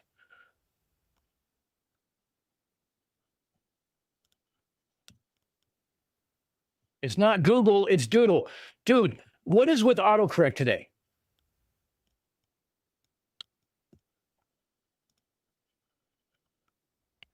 And his most recent one was a song with lyrics from Jeranism about flat crack. Flat crack? Yes. And Doodle actually said that the CT Streamathon that you put together was his introduction to me. So I appreciate that, because now I'm on a team with him with Top Left. So what more could I ask for? Well, see, that I'm conflicted about that because A, like, awesome, and you're welcome. But B, how the fuck was that the first time you saw him? Because like Conspiracy Music Studios, for months, that logo was sitting up the top of all my crap. Well, you know, we promote, like, It just goes to show, stream overlays, people, they don't work. Don't waste your time. Nobody's paying attention. No. And the same thing is, like, I try to, like, if you look under my channel, it says other channels I'm associated with. It's like, it's got you, Mike, Real Harnold, Doodle, and CMS. Now, there's other channels who don't have the watch hours and the subs that they need to be monetized. People like CSA, the Canadian Space Advocate. These are some of the channels that I, just because I reach that monetization, I'm going to try to help. It's the least I can do because they've helped me one way or the other. Like CSA, I got tagged in a video that he did because he played Hubris Valley Ranch on his live stream. Like, shit. By all means, dude, play it. Hubris Valley Ranch. Free, it's free for me. So I appreciate that. So, but now you know, don't bother. It doesn't make a lick of difference. Just put pictures of yourself all over the screen. Dude, I'm just gonna have the chair here, and I'm just gonna. I don't know when I'm gonna. I don't know when I'm going to stream again, but when I do, it's gonna look very different, kids. My days of like trying to give everybody a leg up and help out. Fuck all of you. There's no point. It doesn't work. You did it all without me. So. No, I very much did this because of you and because of Mike. So I thank both of you very, very much. Don't blame us. That's not fair. Oh, hang on. No, you pushed me. All right. You pushed me to actually do shit, and you pushed me to collab with you. And, and I was telling everybody, I said, it's funny that the dingo fence was your worst performing video that you and I worked on. It's like, he literally could blame me, but he blames the fact that this is subject matter and not because of me. And also we had that collab. No, I blamed Earth. Oh, we blamed Earth too, yeah. But we also had that collab with Steve's Creepy Van, remember? That was fun too. You did the intro to me for Steve's Creepy Van for the DMOC video. Yes. Yeah. Steve's. If you're not subscribed to Steve's Creepy Van, first of all, give yourself an uppercut. I'll wait. And when you pick yourself up off the floor and you can see straight again, then go and subscribe to Steve's Creepy Van, who also will no longer appear on my stream. He's actually still on mine because it's under the title of Derp Ventures Assemble. It has the Drunk Debunk Show, DP Debunks, Steve's Creepy Van, CMS, Harnold Studios, and Doodle Sound Labs. Now, Doodle Sound Labs has 73 subs. Harnold has 136. Conspiracy Music Studios has 502. He just reached it. Yeah. If Harnold and Doodle's here, make sure you guys put your links in. If you're here, and there's 30 some odd of you guys, please go sub to them if you're not already. Now, I'm going to play this and video. Unsubscribe from DP to Punk. No, don't do that, because we're going to do stuff. Whether or not it's derp shit, it doesn't matter. We're still going to do stuff.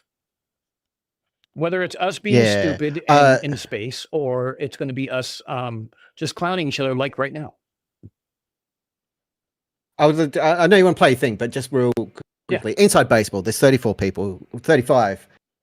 people here. So you can have a sneaky peek, because I'm too lazy to post in Discord or on YouTube or make a video. I haven't even opened my editing software since like June. So that's a thing. The streaming will happen again on my channel. I don't know when, but it will happen. It's quite likely, in fact, I'm pretty certain the channel will veer away from debunking and conspiracy stuff, and will probably get renamed to something else, but the logo will stay the same. Right, because it's all about the DPs with you. Dome. Oh yeah, it's all about the DP. So it'll probably just become DP Dome, and it'll just be like a catch-all for whatever the hell. So if I feel like playing Space Engineers, I'll do that. If I feel like just ranting and raving about that's pissed me off, I'll do that. I don't know. It won't really have a direction. And you know that you will always be welcome here to live stream with me anytime, because I always enjoy having you on and doing stuff like that. So before I pee myself, two things I want to bring up. West Side Girl Reacts. One more thing. You're very welcome. I don't know why I didn't have you marked as a moderator before, but you're very welcome. Two, Tori Hanzo, in your stead, Tori Hanzo brings up a valid point. We have a new debunker on whose name is Star Stuff. She's based out of South Africa, not far from Wankzoid. Now she knows the reason why we call him Wankzoid. Oh. And wear a raincoat. Huh? She needs to wear a raincoat. Yeah, she definitely. And she's in the splash zone. Eye protection too. She is a very different tone than my controlled rage of stupidity, and like Toon and FTFE. She is very patient. She is very pleasant. She is everything that this channel is not. But at the same time, I'd love her to death, and her video content is just peak, as my daughter would say. It's good stuff to have. So before I end up peeing myself here in the chair, let me play this so we can go do a nature break. You can send some any quick work emails that you need to. We got about 5 minutes and 12 seconds. That's a plus. This is going to be, again, this is a song. The song and lyrics were by Jeranism. The visuals were by Doodle Sound Lab, and he put this together. So for those that don't know, Doodle is David, so make sure you use us. Let me put this on screen. Let me go ahead and make this the full screen. Let me put this on full screen, actually. I love this transition of the CRTs. I just, it's my favorite. And let me play this. I'm watching the streaming screen. Oh.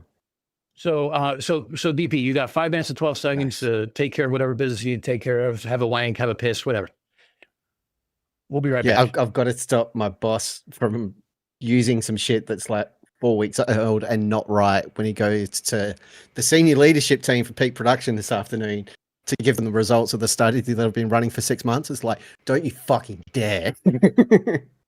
Dude, our new corporate overlords are taking over sometime between April and June. Still know when. I'm going to have 2 laptops. I don't know if I'm going to have a job in a year, but you know what? We'll cross that bridge when it becomes evident. You can always move over here. I can't get you a job, but you can move over here. Yeah, that's right. I can go move in with you. I've been keeping an eye. Move in with you. I've been keeping an eye on the state of the US, and I highly recommend it at least for another 3 years. We can also move in with right. you know what it is, we can couch surf between your house, Mike's house, and Max's house. Yeah, fuck yeah. Maybe McKeegan. England's all right. Maybe McKeegan too. That's right. All right, so let me play this. We'll be right back, guys. Don't go anywhere, please. We'll be literally right back right after the song.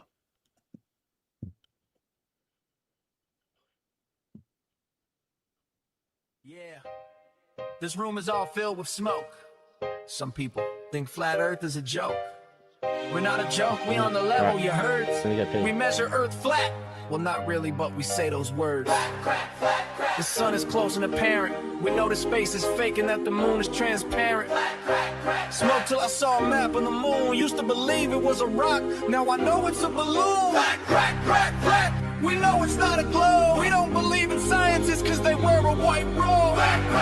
Smoke till you're delirious. You think you're on a spinning pear. You can't be serious. Smoking that black crack in the Discord chat room. Hotboxing every echo chamber for streaming out to every Zoom room. Everyone outside of genius got a PhD in YouTube. Smarter than every teacher who tried to indoctrinate you. High off a mean bread, eyes red, don't talk. The sky is a firmament, molten glass sky clock. Physics in the trash can, vibes in the baggie. Smoking this black crack, doing research badly. Leaning on the cross-dress and every toupee. He's my flatty. If he played golf, I clean his balls as his caddy. He showed me the way, he taught me the truth. Some call it lying to kids, we call it 200 proofs. All math may be drawn in crayon or mathematics are funny. We don't believe in gravity orbits or the Easter Bunny. Do your own research by watching the videos I make. Believe what I say is real and I'll tell you what is fake.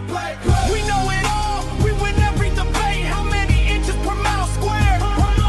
8. Did you know that we spin 1,000 miles per hour? That the earth moves in outer space with no gas or power. Pump, pump, the black crack, it goes down so smooth. If you feel so stupid and dizzy, means you inhale the truth. Pass that black crack back, let the comments go dumb. Through planes, use fuel to teleport to the clouds behind the sun. Black crack, crack, high off our own supply. We live by one rule, never look up in the sky. Black crack, black crack, no map, no model, no clue. We may not know how flat earth works, well guess what? Neither do you. Black crack, black crack, we don't have much, yet we remain the best. Black crack, black crack, flat sword with no with the southern sun, south and west. We got smoking mirrors here and there, this and that. It only appears like it's a circle jerk movement going flat. We got facts, no satellites. Earth is flat as a pancake. Everything we can account for is clearly CGI or fake. You believe in TFB? You think Katy Perry went to space? You think the 24-hour sun was real? Hello, vacate. Floating off the flat crack. If gravity is offended, well, we say density did it, and Globers can't even comprehend it. We are smarter than Lockheed Martin, Grumman, even NASA. We smoking this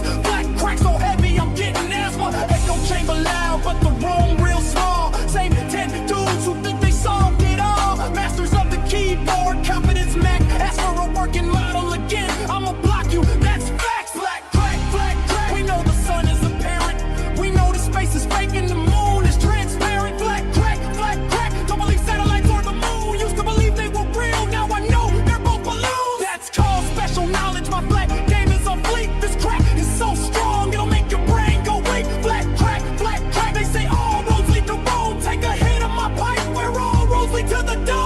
once you go flat, you never glow back. Ha ha ha, globe salads have no answer to that. Besides Jaron, Robbie, Patricia, Paul, Craig, Benny, and Am, Shifty, Ider, Cuz, Randy, Rachie, Melodome. They ain't real flat earthers, they were just propaganda hype. Sell out shells, Freemasons, and we knew it the whole time. Can't fool a flirt when they own that black crack, crystal truth. I will give you $1 trillion for just one globe proof. I swear on my life I've never told a single lie. We just can't know where the sun is, we only know it's in the sky. We're confident on refraction, no bro, cause we right, we strong. We aren't on a giant spinning globe and we ain't never been wrong. Crack, crack, crack, crack. Echo chambers got a stone, so high up I believe I can almost touch the dome. Crack, crack, crack, smoke till your brain falls out. Everyone but you is a Freemason, actor, clown, or a sellout. But I kicked the habit, I quit that crack. I realized I was high, I realized I missed the fact. I went down south and it showed me the way. The 24-hour sun circled day after day. I saw the light. I chose the truth over the cult. I tested my theory and I accepted the result. You don't have to be stupid, you don't have to stay. Get back to reality, back to the globe today. Come back, put that bad crack away. Come back, yeah. Back to the globe, baby. Come back, put that bad crack away. Come back, back to the globe, baby.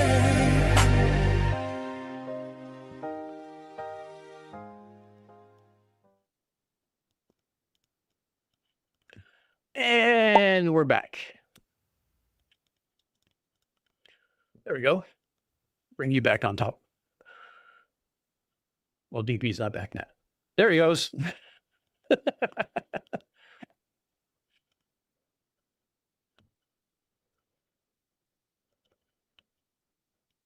You're muted. I heard that. I saw that F word. Fuck yeah, I'm back. Hey, Doodle was nice enough to remind Muted. everybody that a wink will only take a couple of seconds. Let's be honest.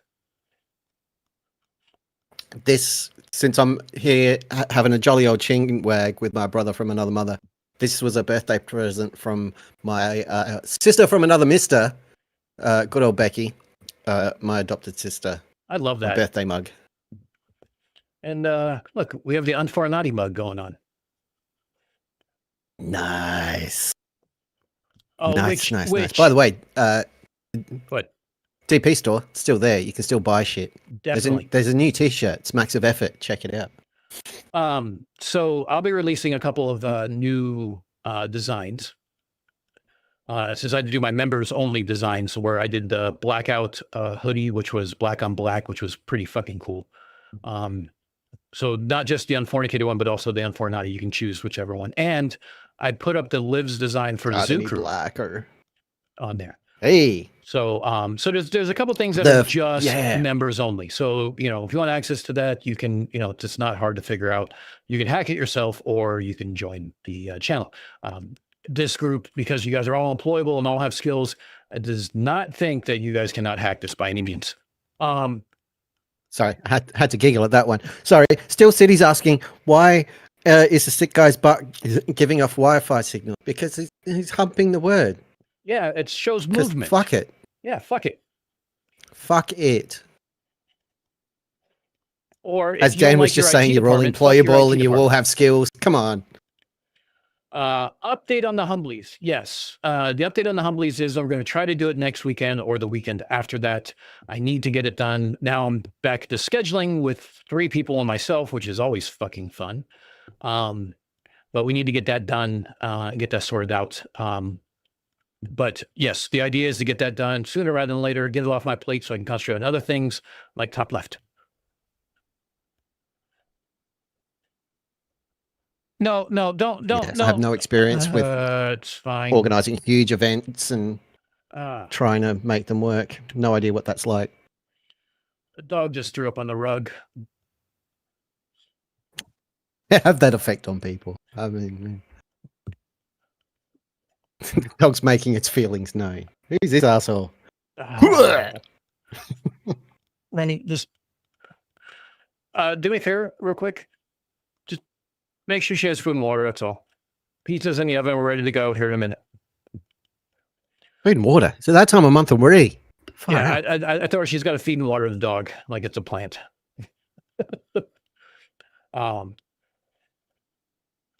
Good night, Tori. Thank you for hanging out. A pleasure as always to see you, my friend. Tori. And thank you for all the sex that you sent earlier. I appreciate it. The Tory sex. You can't beat it. So don't nobody clip that. So let's see. One of the things I don't even remember what else I was going to cover tonight because I really don't give a shit now because you're here. I noticed I met a flurf who claimed to be in artillery and says that they don't account for curvature or Coriolis or any of the other things that, someone with artillery should have to do. So I made a challenge of sorts on Mike's channel while he was on somebody else's channel. I'd like to have a debate with him about how our military experiences prove the shape of the earth. Now, Roger covered that, and Roger made it a point of telling anybody who had listened that cryptography that Mike told him that I was in meant I was a translator. Not exactly. That's one of the branches that we do. Cryptologists in the Navy do translating. We have people who take, adversarial languages and, they do that. But that is one of 5 of the 5 branches that we had. But yeah, obviously, Roger knows everything. He's the same one who was arguing with this panel about the differences between a mule and a donkey and was absolutely adamant that a donkey is the sterile one that is derived from a mule and a horse. Hang on. just so you know, my Discord, everything froze up for a second there. And it went from translating and cryptology to donkeys are the sterile ones. Nothing in between. I'm like, what the fuck happened? No, so he thinks that cryptology is being a translator, and this is the same guy who also argued with this panel and was emphatically confident that a donkey is the byproduct of a mule and a horse, not that a mule is a byproduct of a donkey and a horse. So, let's put it this way. Roger is inherently always wrong, and the off chance he might be right, you might want to check your sources. That's all I got to say. But the sources are just like whatever bullshit I made up. So then pull out of thin air. And by the way, that same artillery flurf has a problem with laser guided rounds and stuff like that. So that all proves a flat Earth apparently. So they dismissed my challenge because as a cryptologist and as a translator, I don't have the same training as this flurf does. So therefore, how can I have a conversation with him? Well, here's the funny thing. I'm not just a translator. In fact, I don't do any translations.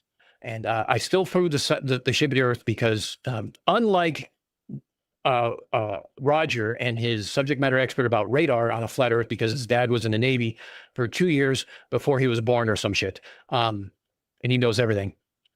I reached out to my veteran community. So in the Army, they have these things called an MOS, which is a military occupation specification. And in the Army, they use 2 numbers and a letter. So this guy was what we call a 13 Echo and a 13 Bravo. So 13 Echo makes the firing solution, does all the complicated math to do it manually as well as through a computer system. And 13 Bravo is the guy who is, he's the knuckle dragger grunt who is loading the gun and pulling the lanyard to fire it after he gets where to fire it from the 13 Echo. So I reached out to my veteran community because I'm part of a very large one. And I talked to 2 different 13 Echoes and 1 current 13 Juliet, which is what the 13 Echo became. So 2 former and 1 active fire control specialist who was able to walk me through all the documentation. So if you would like to have that conversation, I'm pretty well versed. I spent 2 days talking to these guys, walking through their Bible of sorts of how they come across to do all the math and all the equations. And I feel I can talk to him very intelligently, but he seems to think that it's not worth the conversation. Probably because he knows what would happen. I just think it's massively like unreasonable and unfair for you to bring things like facts to a bullshit fight. Yeah. You monster. How very dare you? You know, yeah, I mean, I've kind of changed the tone from just pointing and laughing to pointing and laughing, and then we're going to teach at the same time. So it's I don't know, with the new background, I might have to like change it since we're going from the brick to the wood slats now, and in the big sign. I might have to start calling this the speakeasy of truth of sorts, because it's very bar-esque when we start adding, you know, like the fog machines and the mirrors and the lights and all that fun stuff. So, you know, all the stuff that goes on in the other part of the room. A bar. Because I build a bar. Because my office is in my bedroom, so you know. Or like the what am I thinking of? Like the Art Nouveau, like old drink trolleys. Mm-hmm. One of those, like just off to the side. Oh yeah, like the carafes and crystalline Scotch glasses and stuff. Yeah, I have that, but it's in the kitchen. Decanters. So once I put my filing cabinet in here, by the bed. Yeah. Well, once I put my filing cabinet in there, that's where that's where the good bottles of rum will go, and that's where the glasses will go. So I don't have to go far for the rum. Like as it is now, I have to like start the stream, play the music, run into the kitchen, grab my glasses, grab my rum, bring it back into here, and then when I'm done with the stream, I got to take everything back out because, yeah, that doesn't work. Yeah, it gets crazy. Smacks of effort. I did that whole first stint with you over here without a coffee. I was disgusted with myself. Dude, how are you able to function? Last minute. I don't know. And that was only like, I had a cup of coffee out on the kitchen table. And that was only my second one for the day. So when we went on the bio break, like before I went to the bathroom, I had to go past the bathroom to get the coffee, slam that, put another one on, and then went to the bathroom because priorities, kids. Yes, priorities. Yeah, you can walk with your legs crossed. You can't like rewarm another cup of coffee. It's about, you know. It's easy because they're so short. Like it's too hard to cross them. So, yeah. It's more like crossing your ankles as opposed to crossing your knees because you don't really have knees, right? Because your legs are kind of shorter. It just goes from your hip to your ankle. Everybody saw my lack of knees in Mike's top left video last year. So yeah, I was actually pretty impressed that you had those like gym shorts from the boys section and they were still past your knees. I thought that was pretty cool. And I had them pulled up to like my chest as well. Yeah. Like, but you had the Red Hot Chili Pepper shirt over it, so no one noticed it but me. Yeah, exactly. You had to look for like where the cord was tied. See the bow. That's not true. You know, that's not true. Doodle. So here's the funny thing. Doodle and I have a very same aesthetic when we were talking about like we talked about different things. Like I'm a huge mid-century modern kind of architecture and aesthetic and stuff like that in my apartment. And I promised, and I told him this, I promised myself that when I actually get to 5,000, or when I get to 1,000 or 5,000, I forgot, I think it was 5,000 subs, I was going to get an actual designer piece from the 1950s that I really, really want, but it's really, really pricey. But he brings up a valid point here. You can get the World Globe drink cabinets. You open the Northern Hemisphere and there's your booze. And I'm like, you know what? That's a valid point. And that would go great sitting right over here in the corner. That sounds like a medically required purchase. Yes. Like, without a doubt. I'm still weighing up for years. This has nothing to do with anything. Because I play guitar badly and have a few of them. Liar. I've been wanting to buy a Fender Strat, like a proper Fender Strat, not a copy, not a Squire, like hardcore split. And because I grew up not poor, just PO. We couldn't afford the rest of the word. I have like a clinical aversion to spending large amounts of money on anything. And I've had the cash sitting in the bank to buy this fucking guitar for months and still haven't pulled the trigger. and probably won't. So now I'm telling myself, like, end of this year, I'm gonna do it. I won't do it. It's gonna be another 2 years. Before I buy this. Just bear with me for 1 second here, because I'm going to answer a question about chat. Let me move this over here.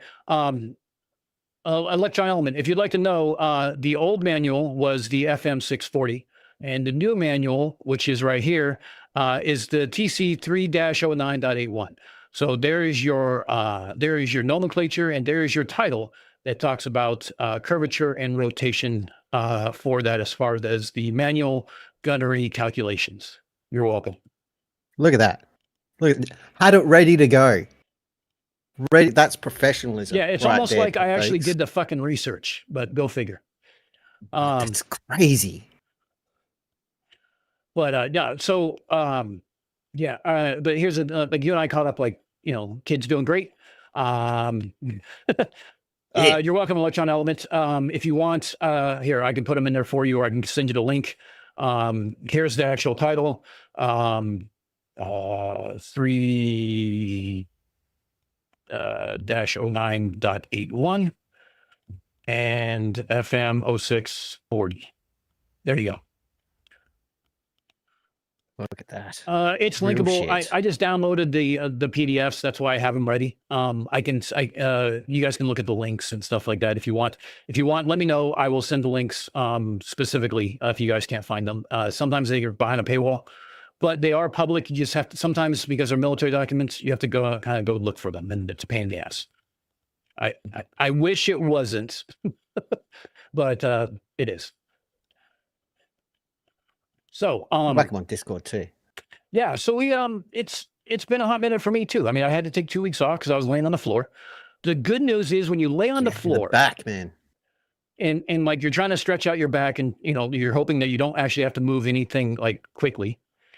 You get a great view of where you miss with the vacuum. So I have realized where my shortcomings were with housekeeping while laying on the floor.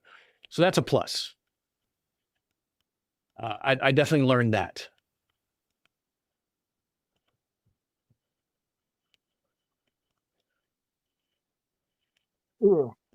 Yeah. Plus, the problem, as we've all just learned, is that if you're going to lay on the back, you've got to like navigate all of the dog vomit. Yeah. So Yeah, that's like an added degree of I gotta navigate the dog vomit difficulty. too. So actually, real quick, I'm gonna put this on the screen real quick for you They'll guys. keep you warm though, and it's like a heat pack or a wheat bag. Yeah. You just lay on the. Yeah. Okay, wait, let me see. Is this the one that I can actually click what chapter to go to? Please tell me it is, because if not, I have to. You bastard. Okay, hold on. Let's do. Scroll.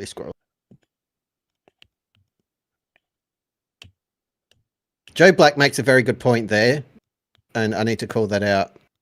All the research and talking to people that do the job is all well and good, but have you considered? Nuh-uh. So, so here's the funny thing. Just like Feynman's lectures, so you guys can see this real quick. You go to chapter 7 or section 7, okay, and you go to 7.1. And you look at this, and you look at the figure, and you look at the things are this, is they talk about what's called a standard conditions. So this is what flirts want to actually annotate. And they'll point to this and say, see, look, it says level, where is it? It says non-rotation of the Earth, but it also says air density 100%, air temperature 100%, no wind. This is their simplified model before you start adding in all the variables that goes into this. And the variables are extensive. We'll be covering this in a video and everything else. But here's the funny thing.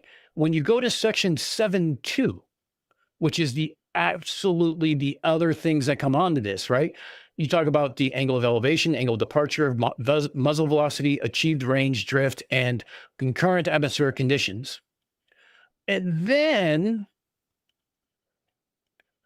when you go into the actual tables themselves, I forgot what table it is because I don't have my script in front of me, but I know what it looks like. So bear with me for 1 second.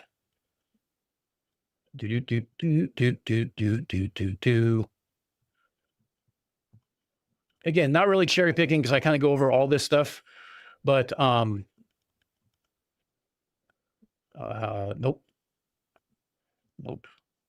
Oh, look. Here we go. Start talking. So in chapter table H, we start talking about curvature because it goes further. We also talk about curvature when you're shooting the other way. And the other thing we talk about is, corrections are for 0 degrees latitude. For other latitudes, multiply corrections by the factor given below. And here's the factor. So depending on your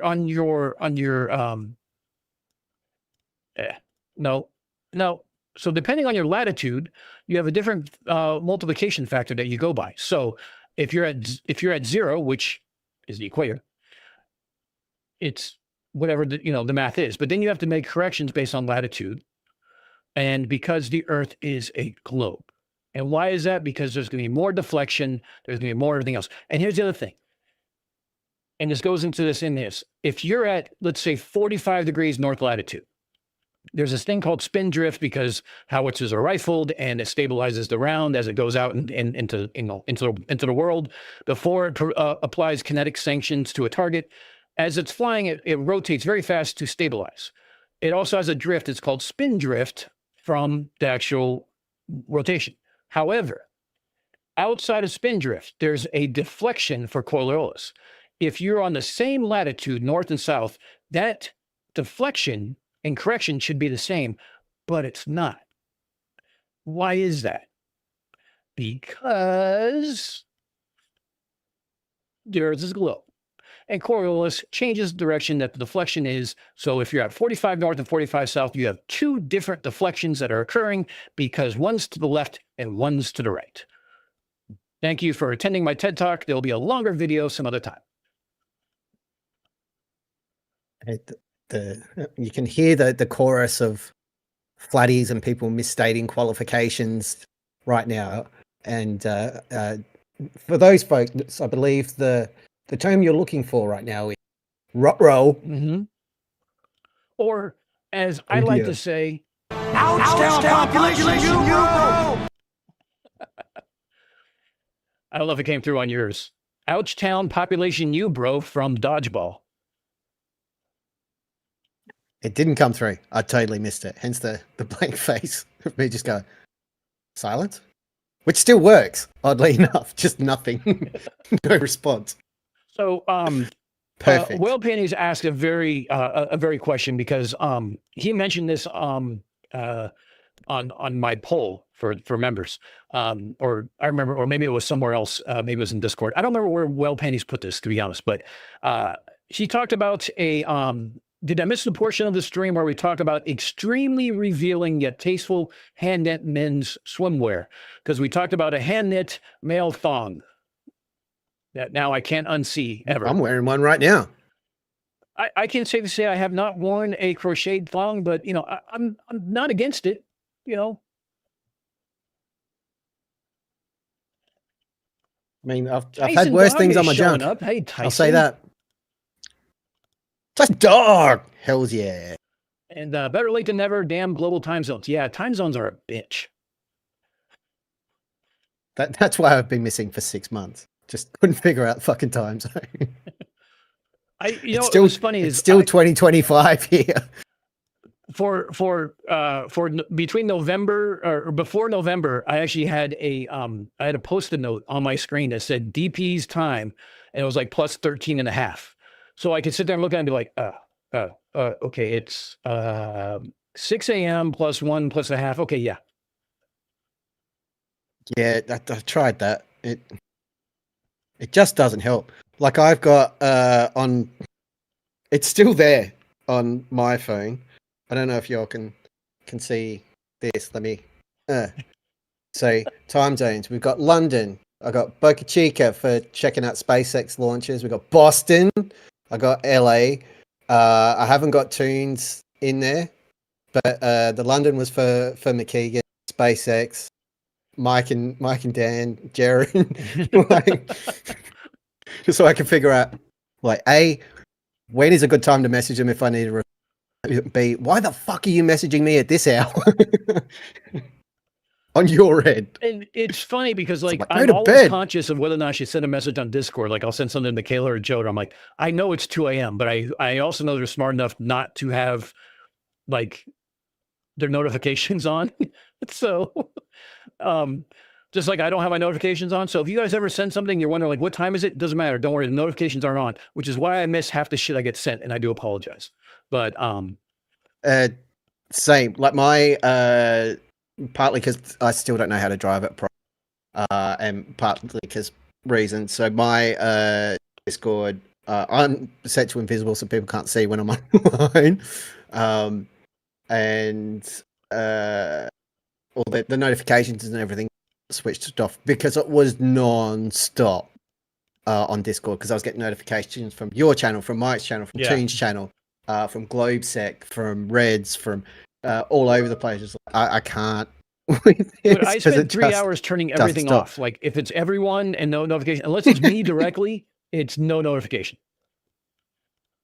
And it's not because I don't care or I don't give a shit. It's partly that, but it was just like middle of the night, the phone just like bing, bing, bing, like nope. No. I get to do not disturb turn on like at 10 o'clock at night. So if you send me something, it won't, it'll store the notifications in my top, like, well, funny enough, on the top left of my phone screen. And in the morning I scroll down and see what I missed, which sometimes is a metric shit ton of messages on Discord and everything else. And sometimes it's nothing, but like maybe a couple notifications from YouTube. But, like those are rough to kind of go through, and I need those kind of start, turning back. But I always make it a point of saying I am accessible to anybody and everybody but bear with me in the sense that I might not get back to you right away, just because I have a lot of things kind of going on in the background. But I know you guys all understand that, and I love you for your understanding. And I am here, and I will never paywall or put access to me as a benefit for something, because it's for everybody. Because as far as I'm concerned, I, on the other hand, well, yeah. Well, and to be honest, on Mike, on the other hand, who refuses to answer any messages unless it's a week later. Or like wholly and solely about him. Yeah, so I turned off all the notifications on my phone, but my tablet that used to drive the Stream Deck still gets all of them. So anytime I pick up that tablet, I'm like 400 Discord notifications I've got to scroll through just to get to the button to like clear all. I've got to go through everything. I did want to say too, and sorry, a bunch of people have sent messages over the last few months, and some of them I've replied to, and some I haven't.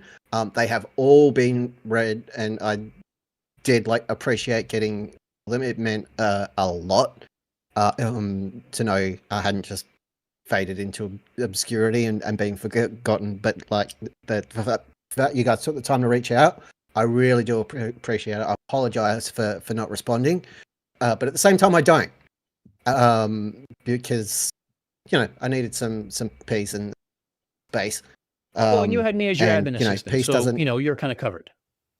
Yeah. But peace doesn't need any kind of justice. So took that time for me, but I did read all of them, and they did hit in the fields, so it did help. So thank you to everyone. So wasn't being a prick, not a total prick. Like yeah, I mean, a little bit. 18% prick. You're a little prick, so to speak.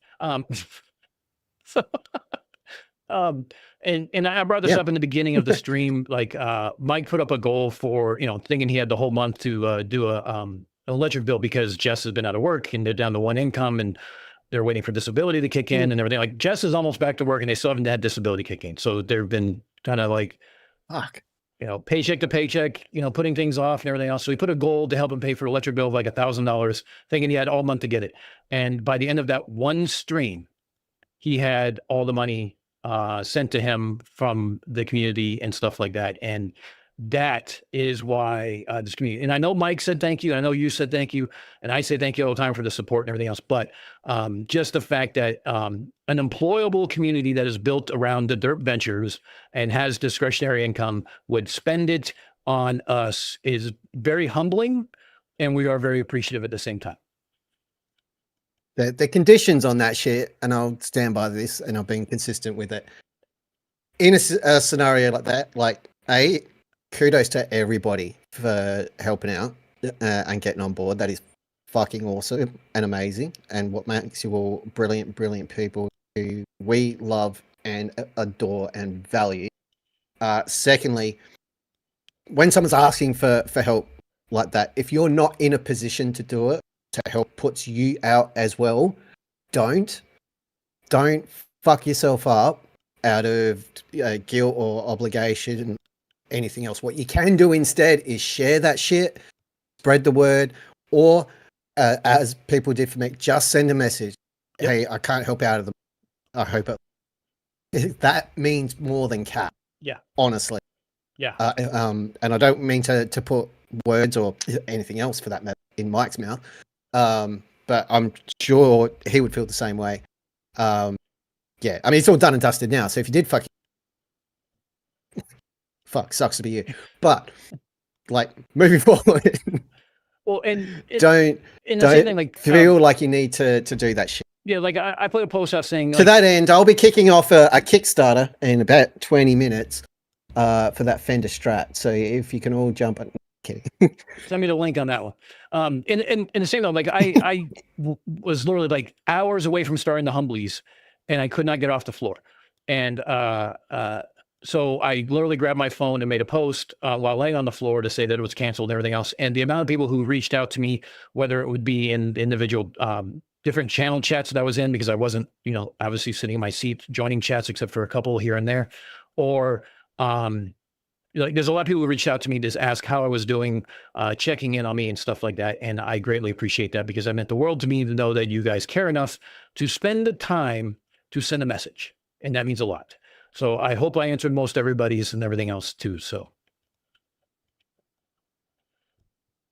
Especially now, with a whole bunch of shit happening in the world. I am, of course, referring to the horrible, appalling situation that is the Winter Olympics. And I think we can all do with some love and support during these difficult times. I couldn't even finish it with a straight face. Fuck! Yeah. I've been Anyway, actually good use of my time was the fact that at least the Olympics were on to to fill that void while I'm like literally laying on the floor. So the Australia won a gold medal. I hit again. the sound, but it's on Discord, and I got DP on here, and I'd have to like close shit out, and it'd be all sorts of nuts. So because I did not download it, I did not load it to my soundboard yet, because I was prepping a bunch of other stuff, unfortunately, to make sure I had all the receipts for you guys to make sure that it was fun. And that was the other thing too. Like CSA was going to be doing a trivia before, like a pregame for the Humblies. Everyone over his channel, and I told everybody to go over there. And literally, I think it was like 2 or 3 hours beforehand, I'm like, I just can't do this. And regrettably, like I was struggling, like having to send, I was like struggling with the fact that like, I'm going to have to put this off again, because I just could not sit for any longer than 10 minutes. I could not stand for any longer than 10 minutes. I had to constantly just be moving, shifting. It was like, it took 2 rounds of injections in my back for me to actually be able to sit in a chair longer than 15 minutes. It just, you would have made it so much worse. Like I started, if you remember the Streamathon, the first night I was getting a little bit croaky and just thought I was losing my voice because I was talking so much. And by the Sunday, like I was sick, and I knew I was sick. But thought like it'll be fine in a couple of. It was like 4 weeks that I was, and it wasn't COVID or anything like that, because I had a test, just a bug, and I could not shake it, and I was just destroyed for so long. So I blame Critical Think. Critical Think gave me the plague. Yeah, is what happened there. Pure and simple. We passed it around to everybody, but or FTFE, one of those two. I'm pretty sure. Definitely. Actually, no, it was McKeegan, because Dave McKeegan is a monster. What was I going to say now? I forgot what I was going to say. Jesus Christ, my brain just like literally left the station. Solution.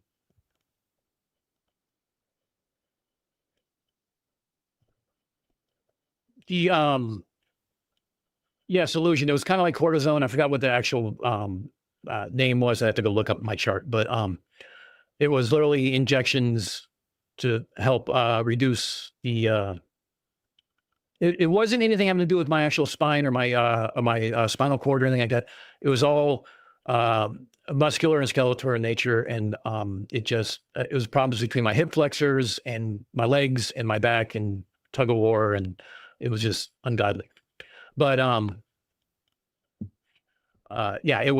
it was a bad week for me that turned into a bad 2 weeks, and when I finally was able to sit down and I was like, all right, I got to get back into this. And I found myself not wanting to, primarily because like, I don't,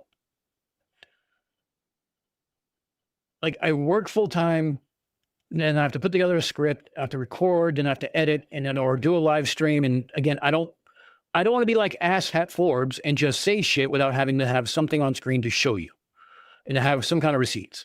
And kind of like the artillery manuals that I just happen to have ready to go.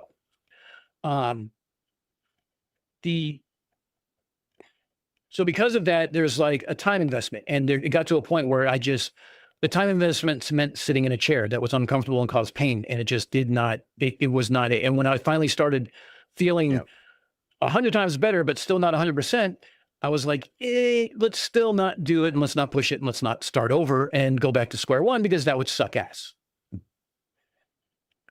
I've not been in the gym for 2 weeks because of a shoulder niggle somewhere.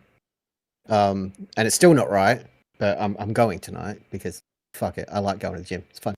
And I shouldn't, but I'm doing it anyway. But I'm going to drop all the response twinges, then no stopping.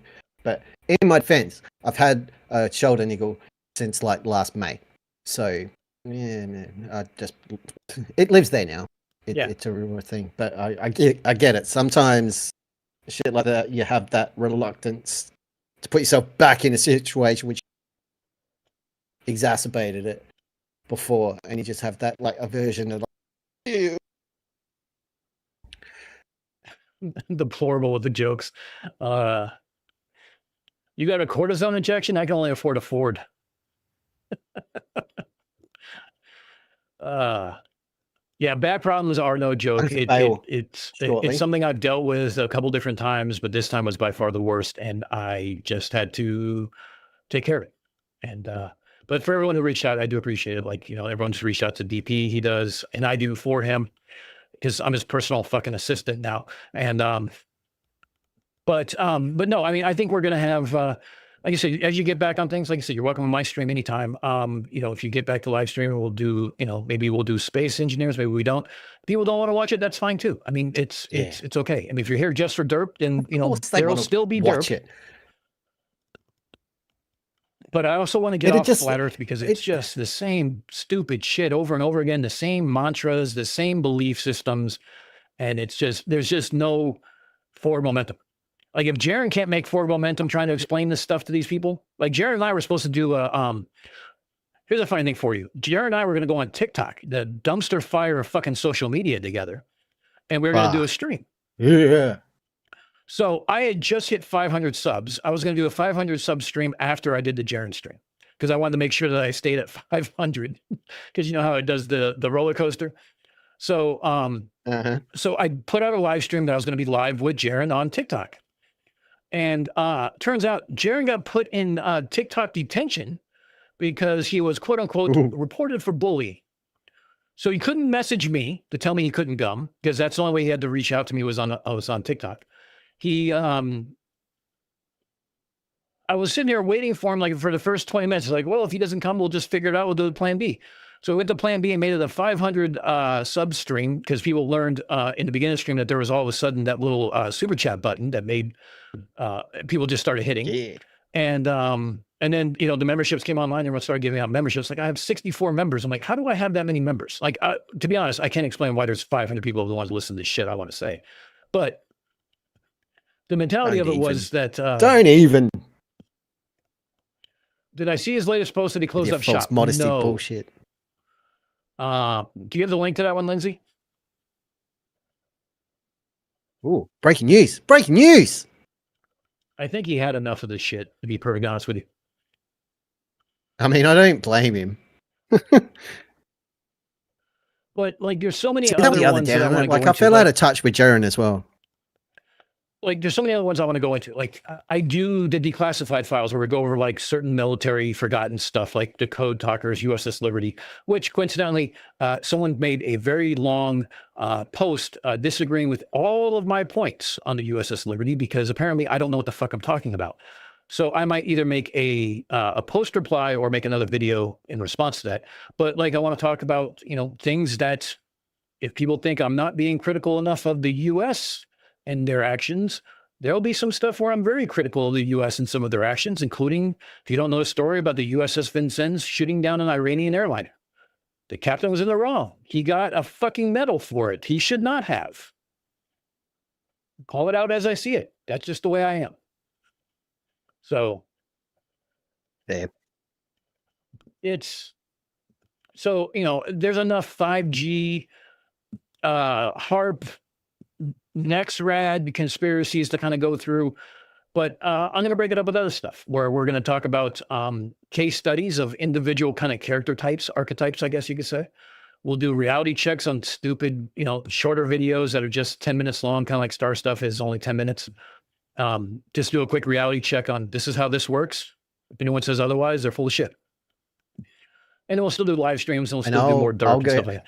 But Asshat Forbes is it's like and I'll regale people. Content maker. Forbes is a dick. I'll start streaming again and regale people with tales of me playing Baldur's Gate 3.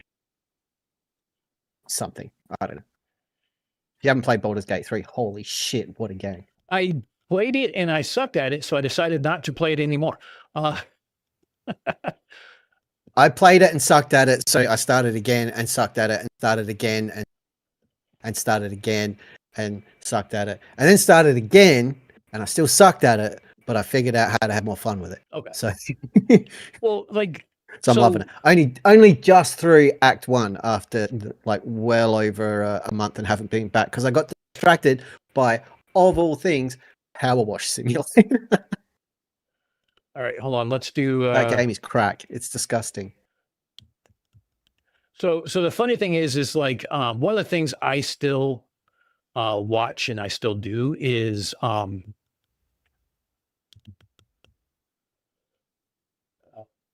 on a second. I'll just respond to Big like Fish. We do Big Fish.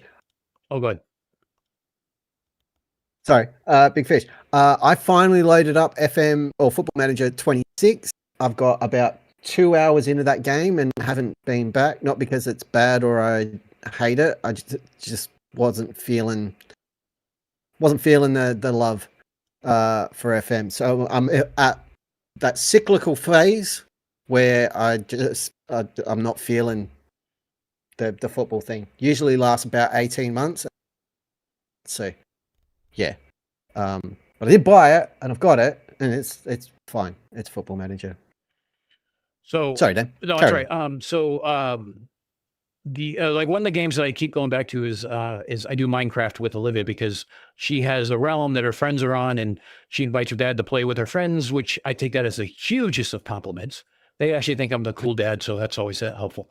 On the side note, I get to embarrass Olivia immensely in front of her friends, so that's always its own fun. But like there are certain things I go back to no matter what. They're games I enjoy and stuff like that, and I still do that on occasion.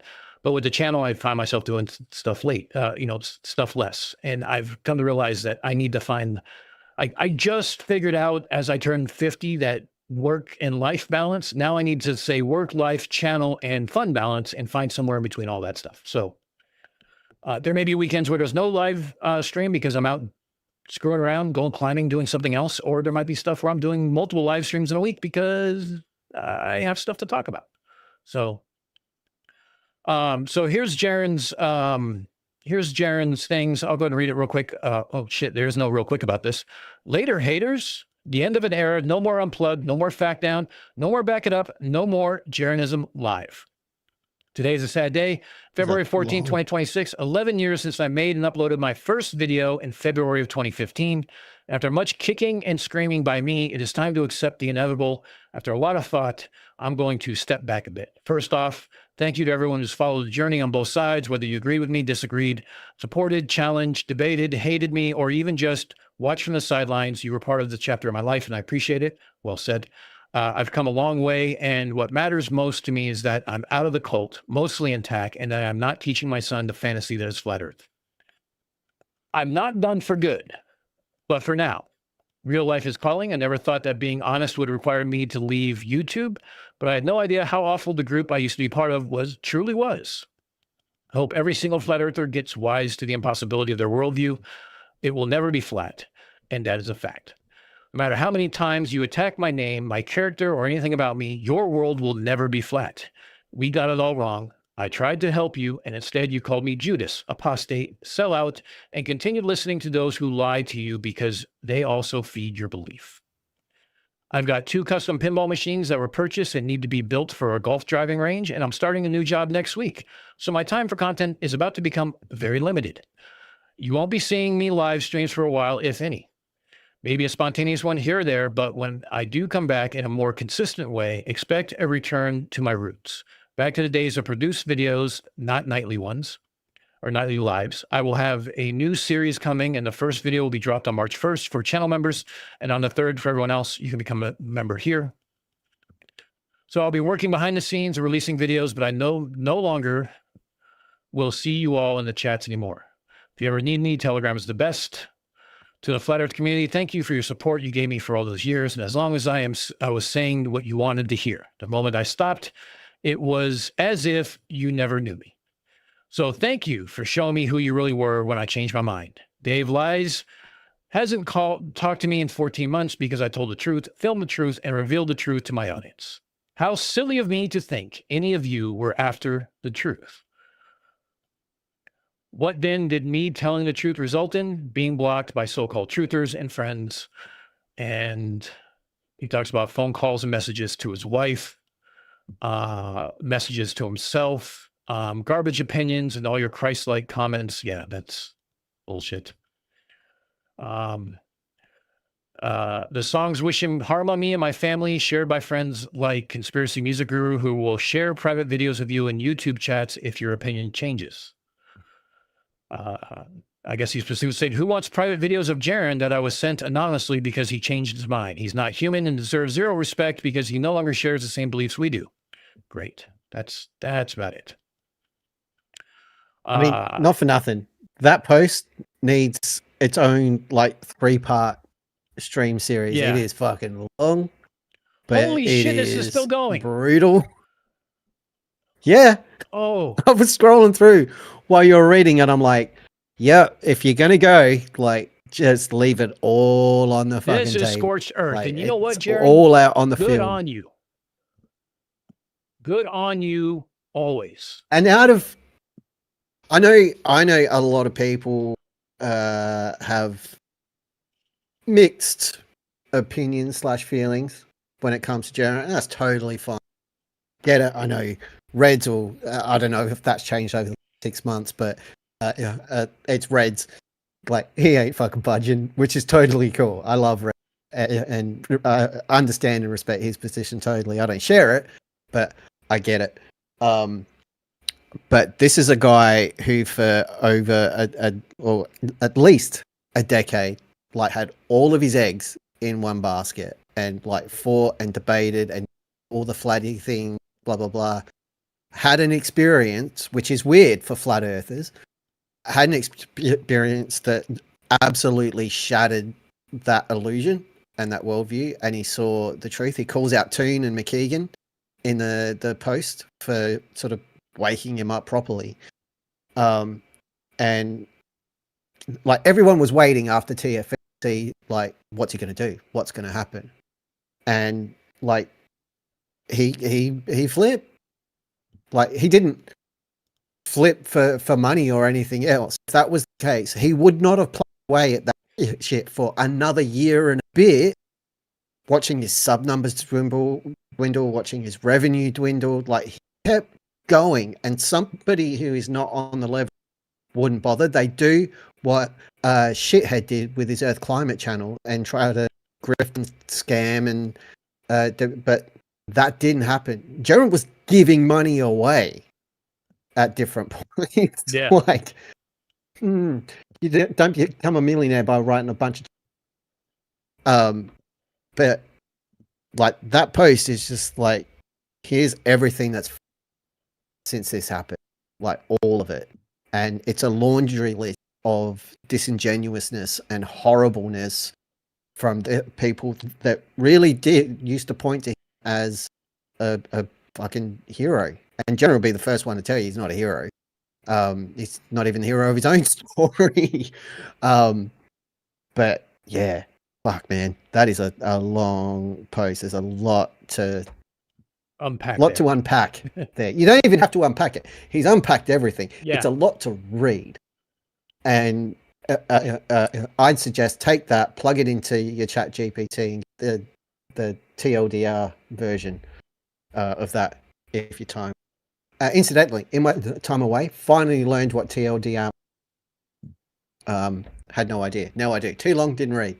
Wow. So it only took to your middle age to get to that point. Yeah. Leo, Spent years ago. What the hell is Tolder? I will never tell anybody how to do their own channel.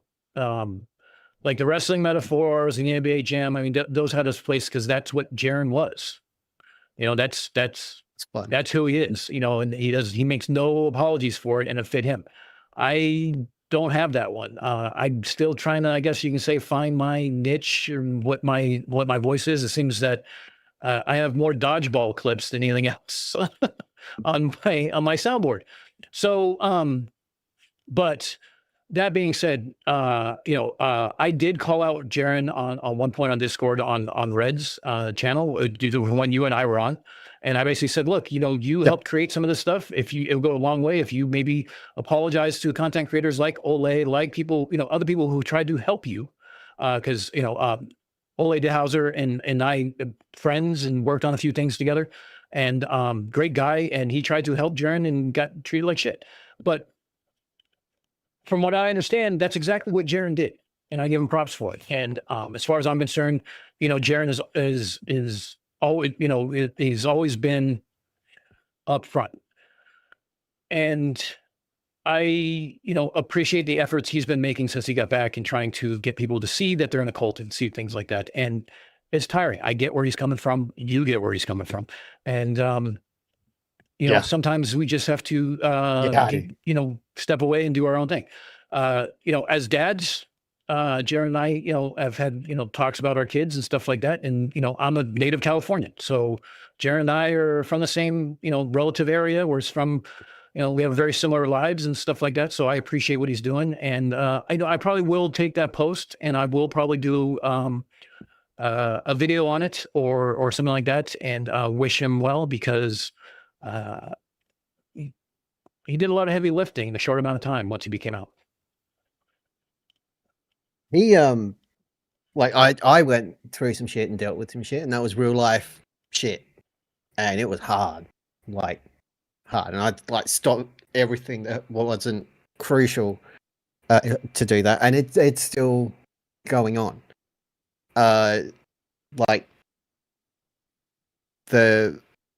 What Jaren's had to do after investing so much time and energy and brain power and everything into that, like me getting a phone call saying we're literally going to demolish your house.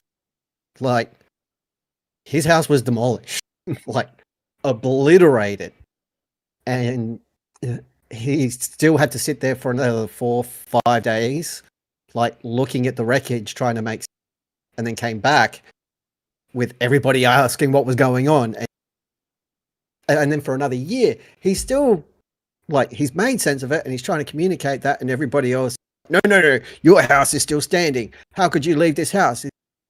it disintegrated around me. What are you talking about? Like, I do not envy him that. But the most disgusting thing are like family into it, hassling any, like the people on the Even his parents periphery, like were taking shit. Yeah, that is just that. Like, I've talked shit. I've talked a lot of shit about a lot of people, and there was one stream when I went off absolutely hard after the Elizabeth thing, and I said something I should not have said, and was out of character. I was angry about his wife, who I don't know anything about, and someone called me out in chat about it straight away, and straight away I was like, you know what, fuck, you're right. Like, and I retracted and apologized for it straight away. And I still regret going over the line that night because I did cross a line, like for me, and in that space as well. Everything else I've ever said about rap, I 100% stand behind, but not the thing I said related to his significant other. So yeah, how he kept going at all with that happening, I have no idea, because that would have been the straw that broke the camel's back for me, which says a lot about him. And again, why would someone inflict that on themselves and their family and take that kind of heat if it was all a grift, right, or a scam? Like, that is insanity. So absolute insanity. And that's the thing too. It's like I want to call a couple specific things here that was said in chat. And that was kind of what I mentioned on this stream, and I've mentioned a couple different times on the stream. It's like, if I fuck up, I say something wrong, or I'm inherently wrong about a fact I'm saying, or if I'm going over the line, I need and said, no, I expect everyone who's in this chat to call me out.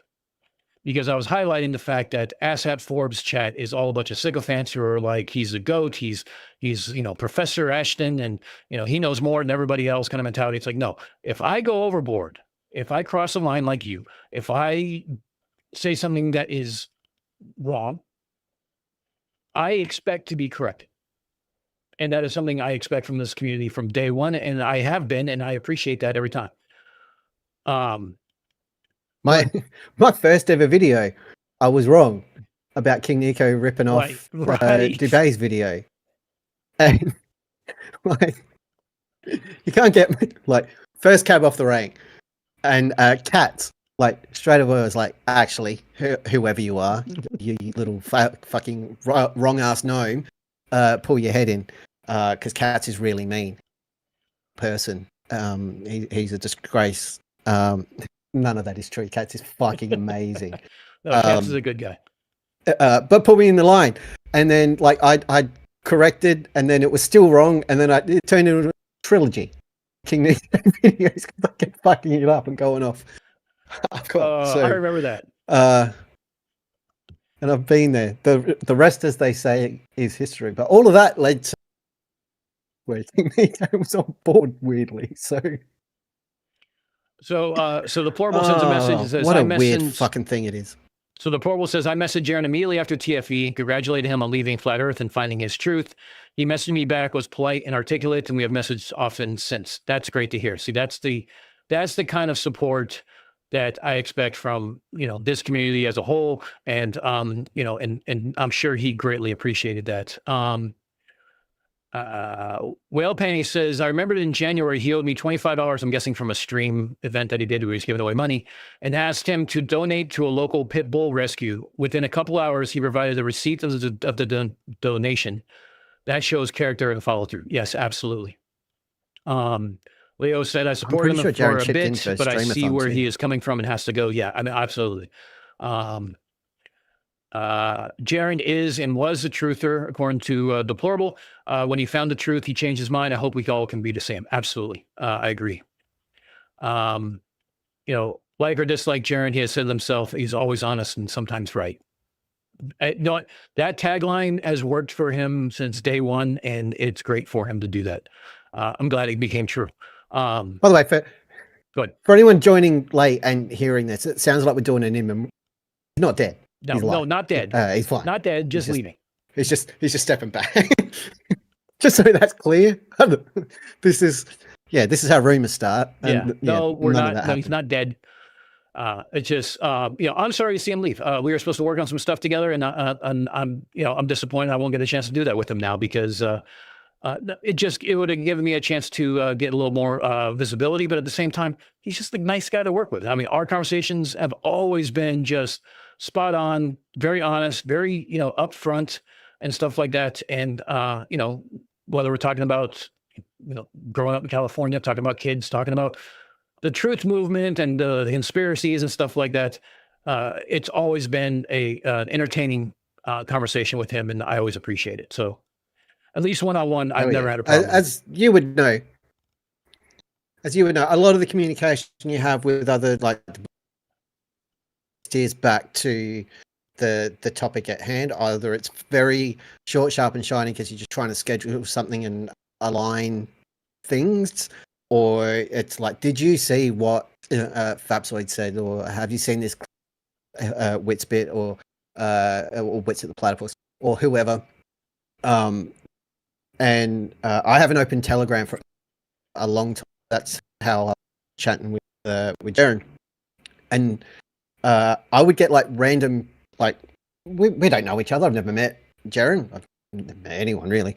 But I'd been on his thing a couple of times. We'd have interactions, chat, and shouted out some of my videos. Just random messages from him shooting the shit, and we'd have a conversation while I was working over Telegram. And then he would, rather than typing stuff out because it's time consuming, he's recording voice messages and sending him through, telling me these long, drawn out stories and stuff about crazy shit and fun shit that I'm not going to. But yeah, just called. I don't agree with him on a bunch of stuff, and that's fine. But as a person, absolutely time for it. Not just called. I don't agree with him. You get what I'm saying.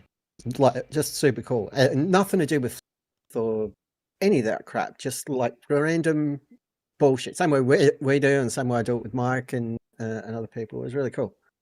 But kudos to him for just saying, you know what, just fuck this shit. When you've had enough, you've had enough. Just step back and don't do it. You don't need that. Just go and focus on you, your kids, your wife. Be happy for a while and just shut it all out. No, I agree. And that's kind of definitely still help Dan out with his stuff. Yeah, my audio routing and stuff like that too. So we I mean, no one's helping us with that, man. No, we're a little beyond help when it comes to that. But when I look past the last year of being a content creator, because I'm coming up on a year now, where it was almost a year ago, this month, I think, that I was on the Drunk Debunk show. Maybe it was next month. And I look at the community, being part of the community, being greeted by the community and everything else was huge for me. I'm coming late because it's already after TFE. I just realized that I had a specific skill set that, not to quote Taken, but, I have a certain skill set that is, perfect for what needs to be done because it wasn't necessarily being covered. So that's what kind of, started it. But their community is a mess, pure and simple. And just conspiracies as a whole are a mess. And even our own community has its own infighting and, and stupid things that occurred where people aren't thinking or said the wrong thing, stuff like that. This is all part of human nature. So it's either part of, forgive and forget or forgive and not forget. It's all up to an individual on how they want to handle it. My sentiment has always been, if you're here, you're here because you want to learn something, you want to help me teach something, or you want to enjoy in some of the mockery, but it's more than just mockery that we do here. It's very niche. It's very specific. But at the same time, it's I welcome it and everything else. And it's been a huge benefit to me to be able to do this, to become better at staring at this fucking inanimate object called a camera, which is weird in its own right. And talking to people that are in my chat and thinking that there's 500 people 515 of them that actually want to hear something I have to say. So it's weird, but. Funny you mentioned infighting, because no one in the chat knows about my ongoing battle and beef with Creaky Blinder. Like that fucking guy. Don't even get me started. Yeah. Holy shit, I'm you're just still trying to kick it alive. off Yeah, now. we're still live because we had DP here and everything else. But we have been going on for 5 hours. I need to get my ass way up out of this seat and get moved. Doodle came in. That's true fucking pace. Yes. Thank you. FTFE just did 1 point. Since when does Craig do 1.5 hour streams? Did his computer explode? Yeah, no shit. What happened there? And this was only supposed to be 2 hours, and I've actually gone now over that limit. And I am literally my legs are starting to get numb. So even though I should have been walking around more, and I haven't. So just so I don't end up for another 2 weeks, we'll go ahead and get ready to close out the stream. And here's what I'm going to do. DP, you have the opportunity here to talk to the community. Tell them what you need to say, your final words on this. All right. So here's everything that's wrong with fucking capitalism. All right. Let's start with no. I'll put my glasses on for this so I look intelligent. First of all, thank you, Dan, Mr. for having me on, because you floated the idea briefly yesterday. I'm going to be working, and then I was like, fuck it. But a pleasure to speak with you, not via messages in Discord sporadically, but like for realsies. Congratulations on hitting 500 subbity doodahs. About time. And here's to the next 500, which will happen really quickly. Always does. To everybody in the chat, I'm not going to call out anybody individually because I've forgotten all of your names. No, that's not true. There's just a lot of you. True. I'm sure there's a lot of I don't want truth to anybody to feel like they missed out. But huge shout out for supporting this channel, Unfornicated, because he absolutely should. Does what I was doing back in the day better than I, and with actual knowledge about things. So that's that's cool shit. I any of that. And thank you all again for your support of my channel, which is still there. It still exists. I haven't taken it down. But also for kind words and support, either when I was active or probably more importantly inactive. I've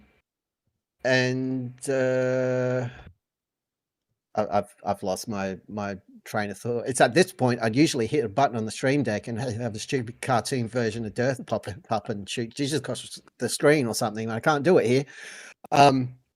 No. Keep doing what you do. I'll leave you with this message. Every now and then, while you're dealing with this shit and looking at Fapsoid or not Witzer because he's disappeared, Dearth or fucking Oakley or any of those people, every now and then, just no content creator is going to want to hear me say this, and I apologize in advance, Dan.